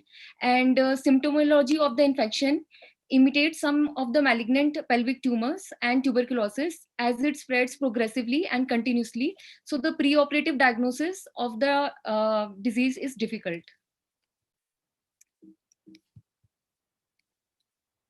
Coming to the case report, a 53-year-old para 2 reported to outpatient department of Kamala Nehru Hospital, Shimla, with the complaints of one episode of postmenopausal bleeding. The episode lasted for 3 days, and the patient changed one pad per day with minimal passage of clots, which was not associated with any pain. Patient attained her menopause 7 years back. There was no history of any postcoital bleeding, pain, abdomen, sensation of something coming out of introitus, discharge per vaginum, urinary problems, history of any weight loss or loss of appetite, fever, family history of endometrial or ovarian malignancies, any retained or forgotten IUCD, or history of antitubercular drug intake. Patient was a known case of type 2 diabetes mellitus since 2 years, and she was on irregular medications. There was no significant past and family history. Coming to examination, her general physical examination was normal. BP was 130 by 80 millimeters of mercury. Pulse was 92 beats per minute, regular. There was no pallor, icterus, clubbing, cyanosis. JVP was not raised, no lymphadenopathy, no pedal edema. On per abdomen examination, it was soft. There was no organomegaly, no abnormality detected. Per speculum examination, cervix and vagina were healthy, and per vaginal examination, uterus are enlarged to 6 to 8 week size. It was firm, mobile, non-tender, with no evidence of cystic mass of around 4 into 4 centimeter, which was mobile, non-tender, and it was felt through the left adnexa. Right adnexa was clear. Per rectal examination, there was a vague fullness in the pouch of Douglas. She is a 53-year-old para 2 with postmenopausal bleeding and type 2 diabetes mellitus. So the clinical diagnosis of genital malignancy, endometrial hyperplasia, and endometrial polyp were kept in mind. She was followed up with the investigations. Her normal routine investigations, complete hemogram, urine analysis, viral markers, LFT, RFT, coagulation profile were within normal limits. Her sugars were deranged. Fasting was 254 milligrams per deciliter. HbA1c was 9%. And pap smear was done, which was negative for intraepithelial neoplasia. Her chest X-ray was within normal limit. Ca-125 was 20 units per liter, which was normal. She was advised fractional curettage, but it was refused by the patient. And since there was one episode of postmenopausal bleeding, she was investigated with imaging modalities. Her ultrasound pelvis was done. It showed enlarged uterus with endometrial thickness of 3.3 mm with irregular posterior wall and heterogeneous hyperechoic mass lesion 6.5 into 4.5 centimeter with local infiltration of the adjoining soft tissue with increased vascularities, which was suggestive of some sarcomatous changes. Her bilateral ovaries were normal. It was Consequently, CECT abdomen and pelvis was done. It showed heterogeneously enhancing solid cystic lesion in left adnexa, which was 5.5 into 4.1 centimeter. It had ill-defined fat planes with uterus laterally abutting the left iliac vessels, abutting the ureter, causing proximal left hydronephrosis, suggestive of some malignant etiology. Anteriorly, fat planes with the urinary bladder were well maintained. Another heterogeneously enhancing soft tissue lesion extending across either side of the pelvis, which was having ill-defined fat planes with the uterus anteriorly, which was around 2 into 5.8 centimeter, and posteriorly having ill-defined fat planes with the ureter. With malignant infiltration to the presacral region and heterogeneous, also there were heterogeneous enhancing soft tissue lesions in the pelvis, suggestive of some malignant deposits. Patient was decided for operation. Pre-operatively, patient was put on insulin for her type 2 diabetes and she underwent left-sided DJ stenting for left hydronephrosis. She underwent exploratory laparotomy proceed, total abdominal hysterectomy with bilateral salpingo-oophorectomy for leiomyoma sarcoma uteri stage 1A. Intraoperative findings, there were evidence of flimsy adhesions between the omentum and the bladder. Grossly, uterus was normal in size, shape, and contour. Right ovary and right fallopian tubes were normal. There were evidence of adhesions in the pouch of Douglas and the posterior surface of the uterus, gut loops, left fallopian tube, left ovary, which formed a jumble of mass on the left side. Adhesiolysis was done and which was followed up by total abdominal hysterectomy and bilateral salpingo-oophorectomy. On the cut section of the uterus, there was evidence of a sessile submucosal fibroid, which was 2 into 3 centimeter in size. At the fundus, it was pale yellow in color with soft feel and loss of characteristic whorled appearance. Query malignant change. Histopathological examination of the specimen showed multiple microabscesses in the myometrium. There were numerous bacterial colonies were seen at the center of the abscesses, and these colonies were characterized by clumps of basophilic filamentous bacteria in rosette-like configuration with eosinophilic cells at the periphery, Spendor-Hoppeli phenomena. Small submucosal fibroid also showed features of leiomyoma with hyalinization. The left ovary and left fallopian tubes also showed the similar filamentous bacterial colonies. If a final histopathological diagnosis of actinomycosis of uterus with left ovary and fallopian tube was given, patient was treated subsequently with high doses of penicillin for the 3 months post-operatively. Coming to the discussion, actinomycosis is an uncommon chronic suppurative infection which is caused by actinomycosis species. Its natural habitat is normal flora in the oral cavity, gastrointestinal tract, and female genital tract. Since this bacteria is unable to cross the mucosal barrier, any breach in the mucosal barrier through infection, surgery, or trauma can lead to characteristic granulomatous response, leading to abscess formation, necrosis, and reactive fibrosis. Commonly involved areas are cervicofacial actinomycosis, which is the most common, 60% of the cases. Second most common form is the urogenital tract infection. And the principal clinical presentation in this is the pelvic actinomycosis. It can affect any age group with no preference for occupation season, and it is secondary to perforation or fistulation. Thoracic actinomycosis is the third most common type, having pulmonary, bronchial, and laryngeal actinomycosis with non-specific symptoms. Odontogenic infections, then abdominal actinomycosis, which will present as fever, fatigue, and vague abdominal masses, and the most common sites being appendix, cecum, and colon. Central nervous system can also be involved in the form of cerebral abscess, and presenting symptoms would be headache and focal neurological signs. The association of the pelvic actinomycosis and long-standing intrauterine devices is well known. Incidence is about 7% in IUCD, worn for more than 2 years, and 1% in non-users. Overall rate of cytological detection of actinomycosis Israeli in cervical smears in IUD patients is around 10%. And conditions causing anaerobic environment is actually caused by intrauterine devices. This is because of the local initial tissue injury caused by these devices, and it fosters the growth of microorganisms through the wires that are left in the exocervix. Also causes carbohydrate metabolism changes in the endometrial cells. The clinical findings of pelvic actinomycosis are variable and non-specific, such as lower pain, abdomen, palpable mass, weight loss, vaginal discharge. And these clinical findings, as well as the imaging findings, often lead to a misdiagnosis of neoplasm. The symptoms initiate symptoms of gynecological malignant tumors and uterine myomas or adenomyosis when presenting as genital mass without fever. The infection can cause salpingo-oophorytitis, endometritis, and tubo-ovarian abscesses. The affected zone should be palpated to detect any hard masses, and gynecological examination should be performed to check for the inflammation of vaginal mucosa membrane, any vaginal discharge. Cervical smear cytology or vaginal discharge can show sulfur granules, which are pathognomic of actinomycosis infection. And laboratory findings can suggest leukocytosis, erythropenia, high ESR count, high values of CRP, and tumor markers such as CA125 or alpha-fetoprotein can be slightly raised. Diagnostic images include CT, MRI, USG, X-ray, and laparoscopy can help. In many cases, the diagnosis is made through histological examination of the samples, which are received surgically during laparotomy or laparoscopically, but rarely in a preoperative manner. Histological studies of the tissue shows inflammatory changes of suppurative and granulomatous nature, connective proliferation, and sulfur granules. These granules are particles of yellowish color, which are formed by the group of filamentous actinomyces surrounded by the neutrophils.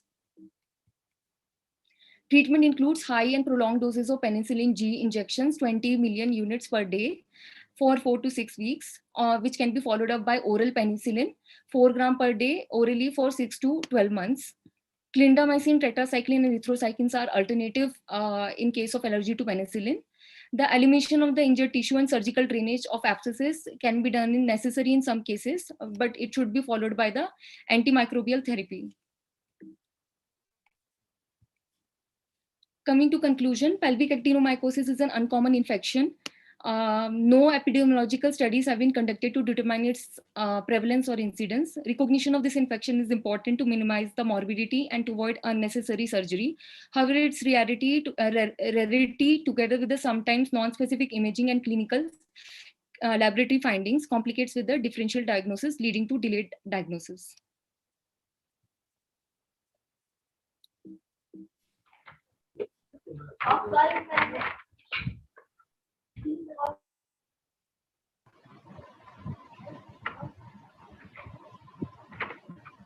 Isha, it was a nice presentation. Just want to know if it could be a pre-op diagnosis, if you will be able to make a pre-op diagnosis of actinomycosis, whether you can prevent that hysterectomy.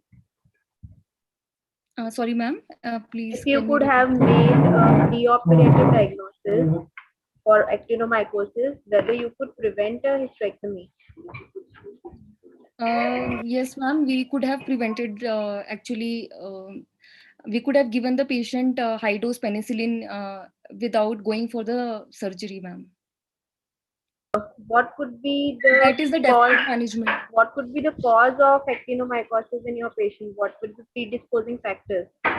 Whether you have, ma'am, actually there was no history of contraceptive, like intrauterine contraceptive device in this patient, in our patient, but there could be a history of pelvic inflammatory disease, a past history of pelvic inflammatory disease, and this infection is also transmitted sexually and through orogenital routes, so that could be the possible mechanism in this patient. So whether you trace the partner for the same infection or not? Ma'am, actually we lost the patient for the follow-up later on, because the histopath report also we collected from our department itself, and we wanted to follow up the patient for also her cervical smear cytology, which should be repeated in such cases after 3 months. But we have lost this patient to the follow-up. Why did you have Why did you have endometrial hyperplasia as your differential when you could only feel an adnexal mass at the evening? Ovarian malignancy or ovarian cyst or a subserosal fibroid could have been a better differential. Why did you keep hyperplasia when the endometrium was 3.3 millimeter only in your case? Sir, it was just the clinical diagnosis, not based on the imaging studies. Because the patient is postmenopausal and she is a known diabetic also. So first possibility on the basis of her history would be endometrial carcinoma, sir. That's why we kept in the diagnosis. But later Could on after diabetes have been the predisposing factor, as Dr. Shweta was asking you? Could have been the predisposing factor or the risk factor for contracting actinomycosis in this patient? Right? It can be, yes, sir. Dr. Isha, your presentation was very nice. If the patient had been penicillin allergic, what drug you could have used in place of penicillin? Sir, we could have used tetracycline, then erythromycin, tetracycline, sir, alternate drugs. Clindamycin and amoxicillin you also mentioned. Yes, sir. Yes, sir.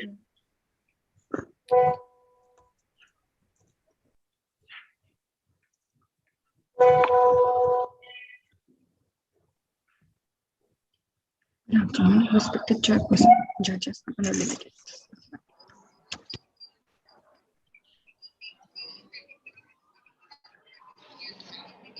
So our next candidate is Dr. Nidhi Singh, and she'll be presenting on hyperreactio luteinalis, benign condition mimicking malignancy.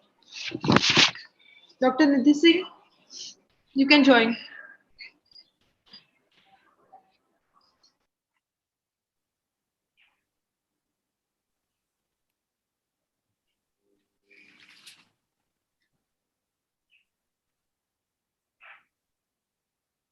Hello, am I visible?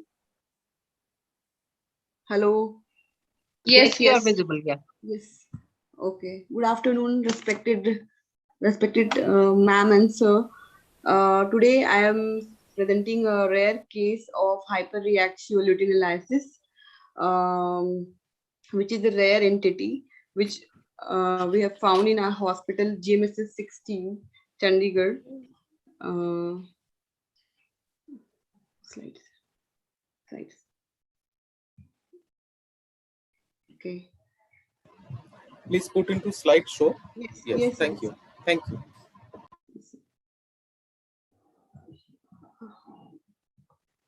This is the case of a 31-year-old. Okay, sorry, sir. This is an entity, the corpus luteum, and an integral part of pregnancy. Sustenance in first trimester may sometimes persist and multiply, mimicking either malignancy or ovarian hyperstimulation syndrome or hyperreactio luteinalysis. This is the case which the 31-year-old gravida 2 para 1 live 1 with previous LSCS booked and supervised in our hospital GMSS 16 for her all antenatal routine checkups. Patient was conceived spontaneously and her first and second trimester were uneventful. In her third trimester, she developed preeclampsia without severe features at 38 weeks, and was started on antihypertensive treatment. Patient was followed up regularly with her routine investigation and ultrasounds, which were normal. Patient was advised at admission at 39 weeks for elective LSCS in view of previous LSCS with preeclampsia, not willing for trial of labor. On examination, her general conditions were fair, vitals were stable, and on per abdominal finding, her uterus correspond to the week of gestation, and her fetal heart rate is normal.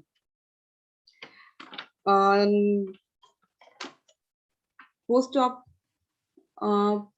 we have performed the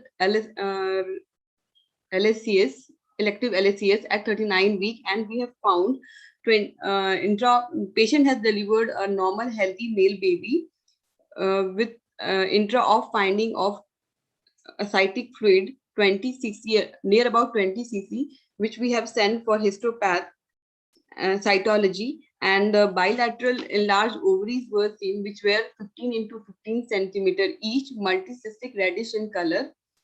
Biopsies were taken and were sent for histopath examination. Intra-abdominally drain cap. This is the photo showing the cyst, bilateral cyst during intra-op.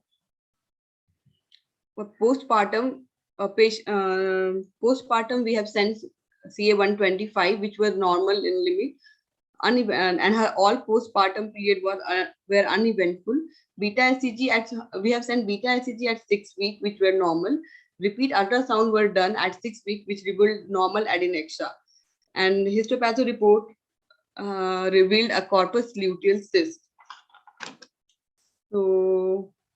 So this is a case which mimic a malignancy, which is with a bilateral complex theca lutein cyst, and it is developed mostly antepartum. Epidemiology is a rare entity, more common in multiple gestation, 54% diagnosed in 3rd trimester, and rarely seen in uncomplicated singleton pregnancy. The etiology is unknown, and it is seen in association with hydrative form mode, fetal hydrops, multiple gestation, diabetic mellitus, choriocarcinoma, and polycystic ovarian syndrome, and assisted reproductive techniques. Clinical features, mostly it is asymptomatic. Sometimes it develops a pain, ascites, or torsion in severe cases. Differential diagnosis for my case is ovarian hyperstimulation syndrome, choriocarcinoma, and polycystic ovarian disorder.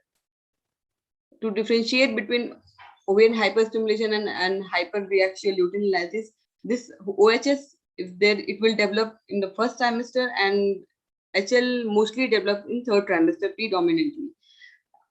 This OHS is symptomatic, and there will be a fluid imbalance, but in this case, it will be asymptomatic, and there will be no fluid imbalance. OHS will require emergent management, but hyperreaxial lutein is self-limiting. OHS is in this way, in the ultrasound, it will show a spoke wheel appearance in both the cases, so we cannot differentiate on ultrasound. For my case, the take-home message is self-limiting benign ovarian condition. It requires beta HCG monitoring. On ultrasound finding, we have spoke wheel appearance, multiple thin wall cysts, and clear contents, no solid component, no area of calcifications, and surgical intervention only required if there is any torsion or cyst rupture. These are the studies which are relevant for my topic. Thank you.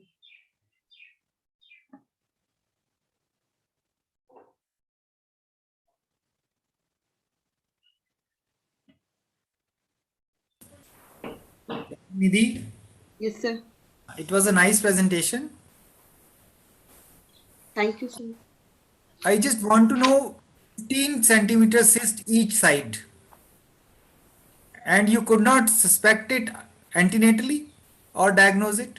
Sir, we have advised all ultrasound, and in ultrasound, we cannot find any abnormal findings. In all the ultrasound, in her ultrasound, nowhere they have mentioned about the cyst. We have performed the LSCS. During that only we found this much of enlarged cyst, sir. Okay, now suppose antenatal ultrasound had shown these cysts. Yes, sir. Would you have done anything different? If you if there is, sorry, sir. If you had known before cesarean that this was the picture in both the ovaries. Yes, sir. So, like if it is symptomatic, then only we should do something like management. Otherwise, we can just follow the patient with ultrasounds only, and beta HCG we can send to see whether it is like going for a malignancy, or CA125 we can send. CA125 could already be raised in pregnancy. How do you find that out? And this cystic structure would have been separated. Would have been a real diagnostic dilemma in that case. Okay. Yes, sir. See, in this case, both the ovaries would have been bilaterally cystic with septae all around, right? Yes, sir. Plus, because of pregnancy, I expect the CA125 to be raised. Maybe not in the malignant range, but definitely it can be in hundreds. Okay, sir. So it could have been a real diagnostic dilemma, and maybe if the patient was early in her pregnancy, you could have done something. Okay. Maybe you could have counseled the patient. It could be a malignancy. Then it could have been the wish of the patient whether to continue pregnancy or not, right? If the patient was near term, then the management would not differ. I think so. Yes, sir. But the patient was asymptomatic and like she's not complaining any complaints, like no complaints were there. So we didn't expect like an ultrasound is also not able to suspect any malignancy or something like that. If it is there, they could have diagnosed or something. They have given clue for us to further proceed with the management. Will you take biopsy if you had? We have taken biopsy intraoperatively, sir, for this patient. If you had, I'm sorry, you continue. Please, if antenatal ultrasound has shown these multi-septate ovaries, would you have gone for biopsy still? Yes, sir. Yes, sir. Wouldn't that increase the stage of the malignancy if you take biopsies? Say, for example, the mass turns out to be malignant. That will increase the stage of and will definitely change the management later. I think all the kinds of the cyst found at the time of cesarean section should be left alone. Then you should evaluate them in the post-op period and then only proceed. There is, in fact, if such kind of cyst has not been diagnosed preconceptually or accidentally diagnosed at the time of pregnancy. If the diagnosis is not very clear, say for example it's a dermoid and they have clearly written that it's a teratoma, then at the time of cesarean you can enucleate the dermoid and do a cystic excision. But in case of doubt, you never touch a cyst at the time of cesarean. You let it alone, and in the post-op period, when the hormones of pregnancy settle down, you start evaluating for the test and plan a surgery accordingly. Yes, sir. Yes, sir. In Thanks, one sir. or two, it's a nice presentation. Did you take a history whether this patient was given some infertility treatment? I have had 2-3 patients who were asymptomatic and seen with these corpus luteum big cysts at the time of delivery, only at the time of cesarean. And they had infertility treatment, hyperstimulation, but no symptoms in the first and second trimester. No, ma'am. She has not given any history of IVF treatment. I have taken. But otherwise, we should be taking these histories once we find these. Yes, sir. Yes, ma'am. Yes, ma'am. Any relation with preeclampsia in this patient? Sir, actually, there is some study which are showing like there is an association with preeclampsia, but when it is 20% in the cases where we have read. But we don't know exactly the etiology, how it is related with. We are running short of time. Request to judges to please be on time. Thank you.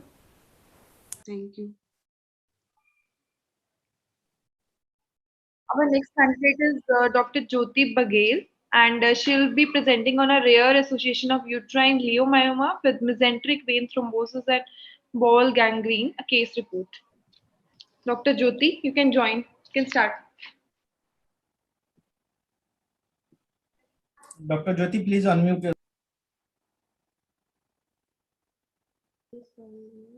Yes. Am I audible to everyone? Yes, you are audible. Yes. Good afternoon, everyone. Today I'll be presenting.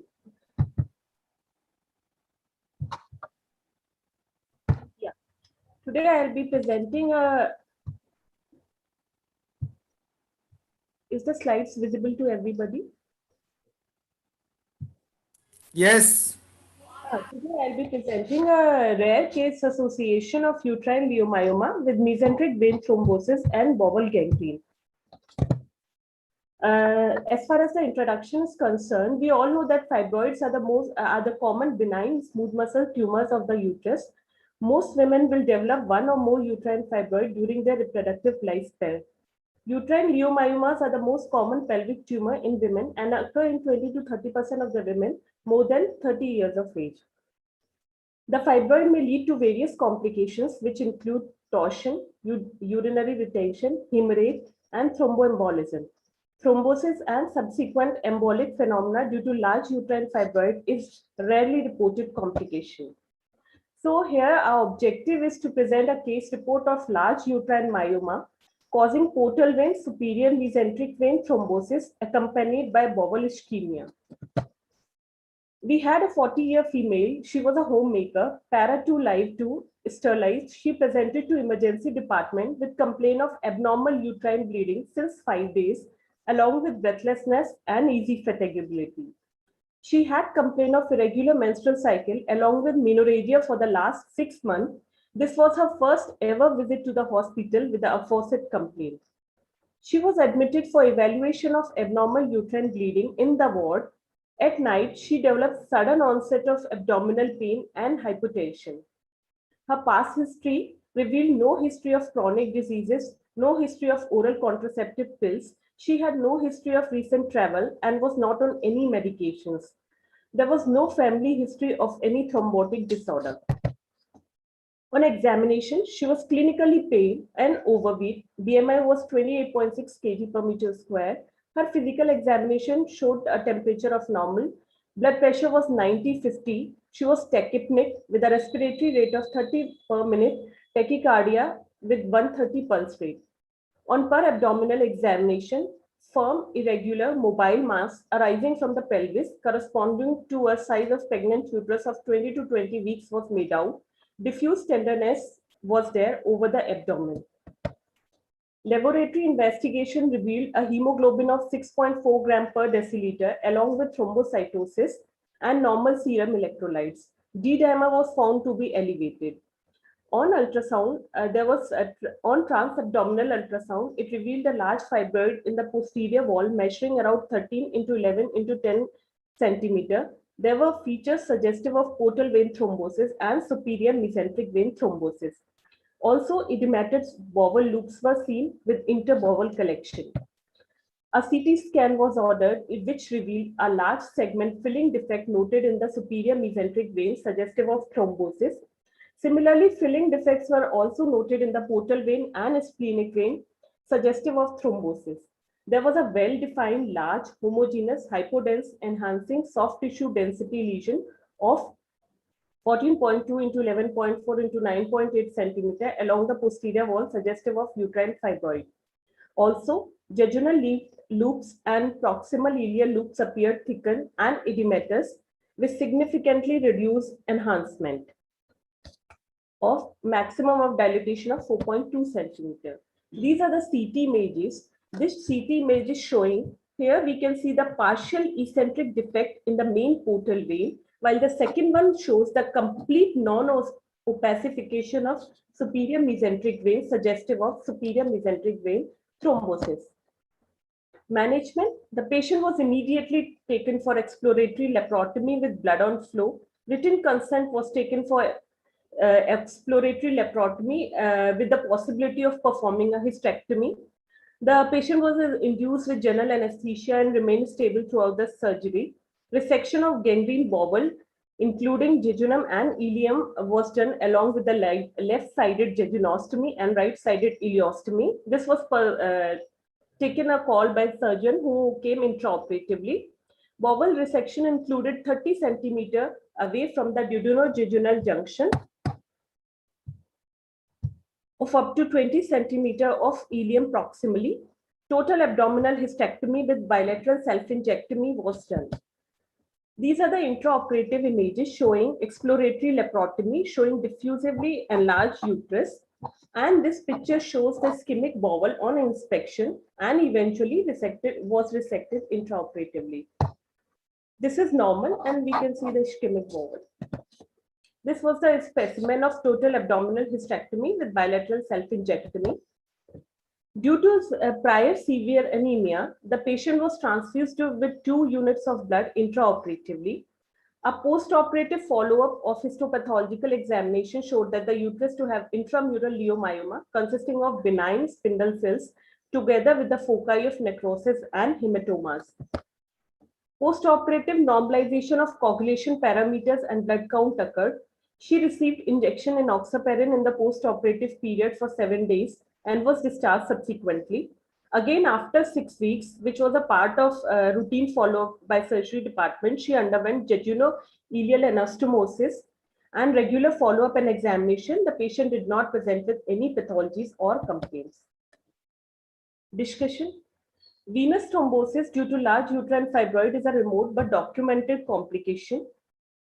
Mesenteric vein thrombosis and small bowel gangrene caused by a uterine fibroid infrequently reported in the literature. There are various causes that are attributed to thrombosis concomitant with fibroids have been proposed, and these are just a mechanism mainly associated with the compression of local organs. In our present case, hepatic causes like cirrhosis, malignancies, or extrahepatic causes of portal vein thrombosis were ruled out. Extrinsic obstruction and inherited hypercoagulable causes were also ruled out. Sickle cell disease was also ruled out during workup. Hello. Hello. Hello. Yes, doctor. Continue. Please continue. Yes, sir. In large fibroid uterus, thrombus formation may be attributed to stasis of blood in the pelvic vein due to obstruction. It has also been reported that iron deficiency anemia is associated with thrombosis of the cerebral vein and also of the venous sinuses, since iron acts as a controller of thrombopoiesis and regulates the level of platelets.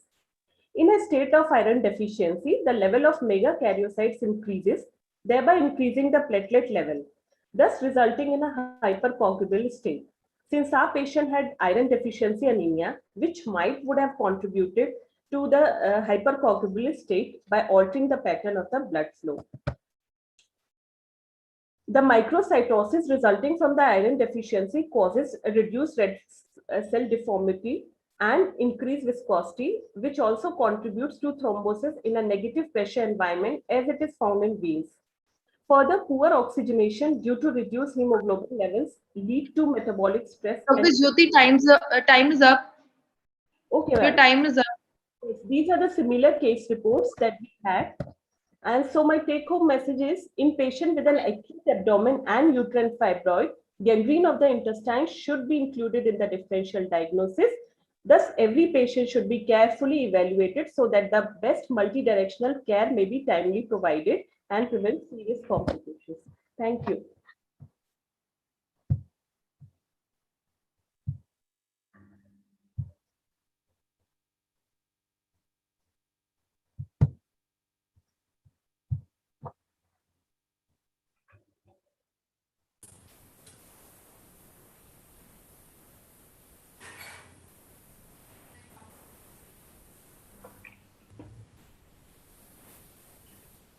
If you don't have any question, can you go to the next candidate, please?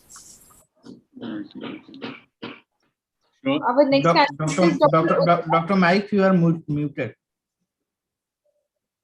Yes, please, you can go to the next speaker. Yes. Okay. Next candidate is Dr. Udaya, and she'll be presenting on a rare case of leiomyomatosis peritonei.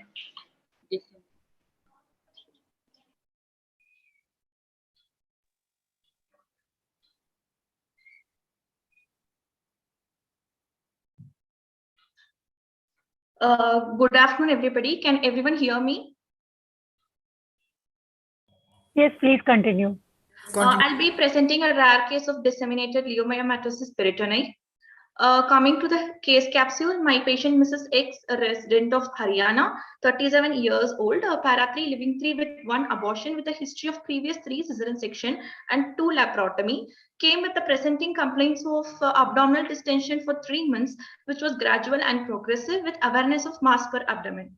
She also had complaints of lower abdominal pain, which was intermittent, it was spasmodic, and it was relieved by painkillers.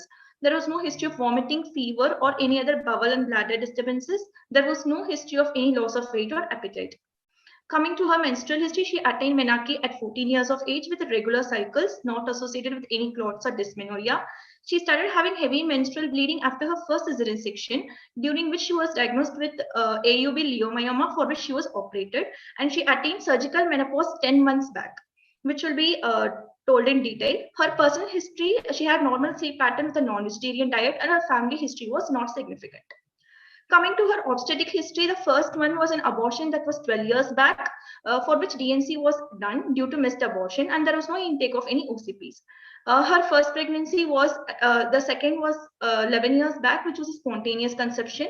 She had anemia in her antenatal period, and she underwent an elective cesarean section at term because of fibroid along with the pregnancy, and she received 2 units PRBC intra-op. Her postpartum was uneventful and there was no history of intake of any OCP. Her third was conception was 9 years back. It was a spontaneous conception. It was again an LSCS in a term in of previous cesarean section with the history of myomectomy. That will be dealt later on. And she received 1 unit PRBC intra-op. Her postpartum was again uneventful, and she used barrier contraception after that. And again, she conceived in the 4th time, which was 6 years back, a spontaneous conception, during which her antenatal period, she was diagnosed with a fibroid, and she underwent an cesarean section in view of a previous 2 cesarean section, and she received 1 year PRBC intra with a bilateral tubal ligation done. Coming to her past surgical history, in 2012, after her first cesarean section, she was diagnosed with AUB leiomyoma. Hence, she underwent an abdominal myomectomy, for which histopathology was not available. In February 2020, she again came to us with complaints of abdominal distensions along with bowel and bladder disturbances. On examination, her uterus was 32 week size, and ultrasound suggested of features of leiomyoma. Hence, she was planned for TAH with bilateral salpingectomy. Intra-op, there was very dense adhesions between the uterus and anterior abdominal wall, and the mass was highly friable. Hence, it was removed in piecemeal, and TAH with the bilateral salpingectomy with the unilateral oophorectomy was done, and some small pieces of mass that were adhered to the bowel had to be left in situ, and she had approximately 3 liter blood loss with a multiple transfusion intra-op. Histopathology came to be endometrium proliferative, myometrium had leiomyoma, and left ovary and tube was normal. On examining the patient, her general condition was fair. She was thin built, looked malnourished. Her vitals were stable. She had pallor. There was otherwise no icterus, cyanosis, clubbing, fetal edema, or lymphadenopathy. RS-CVS examination was normal, and her BMI was 20. On perabdominal examination, her umbilicus was in the midline with the previous midline scar. Abdomen was distended. There was no scar, sinuses, or any dilated veins. But on palpation, we could feel multiple masses occupying all the quadrants with a maximum size of approximately 8 into 8 centimeter. The skin over the mass was normal. The borders were ill-defined, but it was smooth, and surface was smooth and firm in consistency. All the masses moved with respiration. On percussion, dullness was present over the masses. Otherwise, there was no organomegaly, any fluid thrill or shifting dullness present. On auscultation, bowel sounds were heard. Coming to local examination, her external genitalia was normal. Thyroid and breast examination was normal. Pars speculum, vaginal mucosa appeared healthy, and the vault was normal. And coming to pervaginal examination, masses could be felt through both the lateral fornices. It was non-tender with restricted mobility. And per rectum, the abdominal masses could be felt again, and the rectal mucosa was free. She also came with a CECT abdomen, which was done outside, which showed multiple multiloculated solid cystic masses with both solid enhancement along with hypoechoic areas with a loss of fat film. And there was encasement of both distal ureters, which large filling defect in the superior mesenteric vein with a portal vein with a mild ascites. This is a CECT abdomen, which shows multiple intraperitoneal capsulated solid cystic masses. In some lesions, the cystic component is more than a solid component. Coming to the investigation, she had anemia of 5.8 with the hemoglobin. Among her tumor markers, CA125 was increased for 148 and LDH was 522, and ultrasound KUB showed bilateral hydrohydronephrosis. So we had an impression of 37 years old, para 3, living 3, 1 abortion, previous 3 cesarean section, previous 2 laparotomy with hysterectomy, with multiple abdominopelvic solid cystic masses with anemia, with a query ovarian malignancy with metastasis. So we did again CECT review from PGI, which showed the same features, but the most of the mass contained more of cystic component than solid component, with the portal, splenic, and superior mesenteric vein thrombosis, and all the masses appeared intraperitoneal and diffusely scattered. We had a query of origin from mesentery, ovary, or peritoneum. So these are the differentials that were kept in our mind. Metastatic CO ovary, GIST, peritoneal carcinomatosis, metastatic leiomyosarcoma, disseminated leiomyomatosis, or intravascular leiomyomatosis. So we did her multidisciplinary approach. So first for her anemia workup, it showed nutritional deficiency. So we gave her 4 units PRBC for hemoglobin buildup. And for thrombophilia workup was done, JAK2 kinase and APLA came to be negative. Her upper and GA endoscopy was normal. We also did a core needle biopsy, which showed smooth muscle tumor with a mitosis of only 3 to 5 per hyperfilled with no atypia, and CD117 was negative. So we started her on therapeutic anticoagulation after hematology consultation. So after her hemoglobin stabilization and build-up, we then took her introp. After bilateral ureteric catheterization, abdomen was opened with difficulty because of very dense adhesions. Multiple solid cystic masses was found. Largest was 20 to 20 centimeter. We could do her R2 resection with infracolic omentectomy. She had a total 4-liter blood loss. 8 units PRBC was given, and she was started on inotropes. This is a picture showing the smooth muscle tumor and the dense adhesions. So she had an ICU care with ventilatory support for 1 day, extubated, received therapeutic anticoagulation, and she was discharged on day 10. Dr. Udaya, kindly finish fast. Diffuse peritoneal leiomyomatosis. It was a gross normal study of ultrasound and CECT in the post-op, and she received 3 doses of leuprolide injection. So coming to the discussion, it is an incidence of 1 in 10 lakh. It is a benign entity, mostly seen in reproductive years and early menopausal people, and it is very rare in postmenopausal women. So it has 3 etiopathogenesis, which can be iatrogenic because of implantation of smooth muscle cell. It can be hormonal, or it can be due to genetic conditions. So presenting complaints can vary from person to person. Imaging plays a very important role, and in 10% cases, endometriosis can also be associated with it. So histopathology plays a very important role in the diagnosis because it is always important to differentiate DPL with atypical histological features because it can be associated with stump in certain conditions. So management is purely based on clinical, radiological, and histological features. Though the standard therapy is medical, discontinuation of any exogenous hormonal treatment is very important, and a GnRH agonist and antagonist can be included. So coming to the role of surgery, it is indicated only in voluminous masses or in women who have completed their family, and recurrence can be seen in some cases in which chemotherapy can be instituted. So follow-up should be done every 6-month interval, and the late recurrence to the maximum has been seen in a patient was after 8 years. So my conclusion is DPL is mostly asymptomatic, and it is confusing with a lot of vague symptoms, and it should be diagnosed with a lot of differentials in the mind, and most of the time it occurs after myomectomy or hysterectomy. So the main management is based on microscopic examination as in our index case, and treatment should be individualized. This is my bibliography. Thank you.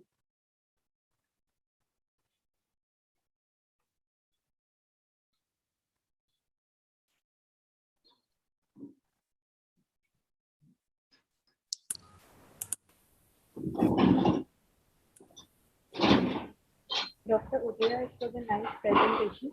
Thank you, I just want to ask a question: what all precautions we should take during myomectomy to prevent this scenario? Ma'am, most commonly the dissemination occurs due to laparoscopic surgery because of morcellation. Otherwise, when we are doing a myomectomy, that is with abdominal myomectomy, the chances are very, very less, ma'am. It occurs only in a laparoscopic procedure when we remove the fibroid through morcellation in piecemeal. But in your case, it was an open myomectomy. Yes, ma'am, but it was a very difficult case which we removed in piecemeal, ma'am. Open myomectomy also. Yes, ma'am. Open myomectomy was a difficult one. Yes, ma'am. In our case, it was very difficult because the mass was very friable. Uterus was nearly 32 weeks. There was so much adhesions that everything was jammed together that we have to remove it in piecemeal. And some masses we have to leave it because it was adherent to the bowel serous also, ma'am. While doing hysterectomy or myomectomy? Ma'am, we had myomectomy followed by hysterectomy. Yes, ma'am. But the first myomectomy was not done by us. It was done outside, which was 11 years back. You should always keep, I think, primary peritoneal carcinomatosis. I had recently, last week, I operated upon a patient for cesarean section, and it seemed to me that the patient had diffuse leiomyomatosis. But upon histopathology, I just took few samples, and histopathology came out to be as primary peritoneal carcinomatosis. Okay, sir. And that's one of the differentials I would suggest should be always kept in mind. Yes, sir.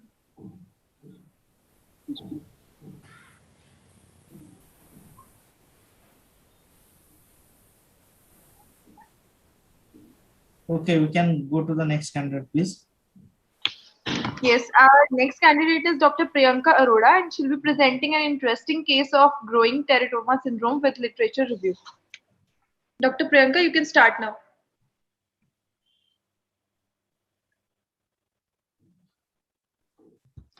Good afternoon, everyone. Am I audible? Yes, yes, start. Okay, good afternoon, everyone. I'm going to Dr. Priyanka Arora, Master of Gynae in Department of Gynae in PJ Chandigarh. My case is a case of a growing teratoma syndrome.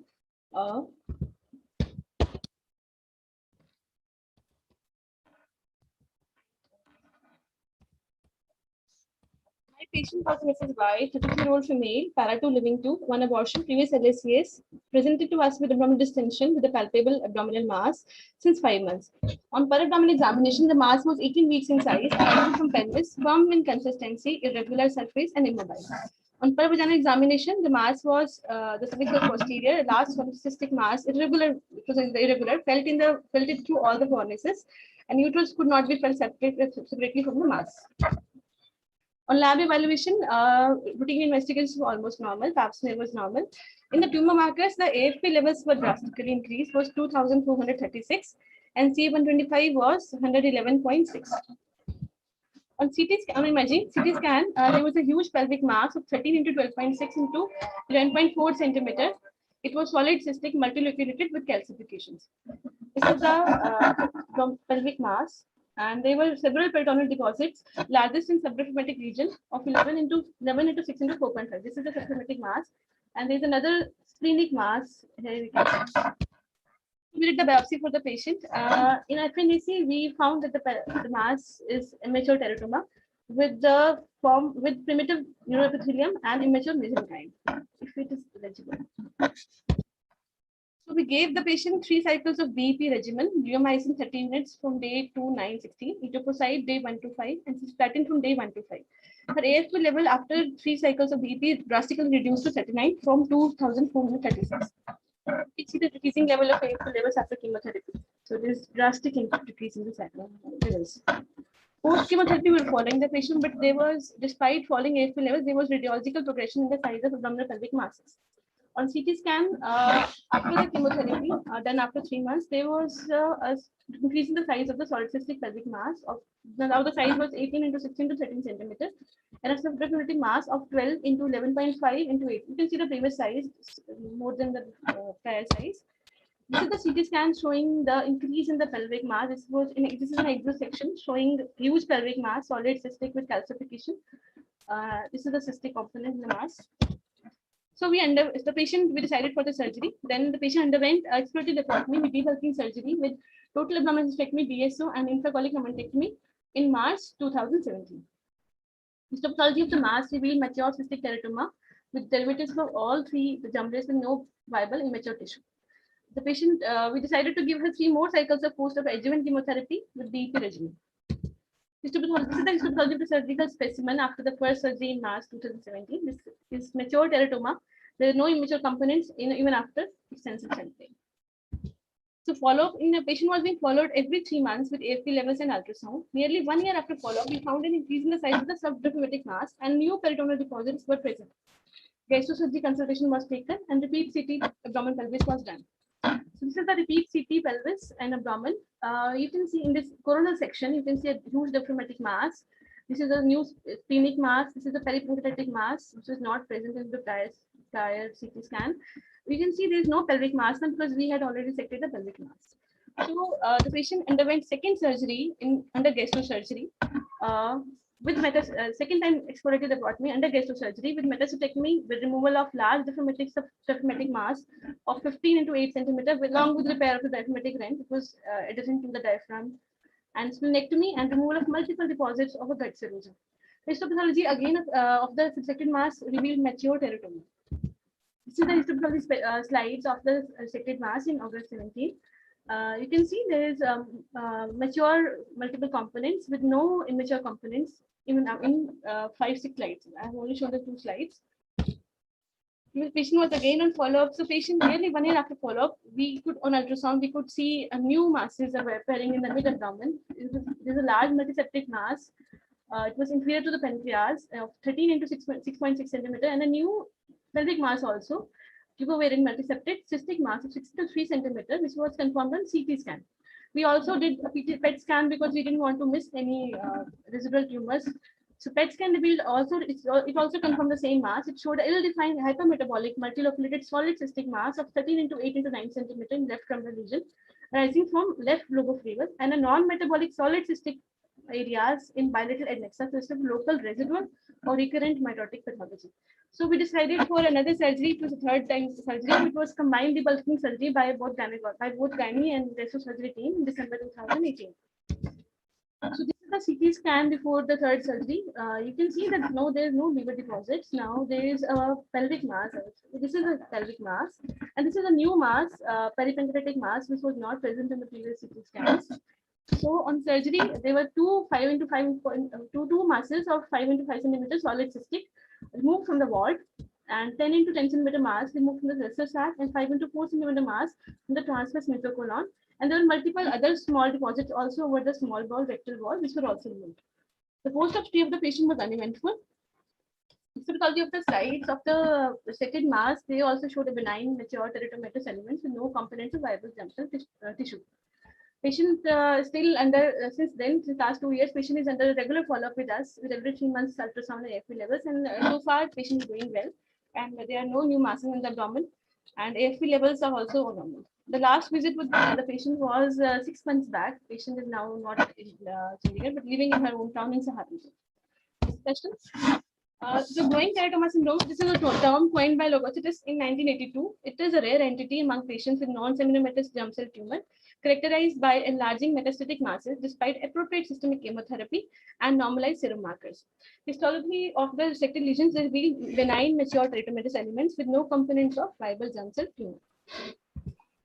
Diagnostic challenge, they rarely present with growing teratoma syndrome. The incidence is 1.7 to 3%. Though the tumor markers may normalize after the chemotherapy, but there is clinical radiological progression in the lesion. Histopathological tissue post-chemotherapy usually is a mature teratoma without any malignant component. Diagnosis is a challenge because one has to differentiate a recurrence from a chemoresistance. Dr. Priyanka, kindly finish on time. Treatment is surgical excision. Identification. I'm presenting just a few seconds. This is the case report in 2008, published in Japan Society of Clinical Oncology. He described 3 patients similar to my case, where there was increase in facial lesion despite chemotherapy, and surgery was possible, and they revealed mature therapy. Another case report, the patient, this was MSLM-H. Another case report, the youngest patient to have a mature teratoma GPS was a 4-year-old girl, and this was published in Journal of Pediatric and Adolescent Gynecology. References, thank you.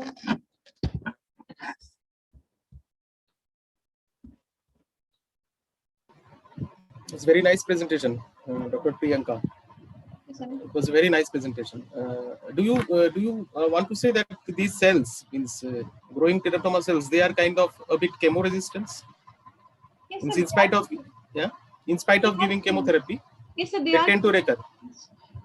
Sir, actually, we histopathology of the after first surgery, when they resected the specimen, histopathology after first surgery was also like it was mature teratoma, but still we decided to give chemotherapy because we thought we might have missed some other specimens, so we might be mature. Yes, you continued with the same regimen only, I saw. Yes, we continued with the same, but still we have found in many cases report it is chemo resistant. Mostly they don't respond. Yes, that is what I mean to say, that the cells have a peculiar nature. That Yes. Although they are chemo resistant to that regimen, but after the resection, when you give that regimen only, then the thing responds, isn't it? Sir, Nice case, very nice case, nice presentation.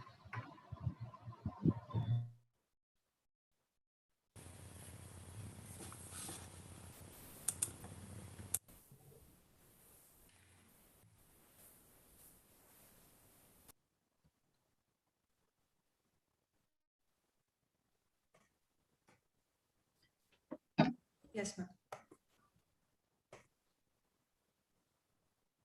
Hello.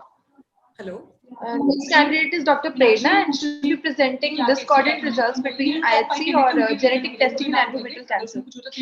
Thank you, Dr. Priyanka. Dr. Prerna, you can start. Yes, good afternoon, everyone. Today we'll discuss a rare case of discordance between immunohistochemistry and genetic testing results for mismatch repair status in endometrial cancer.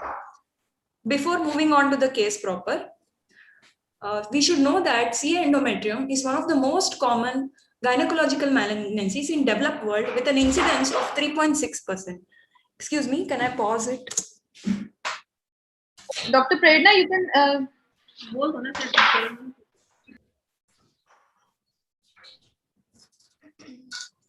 A word about links. About 2% of endometrial cancers. Kindly share your screen. About 2% of endometrial cancers are associated with Lynch syndrome, but in women less than 50 years of age, this percentage is as high as 10%. In Lynch syndrome, 50% of the sentinel cancers, that is the first cancer to present, is endometrial. Lynch syndrome is a hereditary cancer syndrome. Ask her to start over again. Ask her to start again after sharing her slides. Slides nahi aa rahi.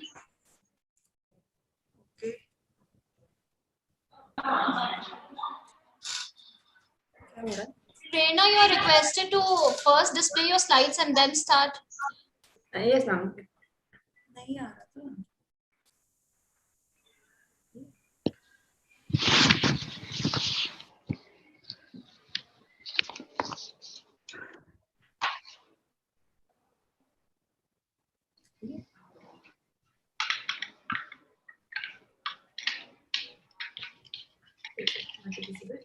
Go back again and start all over again. It's visible.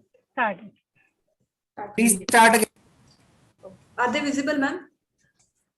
Yes. Yes, it's visible. It's visible. It is Start. visible. Start, Prerna. You may start.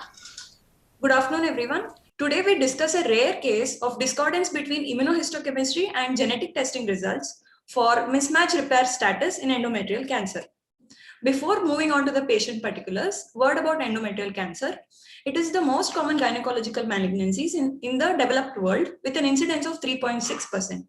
About 2% of these cancers are associated with Lynch syndrome, but in women less than 50 years of age, this percentage is as high as 10%.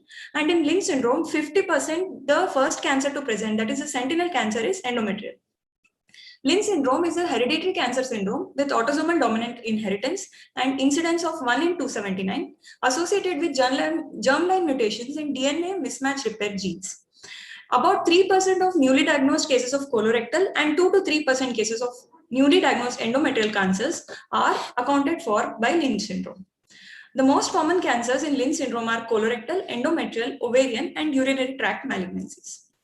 So with this in mind, our patient, Mrs. S, 50-year-old postmenopausal lady, para 1041, presented to us in July 2020 with the chief complaints of postmenopausal bleeding of 2 months duration with vaginal spotting on and off. There was no history of discharge or contact bleeding. She was previously diagnosed 1 year back with CA ascending colon, for which she underwent right hemicolectomy and ileocolic anastomosis with lymph node dissection, staged as T3N1M0, for which she received post-op adjuvant chemotherapy. She attained menarche at 13 years and menopause at 41 years of age. The perimenopausal transition was smooth. There was no history of heavy bleeding. She was para 1041. She has a daughter, 22-year-old, who is healthy. There was no history of infertility or OCP pill intake. Her family history was quite significant. She has 2 cousins on the maternal side who were diagnosed with CA endometrium at 50 years of age, 1 paternal uncle with CA prostate at 50 years of age, 1 maternal aunt with CA endometrium at 55 years of age, and 1 maternal grandmother with CA colon at 70 years of age. That is, 5 members of her family were affected. On examination, vitals were stable. BMI was 24.97. Systemic examination was normal. Gynecological examination revealed a normal sized uterus with no other palpable mass. On imaging, it revealed an irregular echogenic mass in the endometrium filled with fluid. Hysteroscopy revealed a polyp, and the endometrial sampling revealed endometrioid adenocarcinoma grade 2. The tumor was confined to the uterus, invading less than 50% of the myometrium. At this point, in view of her significant past history, family history, and present history, a diagnosis of Lynch syndrome was kept in mind. Also, her CA colon was fulfilling certain characteristics of Lynch syndrome. That is, she was diagnosed at 49 years of age. It was a right-sided cancer. And within 1 year of the diagnosis, she came back to us with endometrial cancer. She also fulfilled the revised Bethesda guidelines as well as the Amsterdam criteria for Lynch syndrome as highlighted in the slides. So we requested immunohistochemistry on her specimen, which was negative for Lynch syndrome. It was negative on Lynch syndrome on the endometrial specimen as well as highlighted in the slides. That is, the stain was retained, which indicated that the proteins were intact. She underwent staging laparotomy, total abdominal hysterectomy, bilateral salpingo-oophorectomy, and lymph node dissection. And the final histopathology confirmed the diagnosis, and the tumor was confined to the uterus. So, to summarize the case, here we have a 50-year-old postmenopausal lady with significant family history, significant past history, that is right-sided colonic cancer at 49 years of age, for which she underwent appropriate treatment, came back 1 year later with endometrial adenocarcinoma, and underwent staging laparotomy for the same. Her IHC panel was consistently negative for Lynch syndrome. So when we have a patient in whom we suspect Lynch syndrome, how to go about? First, we have the screening methods, that is immunohistochemistry for staining MMR proteins or testing for microsatellite instability by molecular methods. The gold standard, however, is genetic testing by next genomic sequencing. When we compare the screening methods, immunohistochemistry and testing for MSI, immunohistochemistry fulfills the ideal screening method. It is inexpensive, easily available, simple technique, and also has good sensitivity specificity. Plus, it has the added advantage of pinpointing the exact MMR gene which may be affected, thus directing the genetic testing, which we have to further undertake. There are certain limitations which are overcome by MSI testing. So, what to do next when the immunohistochemistry retains the immunostain, that it is negative for Lynch syndrome? Literature says that there are certain missense mutations which may cause production of non-functional proteins, which however retain the immunostain. That is particularly true of MLH1 mutations. And this percentage has been reported variously between 2.2 and 11.6%. So screening with just IHC alone may miss certain cases of Lynch syndrome. Hence, clinical suspicion is very important. We must proceed ahead with this background. Although rare, other differentials which should be kept in mind are Lynch-like syndrome, familial colorectal cancer type X syndrome, and polymerase proofreading polyposis. With this background in mind, we adopted a multidisciplinary approach. We involved a geneticist, pathologist, oncologist, and radiotherapist, and proceeded to go ahead with genetic testing for this patient, which was fruitful. She was found to have MLH1 gene mutation, which was pathognomonic of Lynch syndrome. Currently, patient is doing well. She's under regular follow-up with us for annual colonoscopy. She has a daughter and a sister who are at risk for these cancers, and they have also been counseled for genetic testing and to enroll themselves for surveillance. So take-home message from today's presentation are that endometrial cancer evaluation should be considered in any lady who presents with colorectal cancer with significant family history, and she should be offered risk-reducing surgery in the same setting if indicated. Screening for Lynch syndrome is with immunohistochemistry or MSI testing whenever there is an indication. We should always offer genetic testing after consulting a geneticist if there is strong clinical suspicion. And surveillance of these patients and family members is vital, since this diagnosis has a lot of implications in terms of risk reduction surgeries, chemo prevention, and further prognosis. Thank you for your patient hearing.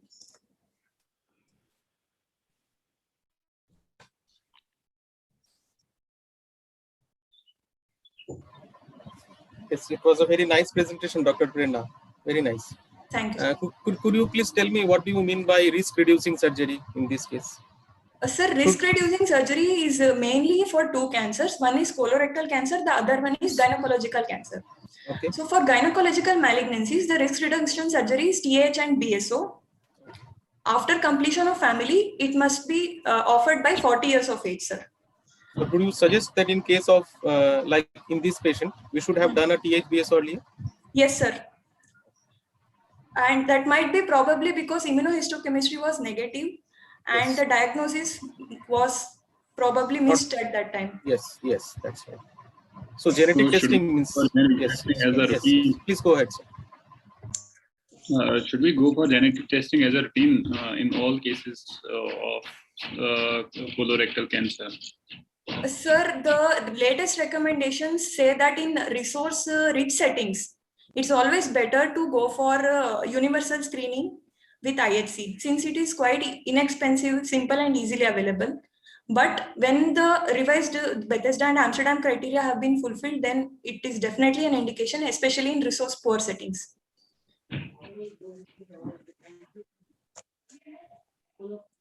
C22.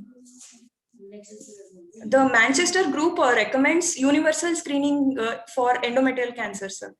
This is the latest recommendation in 2018. Fine. Nice presentation. Can we start with the next one? Yes, please. Next is Dr. Manisha Yadav, and she'll be presenting on customized endobag usage for laparoscopic myoma morcellation. Dr. Manisha, you can start. Good afternoon, respected chairperson, judges, and other delegates. Today I'm giving a 1 second.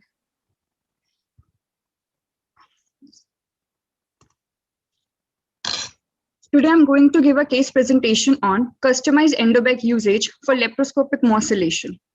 Introduction: uterine leiomyomas represent the most common gynecological benign neoplasm of reproductive aged women.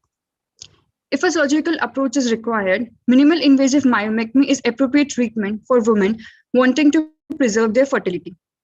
Compared to laparotomy, laparoscopic myomectomy shows a better surgical approach by reducing morbidity, intraoperative blood loss, hospital stay, and postoperative recovery. The removal of large specimens through a small incision represent a crucial part in a laparoscopic procedure. This has been traditionally performed by using morcellators. It is a device with the rapidly rotating cylindrical blades which cut tissue into small fragments. FDA approval was given to the use of power morcellation in 1995. Few lawsuits challenged the usage of power morcellator. Emmy Reed, 2013. She died in 2017. Esther Arama, 2011. Died in 2014, and many more. Died because of metastatic leiomyosarcoma developed due to spread by powered morcellator. Index case 2013. Boston-based anesthetologist Dr. Emmy Reed underwent minimal invasive hysterectomy with power morcellation in Brigham and Women's Hospital. Later, she was diagnosed to have metastatic leiomyosarcoma, and she died in May 2017 from leiomyosarcoma spreaded by the morcellator. The US FDA, Food and Drug Administration, issued a safety communication in 2014 discouraging doctors from using the device to remove uterine myomas because of the risk of spreading undiagnosed cancer through the cavity. Literature review suggests risk of this technique include bowel and vascular injury caused by spinning blade of the morcellator, scattering of the morcellated tissue, and further development of the abdominal organ surface leading to inflammation, infection, and obstruction, which required additional surgical intervention and treatment. In case of myomectomy, inadvertent dissemination of small tissue through the abdominal cavity, potentially causing peritoneal leiomyomatosis, spreading of an undiagnosed uterine sarcoma, worsening the patient's survival. To overcome the dissemination of tissue pieces, one of the sorted measures is to use endobag for morcellation. Aim and objective of my case presentation is to present laparoscopic surgical technique of myoma extraction with customized endobag for myoma morcellation. This surgical technique is being used at Division of Gynec Minimal Access Surgery at Maharshi Markandeeshwar Institute of Medical Science and Researchers. Surgical technique. 3-port access laparoscopic technique is used, in which primary optical port, which is 10 mm, is used umbilical or higher, and 2 accessory or operating port 5 mm each are secured on left lower abdomen for laparoscopic myomectomy. Myomectomy is performed in steps and uterine defect is repaired in layers. All myomas are parked in pelvis. Left caudal lateralmost trocar is used as optical port, and 5 mm telescope is used as an endovision. Atraumatic grasper is inserted through medial 5 mm port. Under vision, endobag is inserted through 10 mm port. Optic vision is again switched to 10 mm telescope through umbilical port. Customized endobag, as we can see in this image, in this picture, customized transparent endobag is rolled and inserted through 10 mm port. Endobag is placed in the pelvis, and with the help of atraumatic grasper, the mouth is opened. Myoma is, with the help of grasper, is placed in endobag.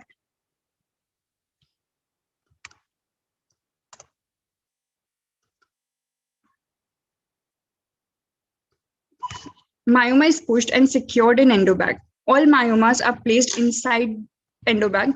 Endobag mouth is closed with grasper inserted from upper medial port to avoid spillage of myomas. After securing myomas in endobag, umbilical 10 mm incision is widened to accommodate 12 mm morcellator sleeve. After securing morcellator sleeve, morcellator assembly, shaft motor with rotating blade is secured.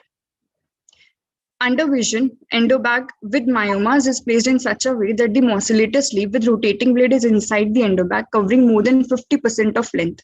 Sleeve is specifically positioned with the wedge in sleeve and rotating blade facing the telescope. Once sleeve and rotating blade are placed, 5 mm laparoscopic grasper is used to stabilize the open edge of endobag. Upon stabilization of endobag, laparoscopic tenaculum, which is 10 mm in size, is inserted and myoma is held from edge and morcellation is conducted. Morcellation is continued, staying on myoma edge, and gradually entire specimen is morcellated. On completion of the morcellation, morcellator is removed, and with the help of 10 mm tenaculum, edges of the endobag are held, and under vision endobag is removed from 10 mm port. Once endobag is out of the abdominal cavity, it is filled with either methylene blue or betadine to test for integrity check and spillage, and thorough lavage of abdominal cavity and port site is done. After that, port closure is done.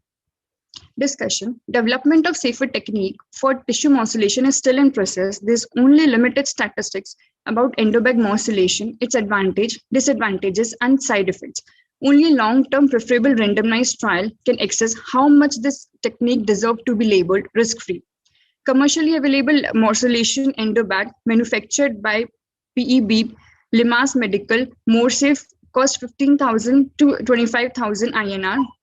It is the international range. In India, the cost of endobag is ranging from 3 to 5,000.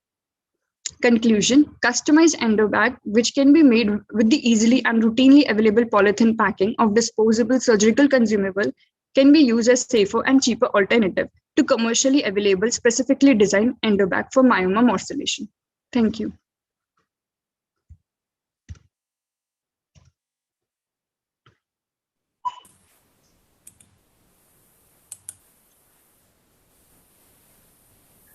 How did you slice the customized endobag?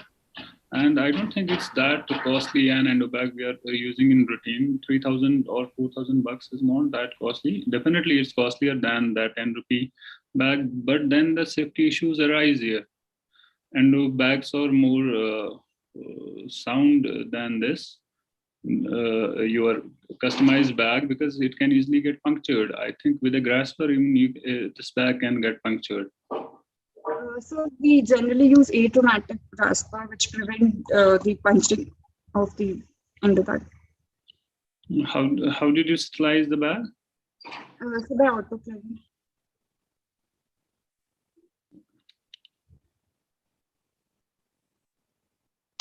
Okay, nice presentation. To be tested. Okay, we can go to the next.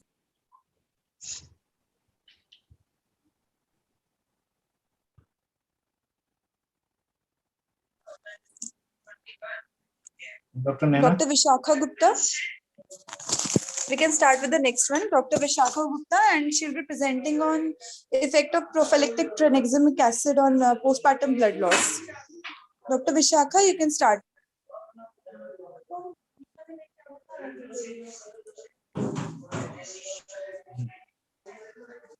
Dr. Vishakha, are you here?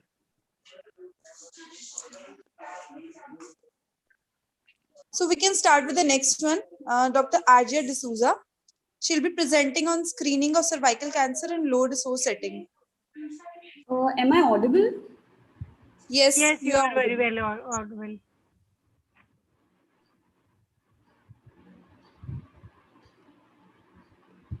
Can you see my screen? Yes, we can yes. see.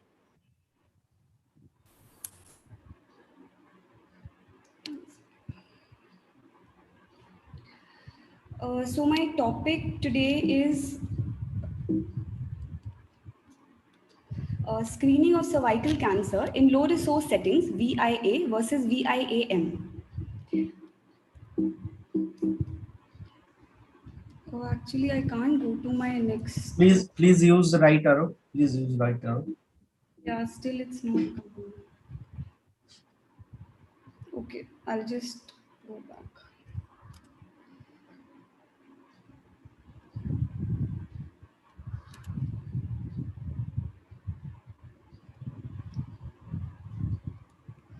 So my topic is screening of cervical cancer in low resource settings, VIA versus VIAM. Now, according to National Cancer Registry data 2020, cancer cervix was the second most common cancer among Indian women. Also, this is the first cancer to receive global commitment to elimination in November 2020 when WHO launched a global strategy to accelerate the elimination of cervical cancer, basically outlining 3 key steps, which includes vaccination, screening, and timely treatment.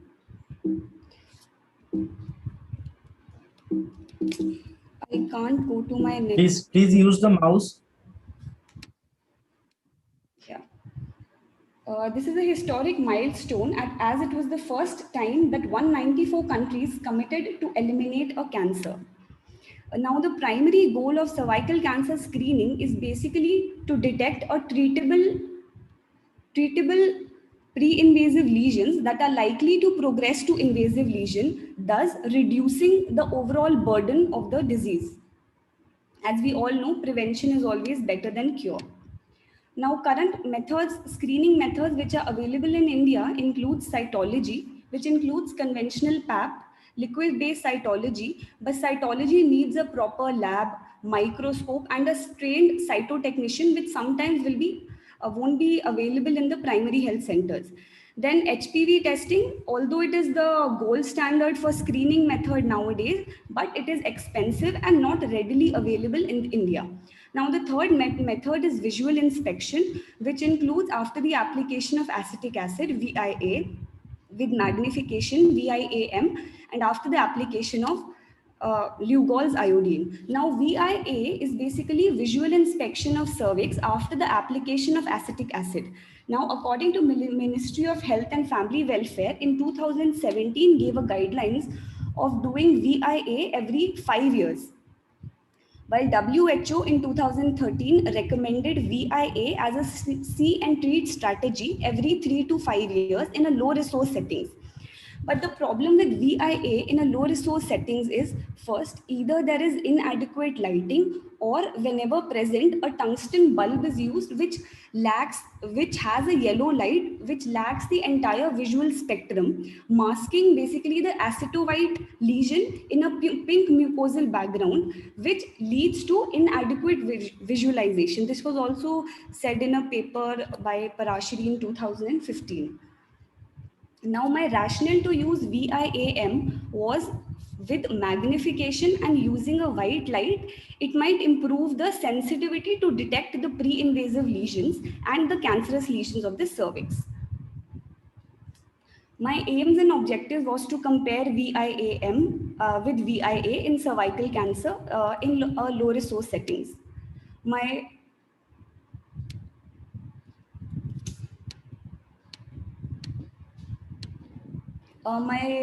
This was a prospective comparative study done over 2 years with 273 subjects.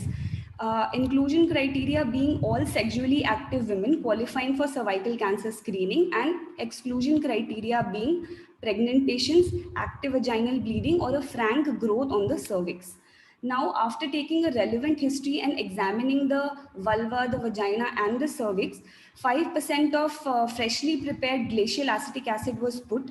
on the cervix, and the findings were mapped on a paper. After that, I used a magnifying lens of 3x magnification with white light and again mapped it on the paper. Same thing, I repeated colposcopy for all these patients, and with biopsy or without biopsy, the final was this was taken as gold standard. So out of 273 total subjects, colposcopic biopsy was done in 53 patients. Here you can see that there were 10 cases of HCL finally reported in biopsy and 4 cases of CA cervix. VIAM was positive for all, while VIA missed 5 cases of HCL and 1 case of CA cervix. We can also see that there were 32 biopsies which were reported as chronic cervicitis, out of which 21 were VIAM positive. This eventually reduced the specificity of my VIAM.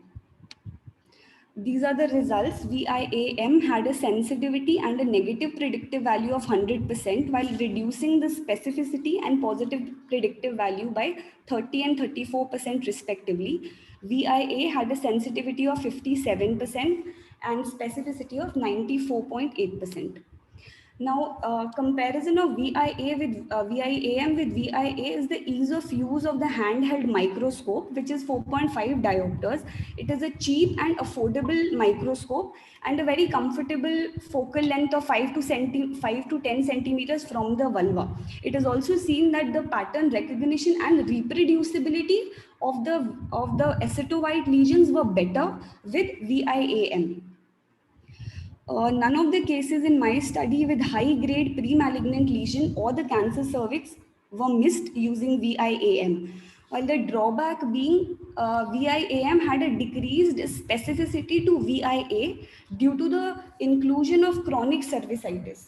Now, chronic cervicitis, as we all know, with high-risk HPV are likely to progress to pre-invasive lesions and if untreated would eventually go to invasion. So it is of importance that if we diagnose a chronic cervicitis, to keep them on a regular follow-up. Also, because the morbidity associated with cancer cervix is high, screening test with a higher sensitivity than VIA is required. These are the few colposcopic images of my cases, positive cases. My conclusion being VIAM is a cheap, simple and cheap magnifying lens with a high reproducibility and better detection rate and should be promoted as mass screening in a low resource settings where pap smear, colposcopy or HPV testing is not readily available. VIAM alone or with directed biopsy can be used as a see and treat approach. My recommendation is to compare various patterns of pattern and characteristics of the acetovite lesion with VIAM and compare it histopathologically to increase the specificity. These are my references. Thank you.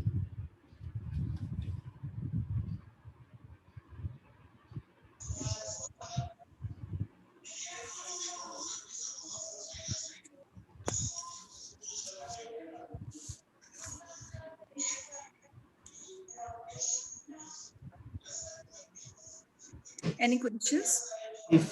I just want to find out where did you use these VIAs in these camps you conducted?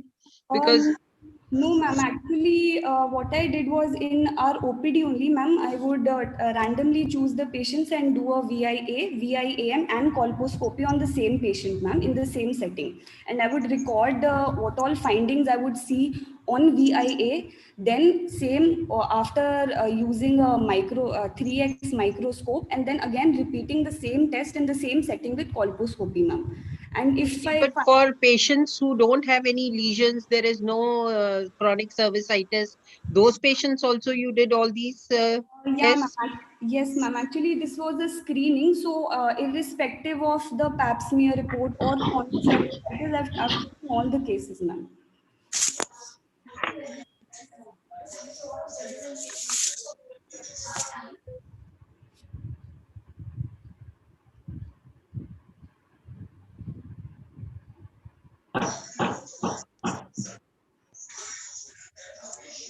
can you go to next session, Dr. Nana? Yes, it was a wonderful session. Thank you all the respected judges and chairpersons.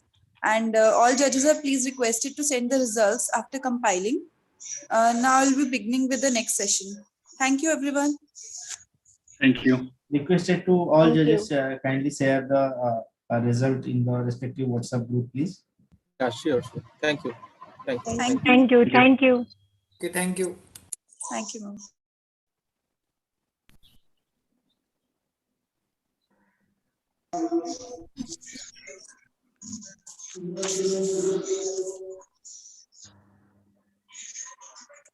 Shall we start with the next one, Dr. Manas? Yes. Tech team, please show the slides. Good afternoon, everyone. I welcome you all for the oral 7 obstetric case report paper presentation. 7 minutes will be given for the presentation and 2 minutes for the question and answer. Let me introduce our chairpersons. Dr. Purnima Singh, she is a chief consultant, Obgyn Gynae at Pushpanjali Hospital and Research Center, Agra, Uttar Pradesh. And Dr. Vinita Munjal, she is HOD GTB Hospital, Ludhiana. And she has done, she is MS, DNB, NMS, formerly consultant CMC Ludhiana. And Dr. Tanuja Muthiala, she is assistant professor AIMS Mangalagiri, Andhra Pradesh. I request my chairpersons to please introduce our judges. Thank you, Dr. Nana. Am I audible? Yes, ma'am. Yes, ma'am, you are audible. I would like to invite our judges for this session. Dr. Rashmi Ahuja, she is associate professor at ASI Medical College, Faridabad. Dr. Anupma Bansal, she is gynecologist at Sahara Hospital near Anukul Society, Imran Nagar. And Dr. Pallavi, she is a consultant at Mufak Hospital. And she is HOD in the hospital and department. Can we start with the first candidate? Yes, Dr. Nana. Yes. Respected judges and chairpersons are requested to finish on time as we have to declare the results by 5:30 p.m. Thank you. Our first candidate is Dr. Tanvi Katoch, and she will be presenting on combined cesarean section and aortic valve replacement with PD closure in a patient with term pregnancy with severe symptomatic aortic valve stenosis with large PDA, NYHA4, a case report. Dr. Tanvi, you can start now.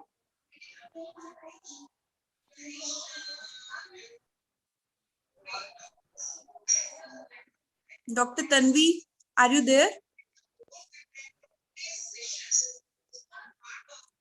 I think there are some technical glitches.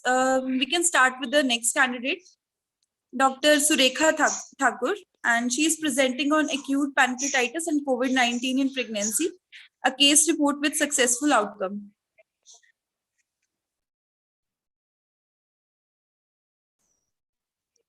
Dr. Surekha, please start. Yes, just a minute.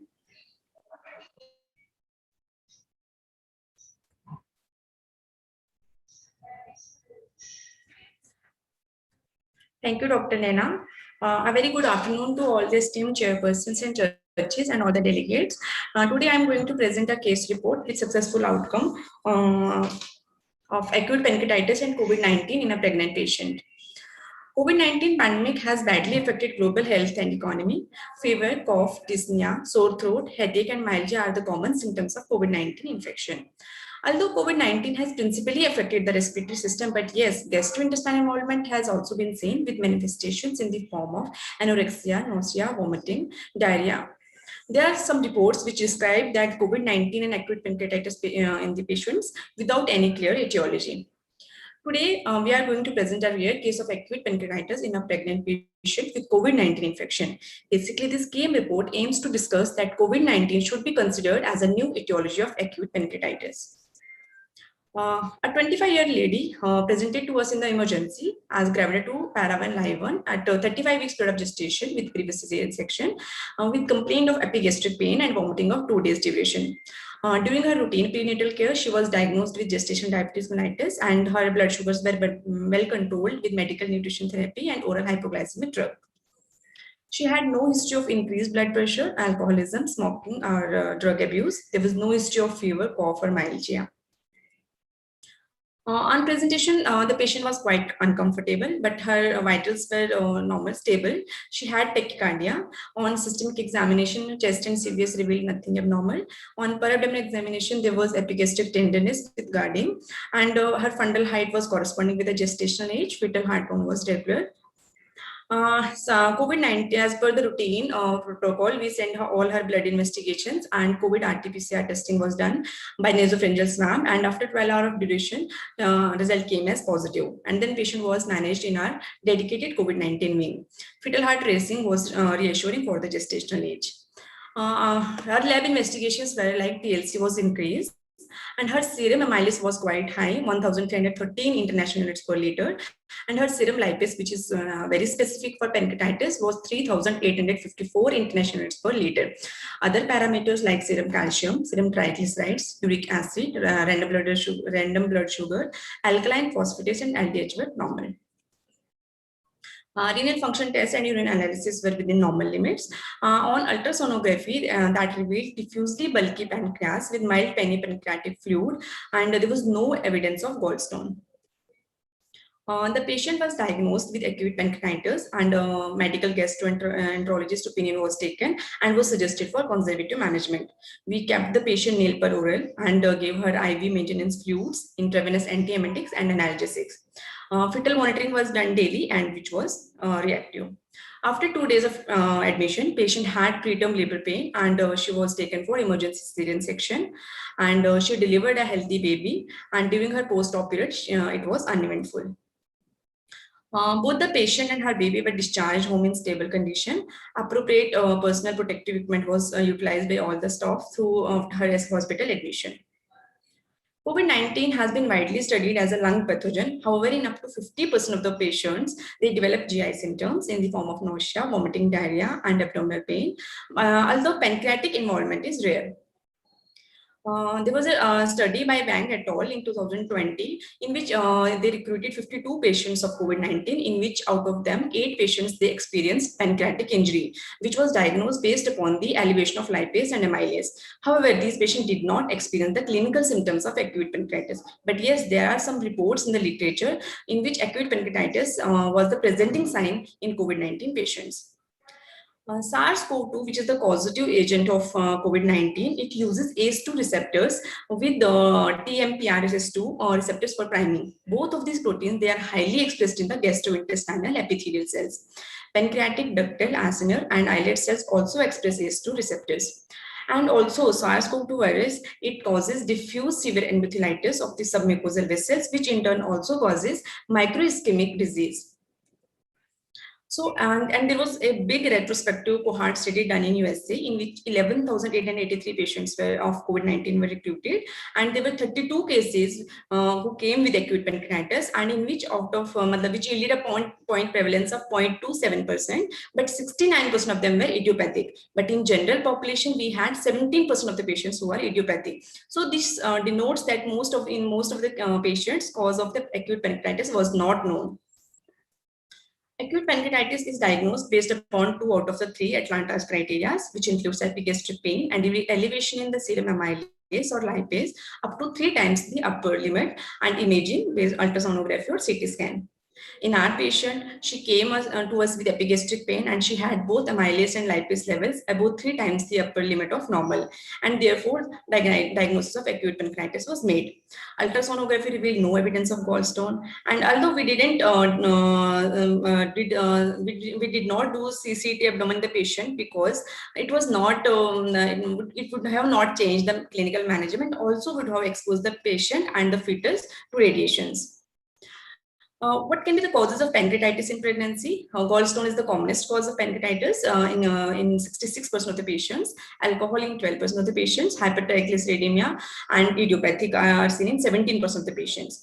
And there are some infectious agents, especially virus like mumps, cytomegalovirus and influenza, which are responsible for pancreatitis in 10% of the patients. Therefore, it is likely to consider, like other viruses, SARS-CoV-2 as a potential cause of pancreatitis. In our case, after evaluating the patient, we could not find any cause of the pancreatitis, and the patient had concurrent COVID-19 infection and acute pancreatitis in a healthy patient who was healthy previously with no history of alcohol or drug abuse, and her improvement with conservative management. All these points are in favor that the after diagnosis of acute pancreatitis from COVID-19 infection. So with this slide, I would like to conclude that although acute pancreatitis is rare in patients with COVID-19, but it should be considered as a cause of acute pancreatitis. But before that, we should thoroughly evaluate her for the other causes and they should be ruled out. And yes, we need some more studies which may help us to better understand the relationship between the COVID-19 and pancreatitis. These are my reference articles. And thank you so much for your patient listening.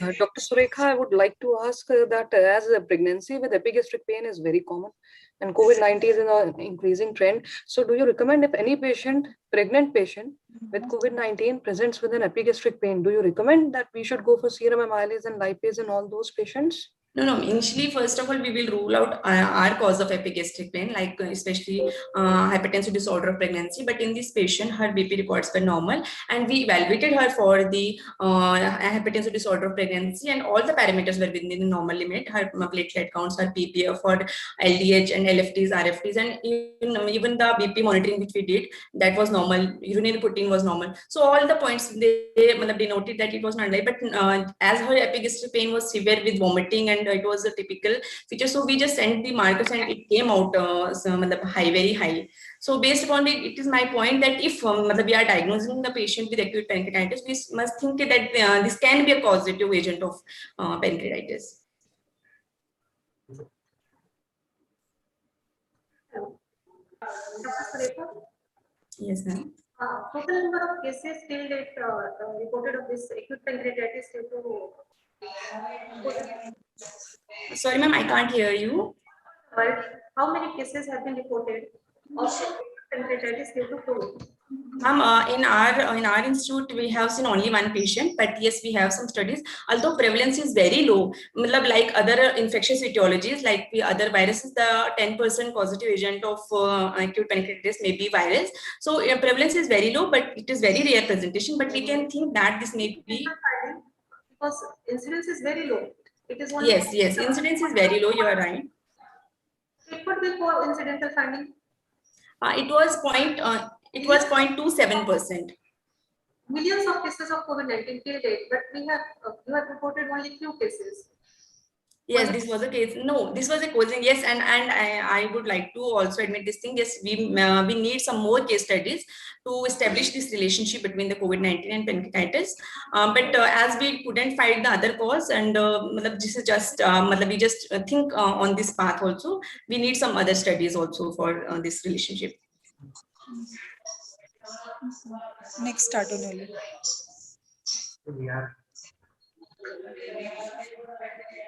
Nice presentation, Surekha. Thank you. Thank you. We'll go to the next.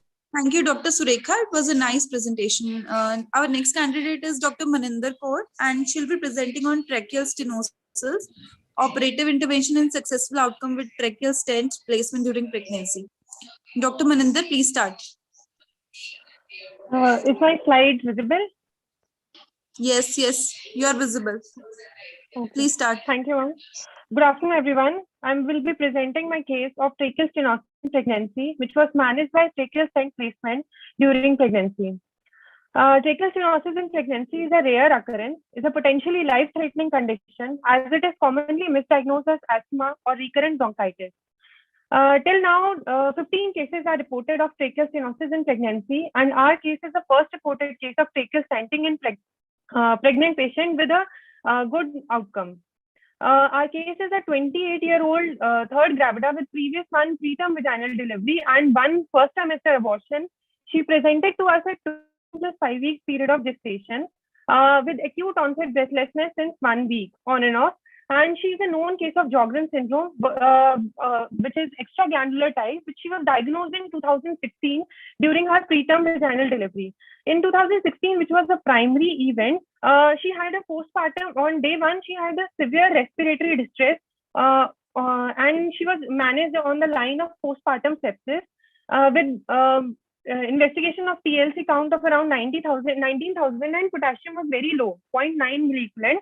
She was intubated for almost 2 months in view of repeated episodes of desaturation, and later on she was tracheostomized. In 2018 also, she had repeated episodes of admissions in view of hypokalemic paralysis of extremities. Regarding investigation wise, she was investigated on the lines of shortness of breath, and her chest X-ray was within normal limit. Echocardiography was done, which showed ejection fraction of almost 60%. And she was diagnosed with proteinuria, for which ultrasound, kidney, urinary, and bladder was done, which showed a bilateral increased cortical echogenicity. She was found to be ANA2 positive, and anti-Ro, anti-La antibodies were also positive. Thus, the diagnosis of severe hypokalemia secondary to renal tubular acidosis, which is one of the extraglandular manifestation of Sjogren's syndrome, was made, and she was started on the steroid therapy, for which she was not compliant thereafter, and also received bicarbonate and oral potassium supplementation with Ecosprin.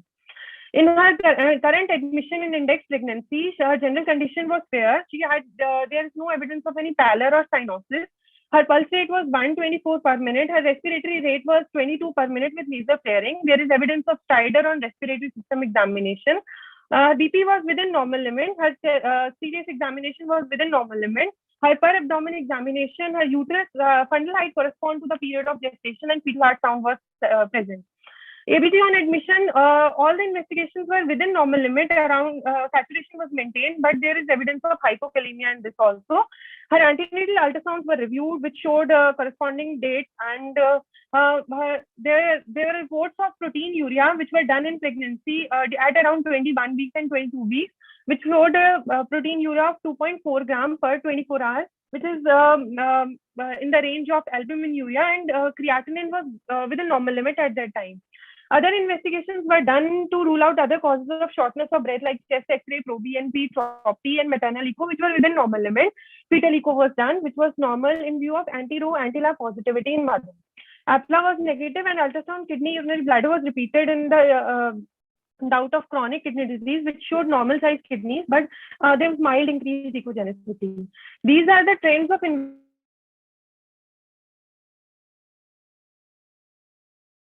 and patient was started on biathlon and SCQ. In view of stridor, a pulmonary consultation was sorted, and flexible bronchoscopy, which was done, showed a complex tracheal stenosis of around 2 cm in length, 5 cm below the vocal cord, and 4 cm above the carina, causing 70% of tracheal occlusion. Thus, a rigid bronchoscopy was done, and serial dilatation of the trachea was done, and silicone stent was placed. After the silicone stent placement, there was a tear noted on the posterior wall of the trachea, and thus a metallic stent placement was done. This is a video of rigid bronchoscopy, which is showing the metallic stent over the silicone stent in the region of tracheal stenosis. Patient was observed in respiratory ICU thereafter for 3 days and discharged, and was followed up on OPD basis. A flexible bronchoscopy was done 1 month later, showed both the stents in situ. Patient was admitted around at 36 weeks period of gestation for optimization and for multidisciplinary consultation, but went into spontaneous labor and had emergency cesarean under regional anesthesia in view of breach in labor, and delivered a live-born boy of 2.8 kg. A flexible bronchoscopy is done 6 months later, and a metallic stent removal was done, and showed this bronchoscopy showing a completely repaired, healed tracheal tear, and the silicone stent is still in situ. Thus, my patient is a known case of Sjogren's syndrome with prolonged intubation. Both these conditions have the female preponderance, and both these conditions predispose to tracheal stenosis. Thus, I would like to discuss about the tracheal stenosis, its etiology and management options, and Sjogren's syndrome and its management in pregnancy. Tracheal stenosis usually present in later half of pregnancy, as seen by a literature review, commonly presented in third trimester of pregnancy.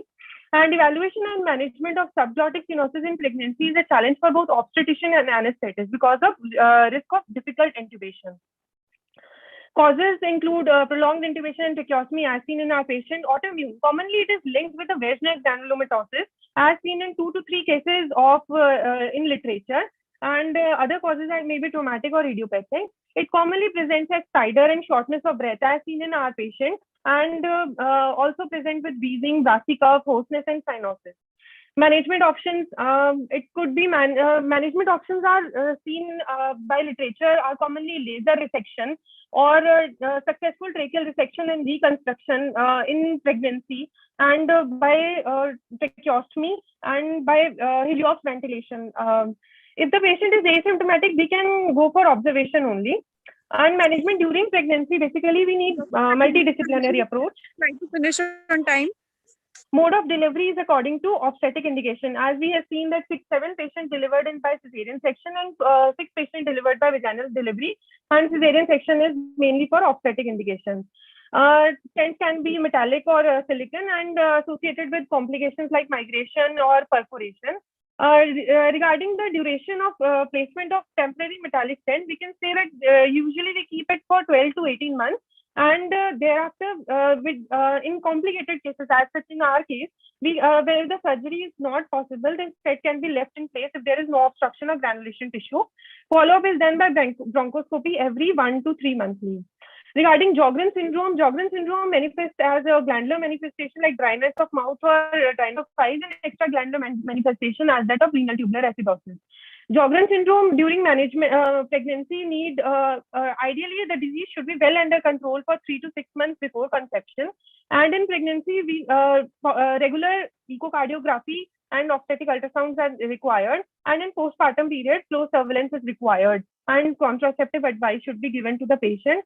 I want to stress that there is need for high degree of suspicion in patients who are presenting with stridor in pregnancy or in any case.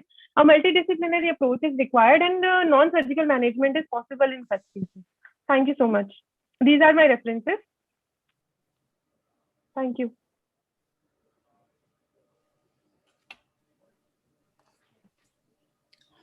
See, you presented the case very well, but see, tracheal stenosis. Am I audible? Yes, ma'am. Yes, ma'am.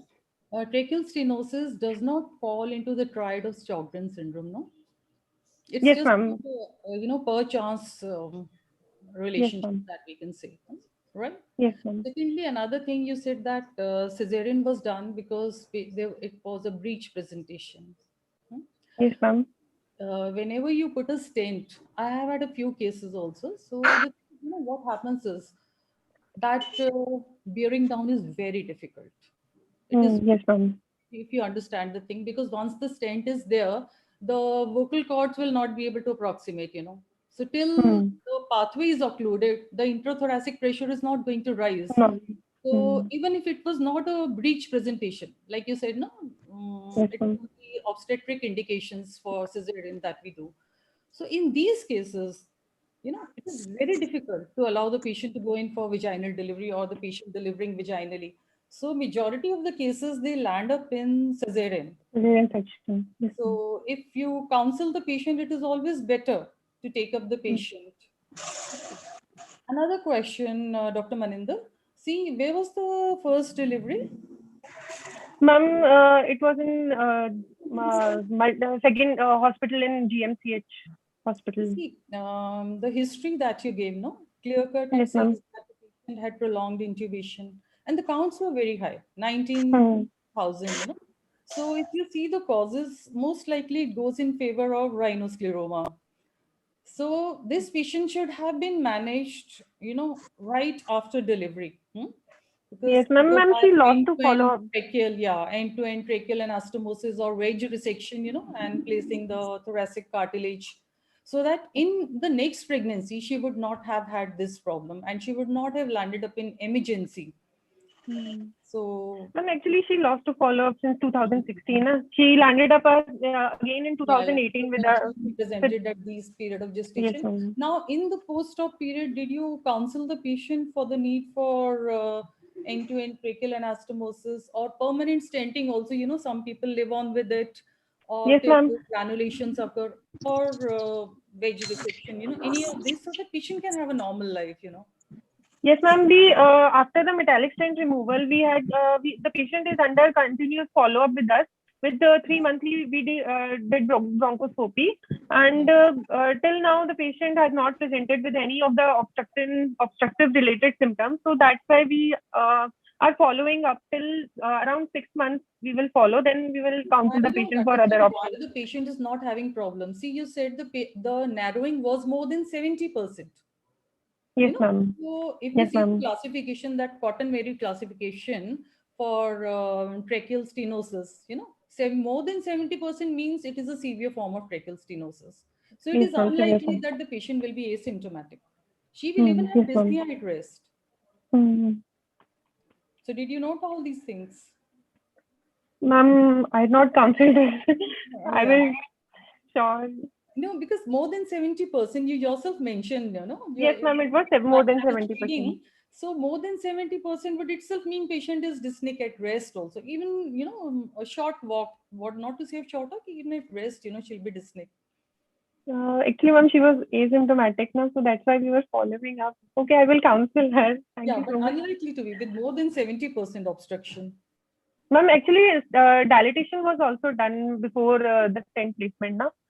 With rigid bronchoscopy, dilatation was also done. But later on? Yes, ma'am. I will see to this. Yeah. Okay. Right. Thank you, Dr. Maninder. Thank you, ma'am. And now our next candidate is Dr. Nancy Bhagat, and she'll be presenting on preeclampsia and low sodium and uncommon association. Dr. Nancy, you can start now. Dr. Nancy.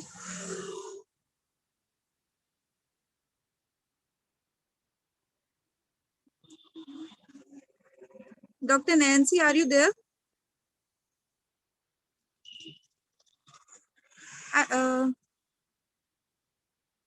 I think we should start with the next one. Our next candidate is Dr. Swati Kashyap, and she'll be presenting on amniotic band syndrome, a case report of rare disorder. Dr. Swati? Am I audible? Yes, you are audible. You can start now.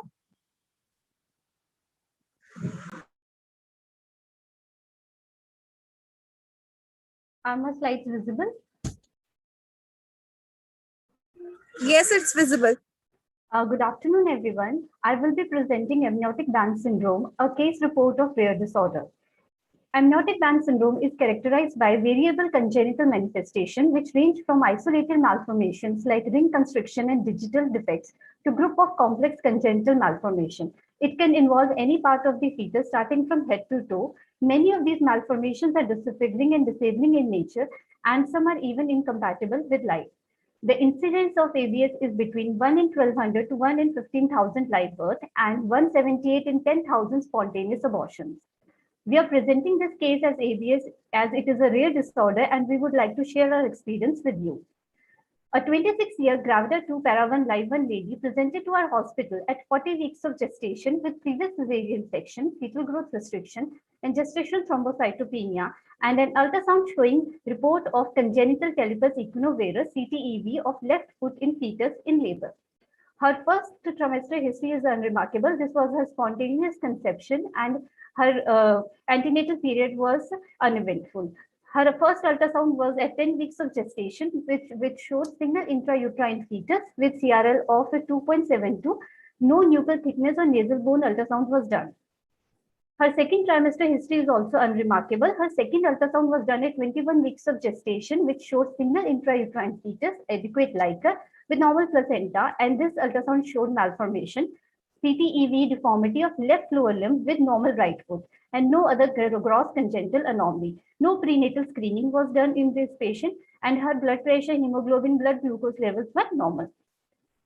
Her third ultrasound was at 35 weeks of gestation, which showed light fetus with parameters of 32 weeks with estimated fetal weight of 1882 grams, which was on 5th centile, plus normal placenta, adequate light curve. This ultrasound didn't show any malformation in the baby. And all the ultrasound revealed normal light curve. At 37 weeks of gestation, because of gestation thrombocytopenia, she received multivitamin injections. In her clinical examination, her vitals were normal, and for abdominal examination, she was fundal height was 34 weeks with flanks full, cephalic presentation with mild contractions. Cesarean section was done on the same day in view of previous cesarean in labor and not willing for trial of labor. She delivered a girl baby weighing 2.3 kg with ABGAR score of 9 and 9. This baby had multiple congenital malformations of limbs and constriction band in left leg. Her lighter was normal, adequate, and on no uterine anomaly, intrauterine band were noted in the intraoperative period. Her placenta was also normal. These figures shows the malformation in the baby.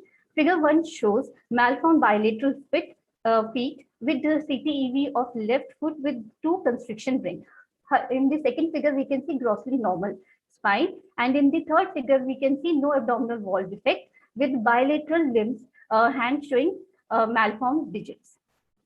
In figure 4 and 5, we can see right foot with absent great toe, second and third toe. In figure 6, we can see CTVE anomaly of the foot with 2 constriction bands. In the figure 7 and 8, we can see the right hand with amputated second, third, and fourth digit from distal interphalangeal joint and with acrosyndactyly of these digits. Figure 9 and 10 shows left hand with second and third digit amputation, distal to metacarpophalangeal joint with a nodulocystic residual stump in the third digit. This baby is being managed by multidisciplinary approach, and her karyotyping test was normal. At 2 weeks of age, plaster of Paris cast was applied, followed by foot abduction braces, shoes, which she is still using. Now this baby is 1 year and 4 months old, and this baby is having difficulty in walking, whereas the other milestone in her cognition is normal. Now she is planned for contracture release surgery of left leg by plastic surgeon this month. In discussion, many theories have been proposed, but variable congenital malformation in ABS cannot be explained by a single theory. One theory which is most widely accepted is amniotic disruption or exogenous theory given by Torpin. This states that amniotic band syndrome occurred due to rupture of amniotic sac and exposure of fetal part to chorionic side of the amniotic sac, where mesodermal band entrapped the various fetal part, and earlier the amnion rupture, more severe is the malformation. Second theory is vascular disruption theory, which states that the decrease in blood supply leads to interruption of normal morphogenesis or destruction of already formed structures during embryogenesis. Another theory is embryonic dysplasia theory, which states that defective tissue in this syndrome are areas of cell death in abnormal distribution which appear as band. And one theory which is less popular is genetic disorganization theory. Now, malformation in our case cannot be explained by amniotic disruption theory, which is most widely accepted one, because there was no history of leaking for vagina in our patient. The amniotic fluid was normal in all antenatal ultrasound and on clinical examination. And even during cesarean section, like it was normal, and there was no evidence of amniotic band. So other three theories may explain amniotic band syndrome in this baby. Most common anomalies in amniotic band syndrome is limb and digit amputation, constriction ring, and acrosyndactyly. All these except limb amputation was present in our case. The risk factors for ABS are maternal illness, drug exposure like NSAIDs, paracetamol, misoprostol, hemorrhage, trauma, prematurity less than 37 weeks, and low birth weight less than 2.5 kg. Only this high risk factor was present in our case. For diagnosis on ultrasound, there are we can visualize amniotic band which appear as echogenic echoes in amniotic fluid, constriction rings on limbs, and irregular amputation of digit with terminal syndactyly. In our patient, these findings were not there, as the ultrasound used was 2D. Maybe it was missed because of that. And it is hard to diagnose amniotic band in first trimester, and when present in limb, it is even more difficult. In subsequent trimester, it is possible to detect major anomalies of ABS, and there is restriction of movement of the fetus. ABS should be considered in differential diagnosis when asymmetrical malformations are visualized in fetus, irrespective of visualization of fibrous memory. 3D, 4D ultrasound are superior to 2D ultrasound, and MRI are more sensitive.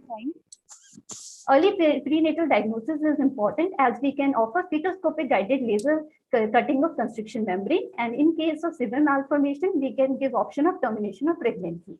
Postnatal diagnosis is mainly by clinical examination with use of other investigation to rule out organ anomaly. Multidisciplinary approach is required for their treatment. Shallow band and band without association with neurovascular compromise do not require surgical management, and deep constriction band requires surgical release to prevent autoamputation of gangrene. In conclusion, I would like to say amniotic band syndrome should be suspected in ultrasound showing isolated CTV cases in normal amount of amniotic fluid. 3D, 4D ultrasound should be first choice, and fetal MRI can also be planned if diagnosis remains inconclusive. These are my references. Thank you.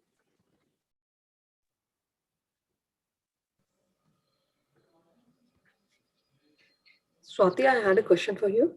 Yes, ma'am. In your case, there was all the ultrasounds were done in your hospital only? No, ma'am. Her all antenatal checkup were done in a in ESI hospital, Baddi, and these ultrasounds were done by DMRD person, and none of them was in our hospital. She came to us in labor only.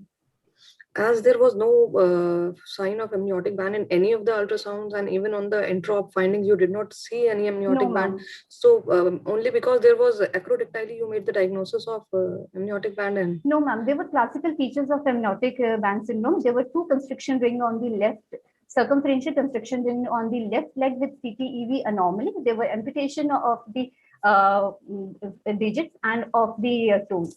That's why we made this diagnosis. Okay, Swati, I have another question for you. Yes, ma'am. Hello? Yes, ma'am. Yeah. Swati, see, this patient came quite late in pregnancy to you. Yes, ma'am. So now if she wants to plan, that Yes, apprehension would be there, what will happen to my next baby? How do you counsel such patients? Ma'am, as we have made the diagnosis of amniotic band syndrome, and till today there is no genetic risk factors for amniotic band syndrome. So for counseling, the recurrence rate for this condition is less than 1%, which is equal to the general population. Yeah, it's a chance event and unlikely to recur in subsequent pregnancy. Yes, and we have done karyotyping also to rule out any genetic problem. Yeah. Dr. Swati, if such patient comes with ultrasound finding of amniotic band at 14 weeks, how should we counsel such patients? Ma'am, at 14 weeks? Yeah, with ultrasound finding of only amniotic band. Yes, ma'am. And there is no other malformation at that time. There is? Ma'am, I'm not able to hear you. If such patient comes at 14 weeks of gestation with ultrasound report of amniotic band, but there is no other malformation, how should we counsel that patient?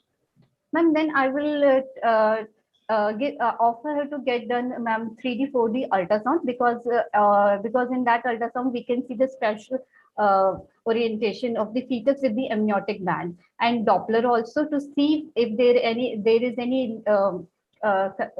any band around the limbs or there is a decrease in the Doppler. It remains inconclusive, and we have high suspicion. We can go for MRI. These amniotic bands can also be confused with amniotic sheaths. So we have to, and amniotic sheaths do not cause any harm to the baby. So we have to be vigilant while counseling the patient for amniotic band syndrome. And at 14 weeks, if it is found that it is amniotic band syndrome, we can offer her fetoscopic cutting of these amniotic bands. So you are sitting in a rural setup. Yes, ma'am. Where there is no facility of fetoscopic Ma'am, I will refer the patient to a tertiary level hospital where she can get a multidisciplinary approach for this condition. And I will explain her. How should we counsel her?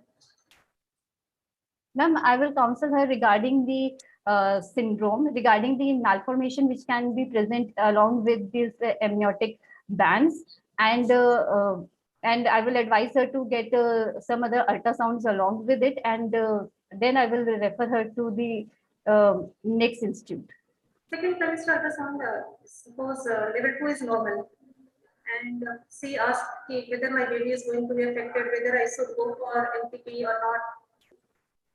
Ma'am, in second trimester ultrasound, we can visualize the gross congenital anomaly. Yeah. If these gross congenital anomalies are very severe, then we can offer her MTP. But if there are only few less severe anomalies are there, then postnatally the baby can be managed with the surgical approach.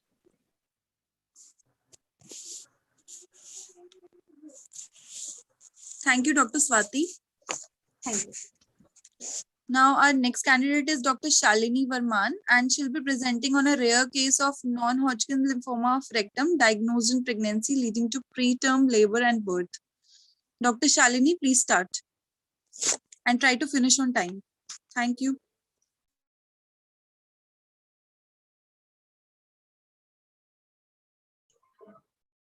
Am I audible? Am I audible? Yes, yes, yes. Good evening, everyone. I'll be presenting a rare case of non-Hodgkin's lymphoma, which was diagnosed in pregnancy and leading to preterm labor and birth. How to change the slides? And I'm not getting how to change the slide. So 1 second, sir. I'm not getting how to change the slide, sir. Click on the arrow button, ma'am. Sir, I'm clicking on the arrow button. It's not moving ahead. Sir, I'm just confused how to do it. It's not moving ahead, sir. So what do I do? Can I stop sharing? Yes, stop share and stop share and share again, please. Yes, sir. Yeah. So is it visible now? Yes, ma'am. Okay, sir. I'll go on to the next slide, sir. Yes, ma'am. Yes, yes, yes. So I'll be discussing my presentation in these topics. Now, first coming to the introduction, as we all know, non-Hodgkin's lymphoma is a group of blood disorders that include all the types of lymphomas except the Hodgkin's lymphomas. NHL involves the B cell in 85% of the cases, and the gastrointestinal tract is the most common site of extranodal involvement. The current figure says that about 1 in 6,000 pregnancies is complicated by a new diagnosis of lymphoma, which shows how rare the malignancy is. I'm thereby reporting a case of a 29-year-old pregnant female who was diagnosed with NHL in her 8th month of pregnancy and the obstetrical outcome in this patient. Now, this patient was a 29-year-old primary gravida who presented to the hospital in TMH at 32 plus 2 weeks of gestation with presenting complaints of pain, abdomen, and nausea and constipation since few days. The patient was diagnosed as to be intrahepatic cholestasis of pregnancy 1 week back in a routine antenatal visit, and she's on treatment since then. On her admission, no obstetrical cause for abdominal pain was found, and her ultrasound was normal. The fetal movements were also normal, and there was no other obstetrical complication in this patient. During the hospital stay, the patient developed first episode of bleeding per rectum, and further investigations was done on the patient. There was no other significant history. Her vitals were stable, her general examination was normal, and she had a 34-week size pregnant uterus, which corresponded to the period of gestation. It was relaxed with a single live features and cephalic presentation. Her local examination was normal. The per-rectal examination showed a rectal mass was palpated. A colonoscopy showed also proliferative growth in the anorectum, which was starting from 2 centimeters and extending till 7 centimeters from the anal verge. Therefore, the approximate dimension of the mass was 5 centimeters. The biopsy was taken from the growth, and histopathology showed a non-Hodgkin's lymphoma with a non-germinal center. Immunohistocytochemistry was positive for CD20, BCL6, BCL2, CMYC, Ki67, and therefore a final diagnosis of diffuse large B-cell lymphoma of the rectum in pregnancy was made. Her other investigation showed ALT and AST were high because she was already diagnosed case of intrahepatic cholestasis. Rest of her investigations were normal, but her hemoglobin was low, which was 7.7 gram. Rest of the investigations were normal. Her obstetrical outcome, she had spontaneous onset of preterm labor at 33 weeks, which was approximately 5 days after she got admitted to the hospital. She had a spontaneous progress of labor, and she delivered an infant weighing 2.1 kg with Apgar of 9/10. The baby was handed over to the mother to breastfeed. The patient was further handed over to the oncology team, and presently the patient is on chemotherapy for non-Hodgkin's lymphoma and is tolerating the chemotherapy well. Now coming to the discussion, hematological malignancies are the second most common neoplasms diagnosed in pregnancy after breast cancer. Here, I would say that hematological malignancies include both leukemias as well as lymphomas. In a study which was done on 39 pregnant women in a single specialized cancer over an institute over 24 years, it was found that non-Hodgkin's lymphoma constituted only 1/4 of the total cases of the lymphomas which were diagnosed in pregnancy, showing how rare this case is. NHL in pregnancy is more aggressive due to more aggressive subtype, increased blood supply, and a delay in diagnosis. Of all the extraneural sites, the gastrointestinal tract is the most common subtype, and diffuse large cell B-cell lymphoma and the MALT are the most commonest subtypes of malignancies found in the gastrointestinal tract. Primary rectal lymphomas are very rare, and they constitute just 0.05% of all the primary rectal malignancies. In a study of 23 adult males, which included adult patients, which included both males and non-pregnant females over a period of 5 years, it was found that DLBCL was the most common histological subtype. The stomach was the most common site of involvement, and the colonic was just 8.7%, which shows how rare NHL of the colorectal area is. In a similar study, gastrointestinal tract was the most common site of extraneural NHL, with stomach being the most common site, and the colonic involvement was just 2.5%. Abdominal pain is the most common symptom in gastrointestinal non-Hodgkin's lymphoma, which is approximately found in 78.3% of cases. Our patient also presented with constant abdominal pain and had rectal bleeding. No obstetrical cause was found. Direct rectal examination and colonoscopy followed by histopathology and immunohistocytochemistry confirmed the diagnosis. Our patient went into spontaneous preterm labor. In a study of NHL in pregnant females, follow-up was available for 89%. Of these, 33% had preterm or iatrogenic inductions, and 56% had term births. These iatrogenic inductions were due to the need for chemotherapy, which was in these patients who presented in the late second and the third trimesters. None of these patients went into spontaneous preterm labor. Concluding, I would like to say that the current data about NHL in pregnancy is limited and consists of only case reports and retrospective case series. There is a deficiency of literature of lymphoma-specific data regarding its complications, perinatal events, and fetal and maternal outcomes. One thing we should know is that the patients and doctors most likely attribute unusual symptoms to pregnancy rather than other causes. For example, first episode of bleeding in a pregnant patient may be taken for bleeding external piles, which is very common. Therefore, it is very important to evaluate these non-specific symptoms, which may lead to early diagnosis of some serious cause. Therefore, the need to present this case is because of the rarity of NHL in pregnancy, the rarity of rectal NHL, and the rarity of data about NHL causing spontaneous preterm labor, and the overlap of symptoms of gastrointestinal non-Hodgkin's lymphoma with normal symptoms in pregnancy. These are my references, and stay home, be safe, and thanks. And I'm sorry for my PowerPoint presentation. Thank you.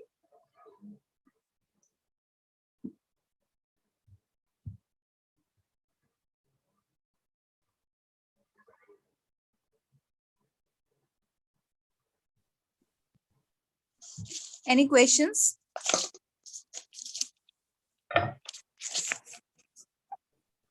I think there are no questions. So we'll be starting with the next candidate. She is Dr. Jyotsna Sharma, and she'll be presenting on atypical progress of tuberculosis in the peripartum period. Dr. Josna, please start.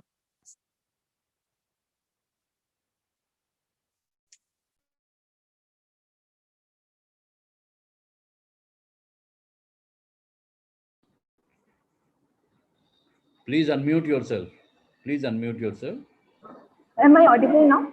Yes, ma'am. Good afternoon. Today I am going to present a case report on atypical progress of tuberculosis in the peripartum period. Please open your PPT, ma'am. Are you able to see the slides? Not yet. First of all, open your PPT. And then, I have opened and I'm sharing the screen also. And then share, ma'am. Close it. First open the PPT and then go to share screen button and share from there.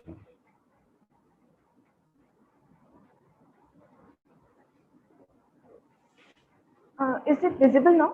Yes. Go to full screen, ma'am. Is it visible? Yes, it is fine. Perfect.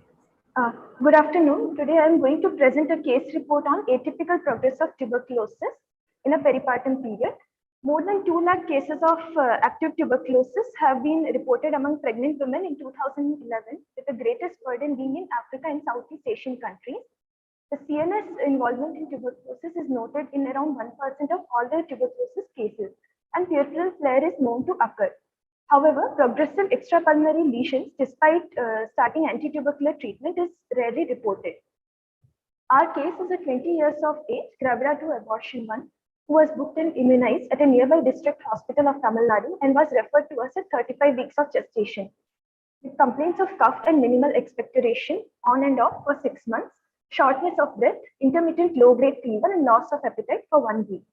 There was a positive history of contact with tuberculosis and father, who was on anti-tubercular treatment at that time. On examination, she was found to be malnourished, tachycardic, dyspneic, with low-grade fever, and she was pale. Respiratory rate was 28 per minute, with oxygen saturation 93% at room air. However, there was no use of axial muscles of respiration and no generalized lymphadenopathy. On auscultation, there was decreased breath sound on the right lower lung field. Obstetric examination clinically showed was suggestive of a growth-restricted fetus, and it was further confirmed on ultrasound. After arrival to hospital, after initial assessment, she was admitted in intensive care unit, and a multidisciplinary team of obstetricians, anesthetists, respiratory physicians, and general physicians and a neonatologist evaluated her. Vigilant vital monitoring, round-the-clock antipyretics, and hydration and optimum calories were ensured.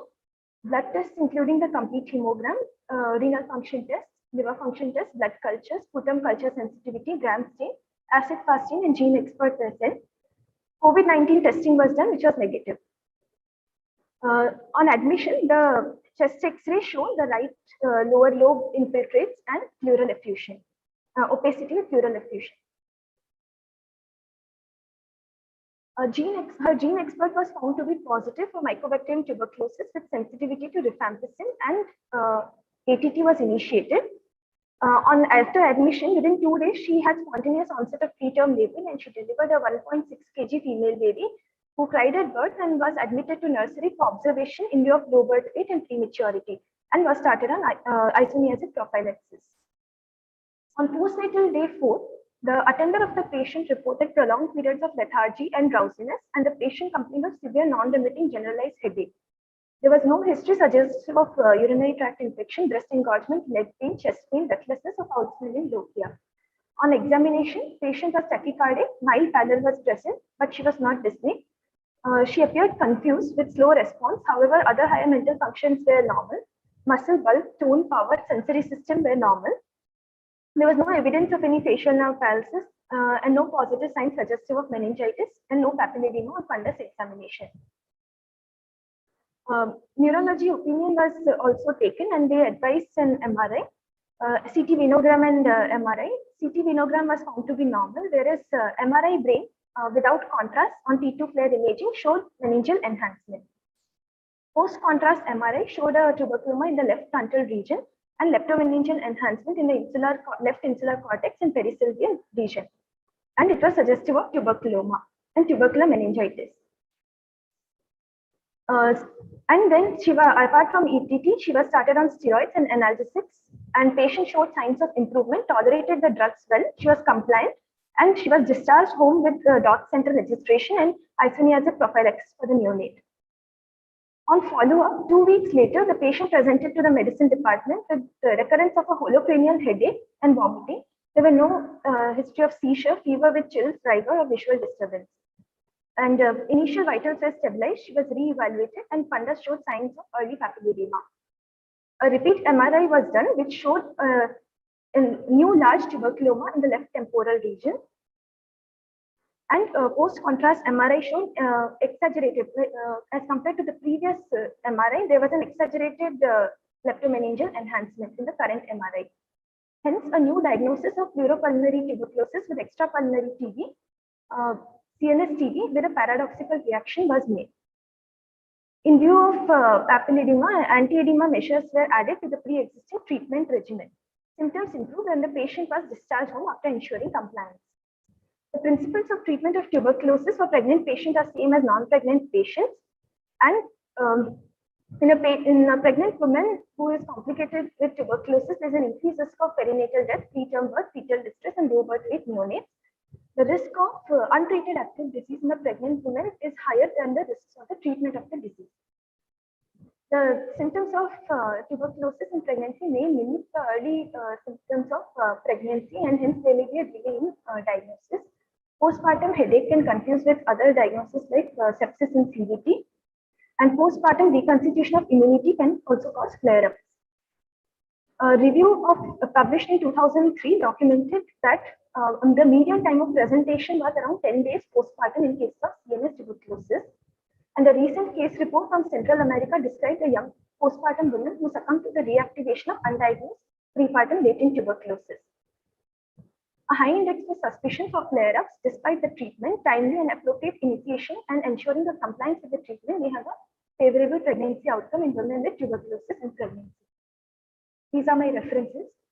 Thank you.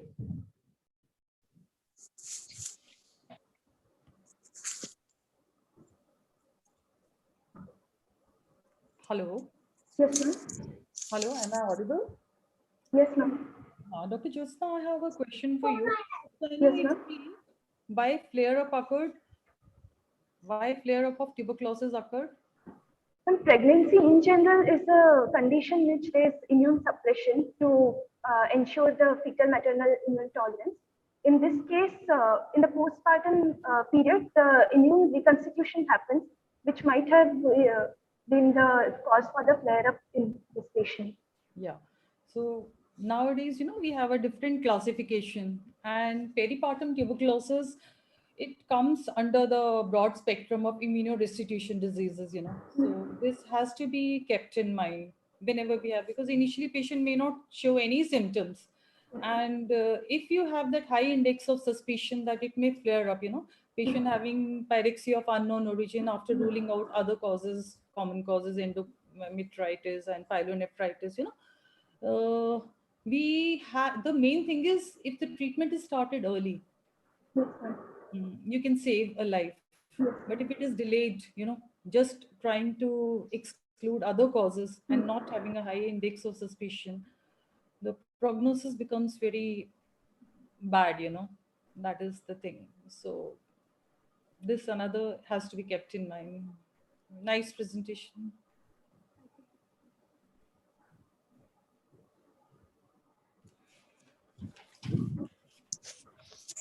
Jyotsna, as your patient already was on HNR, and when she had a flare-up of extrapulmonary tuberculosis, did you continue the same regimen or you changed the?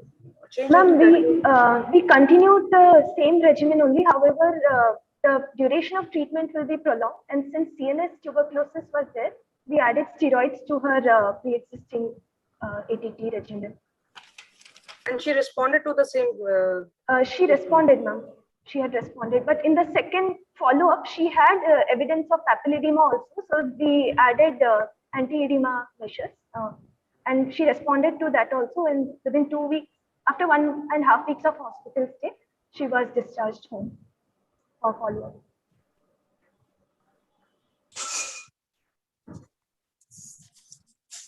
Thank you. I think we should move to the next case. That is Shivika Mittal. Shivika Mittal, are you there? She is Shivika? not available, I think. Okay. Dr. Pavitra Jutra? Dr. Pavitra?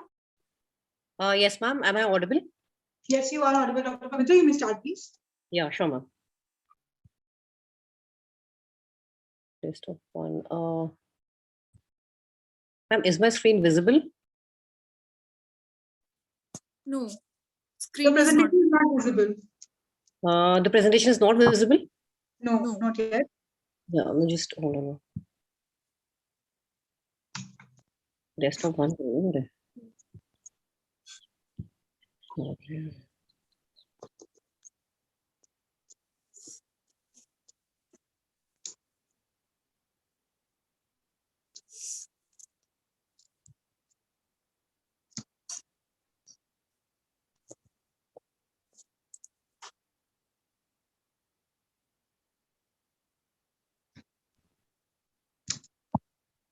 Ma'am, now is it visible? No, it is not. Ma'am, first open your PPT and then go to again to Zoom and click on the share screen tab. Okay, then share screen. And select the PPT. Actually, it is showing desktop one. After I'm opening the share screen, it is showing desktop one. Okay. Your PPT is open, ma'am? Yeah, the PPT is open. Then now come to Zoom and click on the share screen tab. Yeah, clicked on the share screen tab. Okay, then It is actually just showing multiple desktop one. multiple windows, right? Yeah. Multiple windows would be there. Just Microsoft. click on that PPT wala tab. Okay. Share.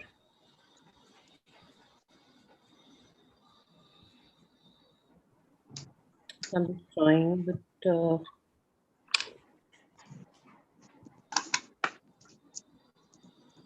I think we should move to the next candidate. By then, Dr. Pavitra will be able to share the. Dr. Tanushree Pandey, are you there? Dr. Tanushree Pandey?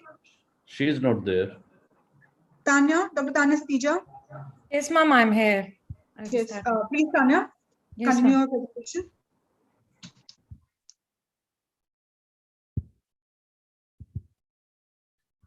Is my slide visible?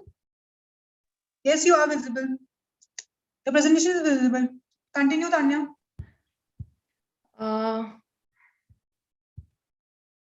Good afternoon, everyone. Today, I'll be presenting a case series on non-immune hydrops among stillbirths from a tertiary care hospital of Northern India. The implementation of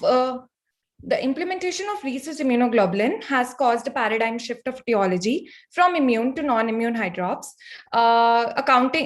making non-immune hydrops to 90% to be the 90% of the cause of the hydrops. The prenatal diagnosis of hydrops fetalis is based on the ultrasound examination showing two or more of the following features, which include ascites, pleural effusion, pericardial effusion, and skin edema more than 5 mm. It's not moving.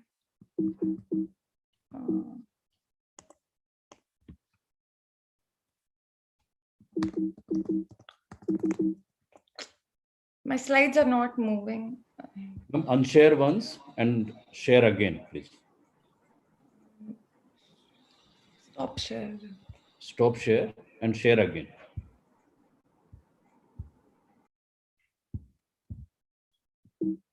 It's still not moving.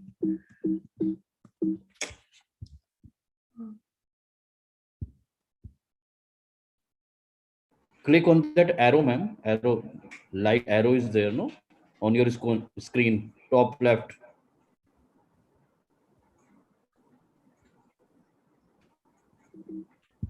There is an arrow in the bottom left corner. Okay. Yeah, thank you. Yes. Hydrops fatalis is a symptom rather than a diagnosis and the end stage of a wide variety of disorders. The incidence is 1 in 1700 to 3000 pregnancies. It has a favorable outcome only in 27.5% of cases, idiopathic non-immune hydrops carrying the worst prognosis. When hydrops fatalis is followed by intrauterine fetal death, the success rate for identifying an etiology drops to 40%. In non-immune hydrops, 63% of the cases belong to 5 main categories, which are cardiovascular, hematological, chromosomal, twin-twin transfusion syndrome, and thoracic. Infectious and metabolic diseases can also cause non-immune hydrops fatalis. Idiopathic accounts for 19.8% of the cases. Workup includes maternal history, which includes age, ethnicity, history of consanguineous marriage, history any suggestive of infections, hemogram and HPLC, blood group, Klee-Horbeck test, ICT, to rule out infections, HIV, VDRL, torch infection, parvovirus, aneuploidy screening, level 2 ultrasound, fetal echo, fetal autopsy, and placental histopathology. The aims and objectives of this case series is to analyze the causes of non-immune hydrops and to assess the workup done to reach the diagnosis. It is a retrospective case series done in the Department of Obstetrics and Gynecology, PGIMR, Chandigarh. The cases were identified from the monthly stillbirth audits from a period of February 2019 to January 2020. The clinical details, investigations, and autopsy were collected from the hospital records and patients after informed consent. This is the clinical data which has been collected, which I'll be summarizing. Over a period of 1 year, out of 6,128 births, 357 were stillborns, and 9 cases, that is 2.5%, were attributed to non-immune hydrops. None of them had consanguineous marriage or a significant family history. All the cases were diagnosed prenatally by ultrasonography. The mean maternal age was 28.5 years, ranging from 22 years to 35 years. The mean gestation age at diagnosis was 31 weeks, minimum 18 plus 2 weeks period of gestation to maximum 36 plus 5 weeks. 6 cases were admitted with intrauterine fetal death, 3 had intrapartum stillbirths. Preterm labor was a common complication, accounting for 89%. All the cases delivered vaginally. There were 4 male and 5 female fetuses. All the fetuses died in utero, hence none of them could be treated in postnatal period. 2 of the 9 women who had raised blood pressure showed the maternal hydrop syndrome, known as mirror syndrome, associated with non-immune hydrops. This is the chart showing the investigation done, which shows that autopsy and placental histopathology was done in maximum 88% of the cases. To rule out the most common cardiovascular and the structural causes, fetal echo was done in 33% and level 2 in 11% of the cases. To rule out hematological causes, HPLC was done in 44%, ICT in 11% of the cases. To rule out the infectious causes, VDRL done in 66% of the cases, torch in 33%, and parvovirus in 11% of the cases. And also to rule out the chromosomal malformation, aneuploidic screening was done only in 22% of the cases. Only 3 women had got their GTT done to exclude diabetes as a cause of fetal hydrops. A probable etiological factor was found in 33% of the cases, which included cardiac defects, twin reversed arterial perfusion sequence, and infection. The cause of the hydrops was confirmed by autopsy in 2 of these 3 fetuses. Placental examination, however, the placental examination was unremarkable in all the cases. Coming to the discussion, our concept for this case series was to proceed from the least invasive evaluation methods, that is maternal serum studies, ultrasonography, echocardiography, to more invasive, that is amniocentesis. Ultrasound is the single most useful tool for prenatal diagnosis. And in spite of the patients delivering in a tertiary care institute like ours, in majority of the cases, the evaluation was found to be incomplete. The key to further improvement lies in early comprehensive evaluation, accurate diagnosis, and reinforcement of prenatal therapy. I would like to conclude this case series by saying that the etiology of non-immune hydrops has become elusive, as it depends partially on the vigor in which the diagnosis is being pursued by the clinicians.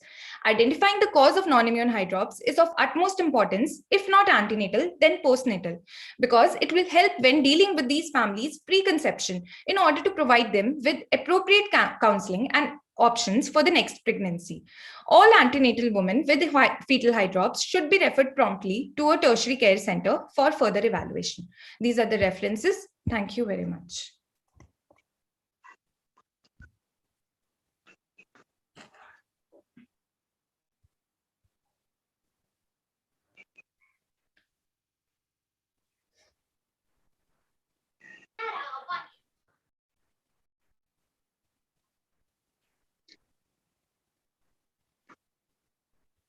Tanya, as it was a retrospective study, and you Yes. found that 9 fetuses had 9 non-immune hydrops. So did you follow up all the 9 patients?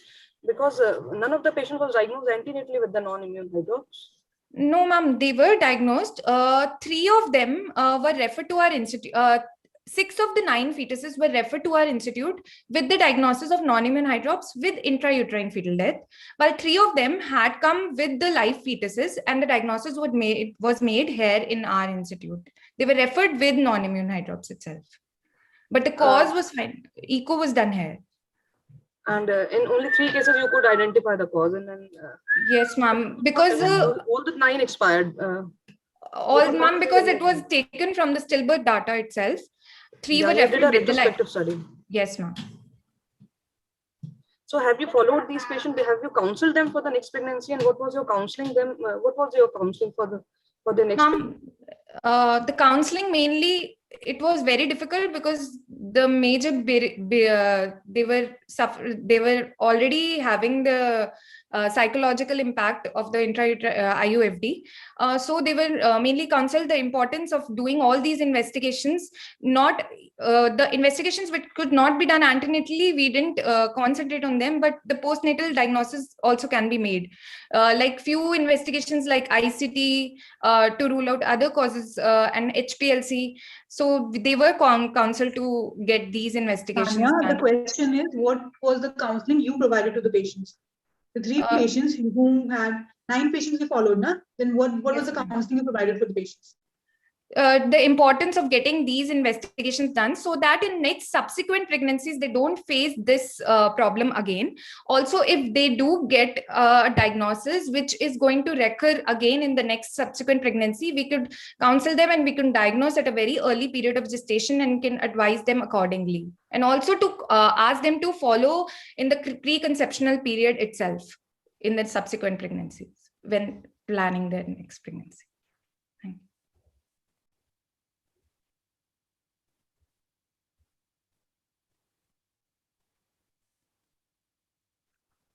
Thank you, Dr. Tanya. Our next candidate is Dr. Jagpreet Kaur, and she will be presenting a case, spontaneous rupture of urinary bladder in puerperium. She is not available, ma'am. Then can we go back to Dr. Pavitra? Yes, ma'am. Oh, yes, ma'am. I'll just share my screen. Okay.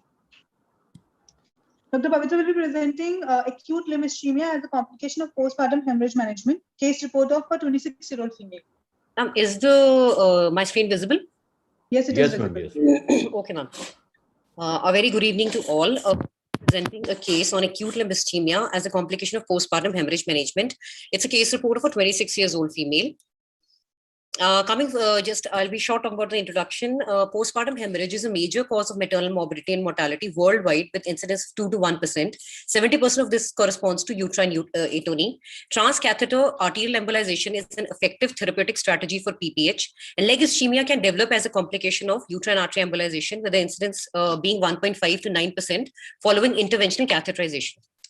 Now, coming to the case report of my patient was Mrs. B, 26 years old female, para 2 living 2, who was a resident of Uttar Pradesh and was referred from Government Hospital Anand Nagar on day 1 post-op LSCS. After the patient underwent an elective LSCS in view of previous LSCS with a history of PPH. The patient had delivered a live-born girl, 3.2 kg at 2 p.m. On 19th November 2020, and she was detected to have PPH at 3 a.m. 12 hours after the surgery, and second episode at 7 a.m. on 20th November. Intra-op, there were plenty of adhesions were present. There was no intra-op PPH, referred to PGI with 1 PRBC on flow at 3 p.m. on 20th November itself. On examination at admission, the BP was recorded to be 96/73, pulse rate was 150, the respiratory rate was 22, and marked pallor was present. On parabdomen examination, uterus was not well retracted. The stitch line was normal. No bleeding from stitch line was there. On local examination, the bleeding per vagina was present and 100 cc clots could be seen, which were removed. On per vagina examination, active bleeding was present. So a clinical impression of 26 years old, para 2 living 2, day 1. Excuse me, ma'am. Please make your presentation on full screen. Sure, sir. Dr. Pavitra, आपको slide share करना है? Now the slide I'm sharing, but they're saying on full screen. No, just go to the down bar और वहाँ पे जो computer बना हुआ है near the book pages के नहीं on the PowerPoint presentation only. Down. Yes, last row. No, above. Last row. Dr. साहब नीचे आइए. हाँ जी. Next icon. Thank you. The screen is not my. The screen of mine is not complete, I suppose. Now is it fine? Okay. Is it fine yes. now? Continue. Okay, fine, ma'am. The patient PG at 4 p.m. Ma'am, just hold on. Even my. Pavitra, full screen कीजिए. Yes, maximize the screen of the PowerPoint.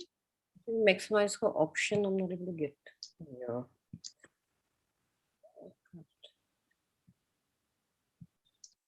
Green.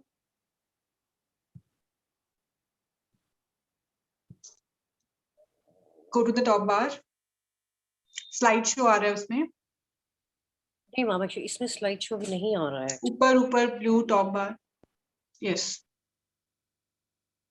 No, ma'am, it is still not going like that. Can you just click the green button on your PowerPoint screen? You screen sharing. I'm already. Green dot है ना? Green dot. Please click on that green dot. Dr. Pavitra, calm down. Just click on the green dot. I'm just trying to do that only, ma'am. It's okay. Just आपकी जो PowerPoint three screen dots, है, ma'am, जहाँ red, पे yellow PowerPoint and slideshow green. लिखा हुआ है, वहाँ पे green, red, orange dots हैं. Green dot पे click कीजिए, please. Ma'am, नहीं actually there's no. Ma'am, slide show के just नीचे, जहाँ भी आपने click किया था ना? Slide show के just नीचे लिखा है. ऊपर top bar में देखिए मैम, slide show लिखा है ना? उसके just नीचे 3 dots हैं, red, yellow and green. Oh, yes. हाँ, just click on the green वाला dot.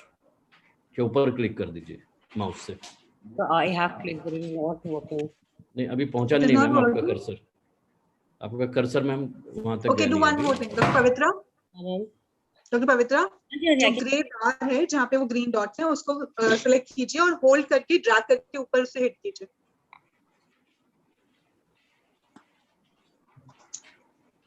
ग्रे बार जहाँ पे स्लाइड शो लिखा हुआ है.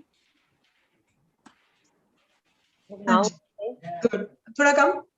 Okay. कम कीजिए. Fine, ma'am. Ma'am, should I start again?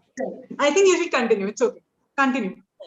The clinical impression I've already said that she was a 26 years old female, para to living to, day 1 post-op following elective LSCS done outside and presented to PGI with atonic PPH in shock. When the patient reached to PGI at 4:40 p.m., the patient was already in acidosis with a pH of 7.3 and a lactate of 4.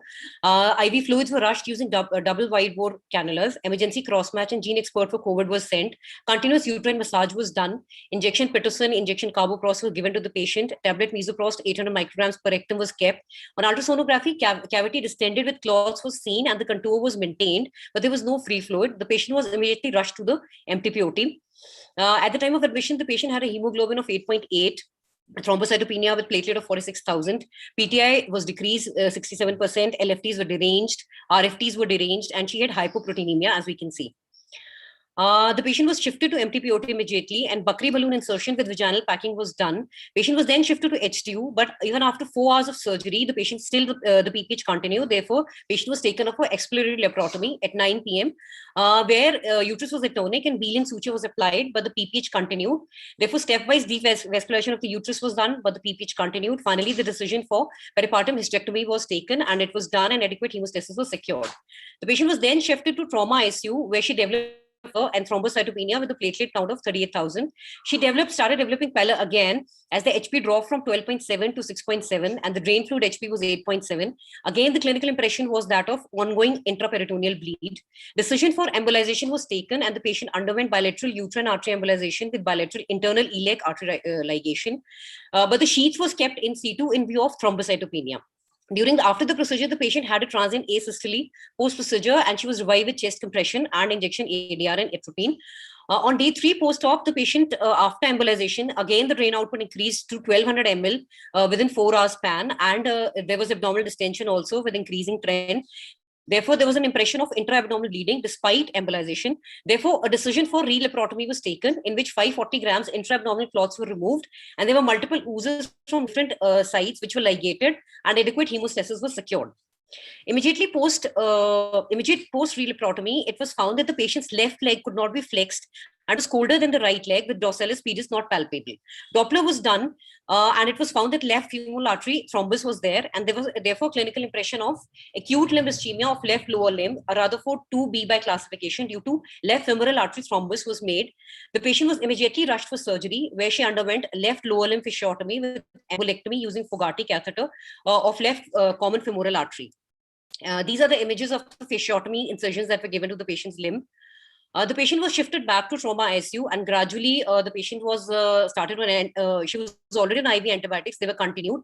Thromboprophylaxis in the form of heparin was started. Inotropes were gradually tapered. Abdominal drain output was minimal, and regular leg dressing was done. During a course at PGI, the patient again started having decreased urine output with the deranged RFTs. Her urine myoglobin increased to 384. Color of the urine was Coca-Cola colored, and it was found that patient had developed AKI following rhabdomyolysis. She was managed with alkaline diuresis, in which a urinary pH of more than 7 was maintained with a urine output of 100 ml per hour, and she received 5 hemodialysis cycles. Patient also started developing ischemic septic hepatitis, acute lung injury, sepsis, which gradually improved on conservative management. Patient had occipital seizures also during her stay, which were due to atypical press, and she was started on anti-epileptic drugs like Levopril, 1 gram, followed by 500 mg BD. Left leg wound was managed with the vacuum-assisted closure dressing. And finally, the patient underwent debridement with tagging with split skin grafting cover from the right thigh, and vacuum-assisted closure was done on day 35 of her admission. And finally, the patient was discharged on day 42. The current state of the patient is that the patient is in a good state of health, is an ambulatory. She's performing her routine activities herself, walking with support. She is presently on Levopril, ecosprin, iron, and calcium. Patient is on constant follow-up in plastic OPD. Her donor site dressings are being done, and epithelizing wound is being found. Coming to the discussion part, I'll be discussing about acute limb ischemia, because that was a peculiar finding in this patient. It is basically a sudden decrease in limb perfusion due to either an embolic or a thromboembolic vascular occlusion, often threatening limb viability, mostly related to arterial occlusion, venous occlusion being rare. Acute limb ischemia is a surgical emergency. Early diagnosis and rapid initiation of therapy are essential to provide the best limb salvage. Arterial occlusion results in a sudden cessation of blood supply and nutrients to the distribution of the vessel, including skin, muscle, and nerves. Rutherford classification of acute limb ischemia can be categorized into three categories. Category 1 refers to a viable limb. Category 2A is marginally threatened limb, but is salvageable if properly treated. Category 2B is immediately threatened limb, which requires immediate revascularization. And category 3 is irreversibly damaged limb, major tissue loss or permanent nerve damage has already occurred. Our patient was in category 2B.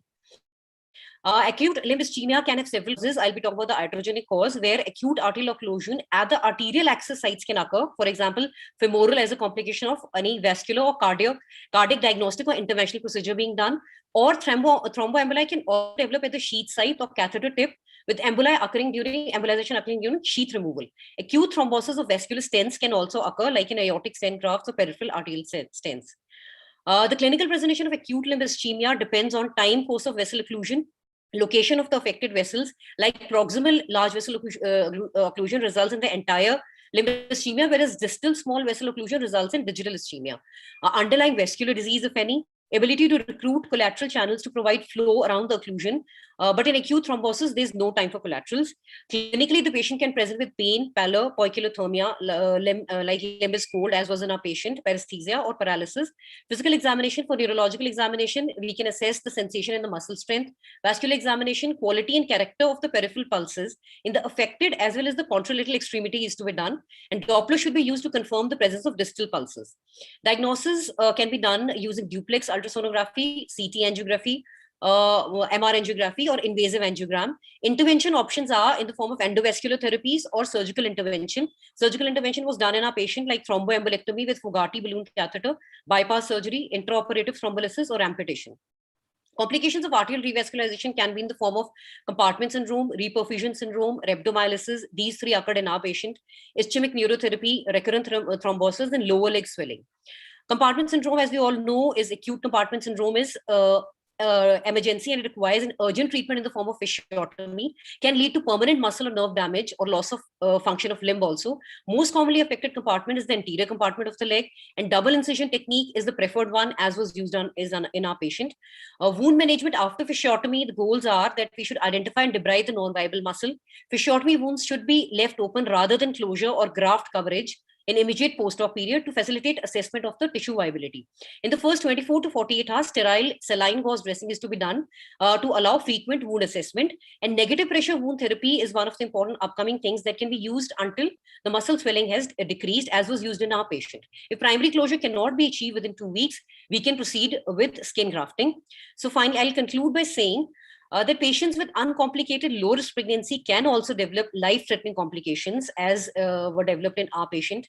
Every patient should be closely monitored in the immediate post-operative period following any procedure, may it be LSCS or uterine artery embolization.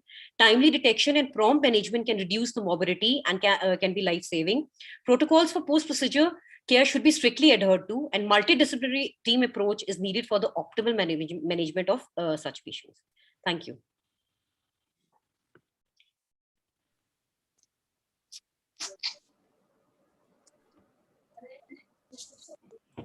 Dr. Pavitra, I would like to congratulate your whole team for excellent management of the case, Thank you so much, ma'am. Very well managed.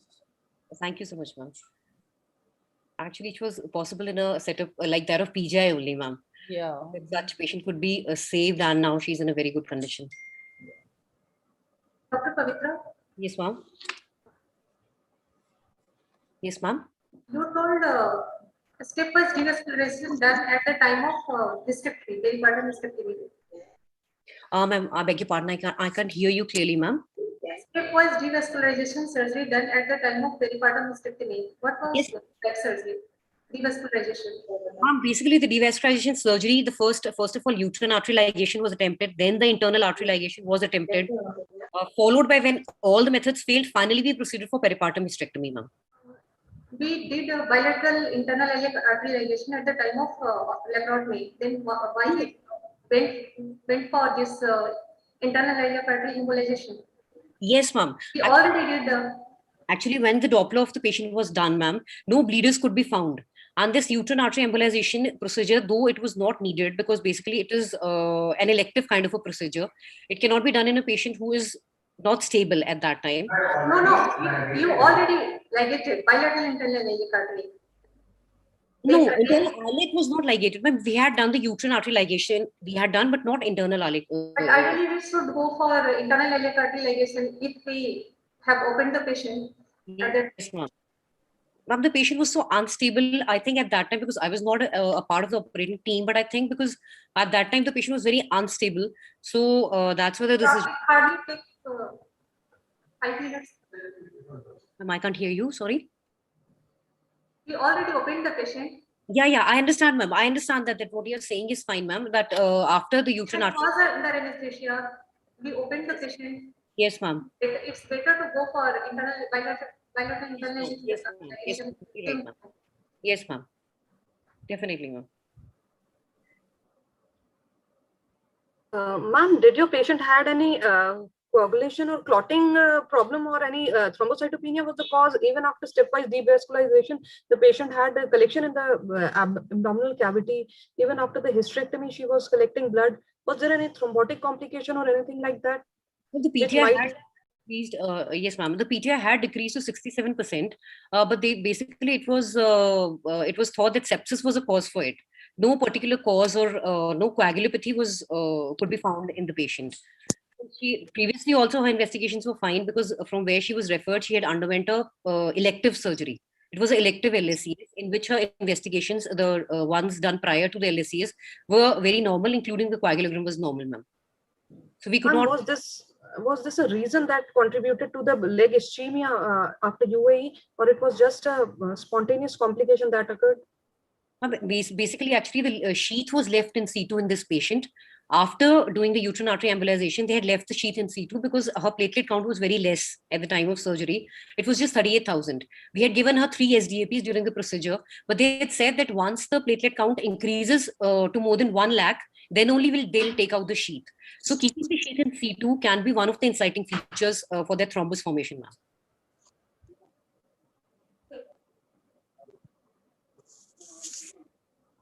It was a nice presentation, ma'am. Thank you so much, ma'am. Thank you, Dr. Pavitra. It was a nice presentation. Now, our next and the last participant is Dr. Jagpreet Kaur, and she will be presenting a case of spontaneous rupture of urinary bladder in puerperium. Dr. Jagpreet, are you there?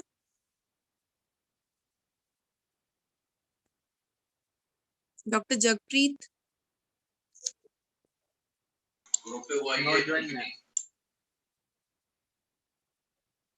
She is not there?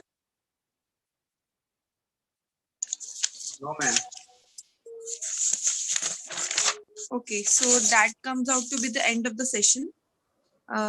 Thank you all judges and chairpersons, and all judges are requested to send the results after compiling. Thank you so much. Thank you. Thanks a lot.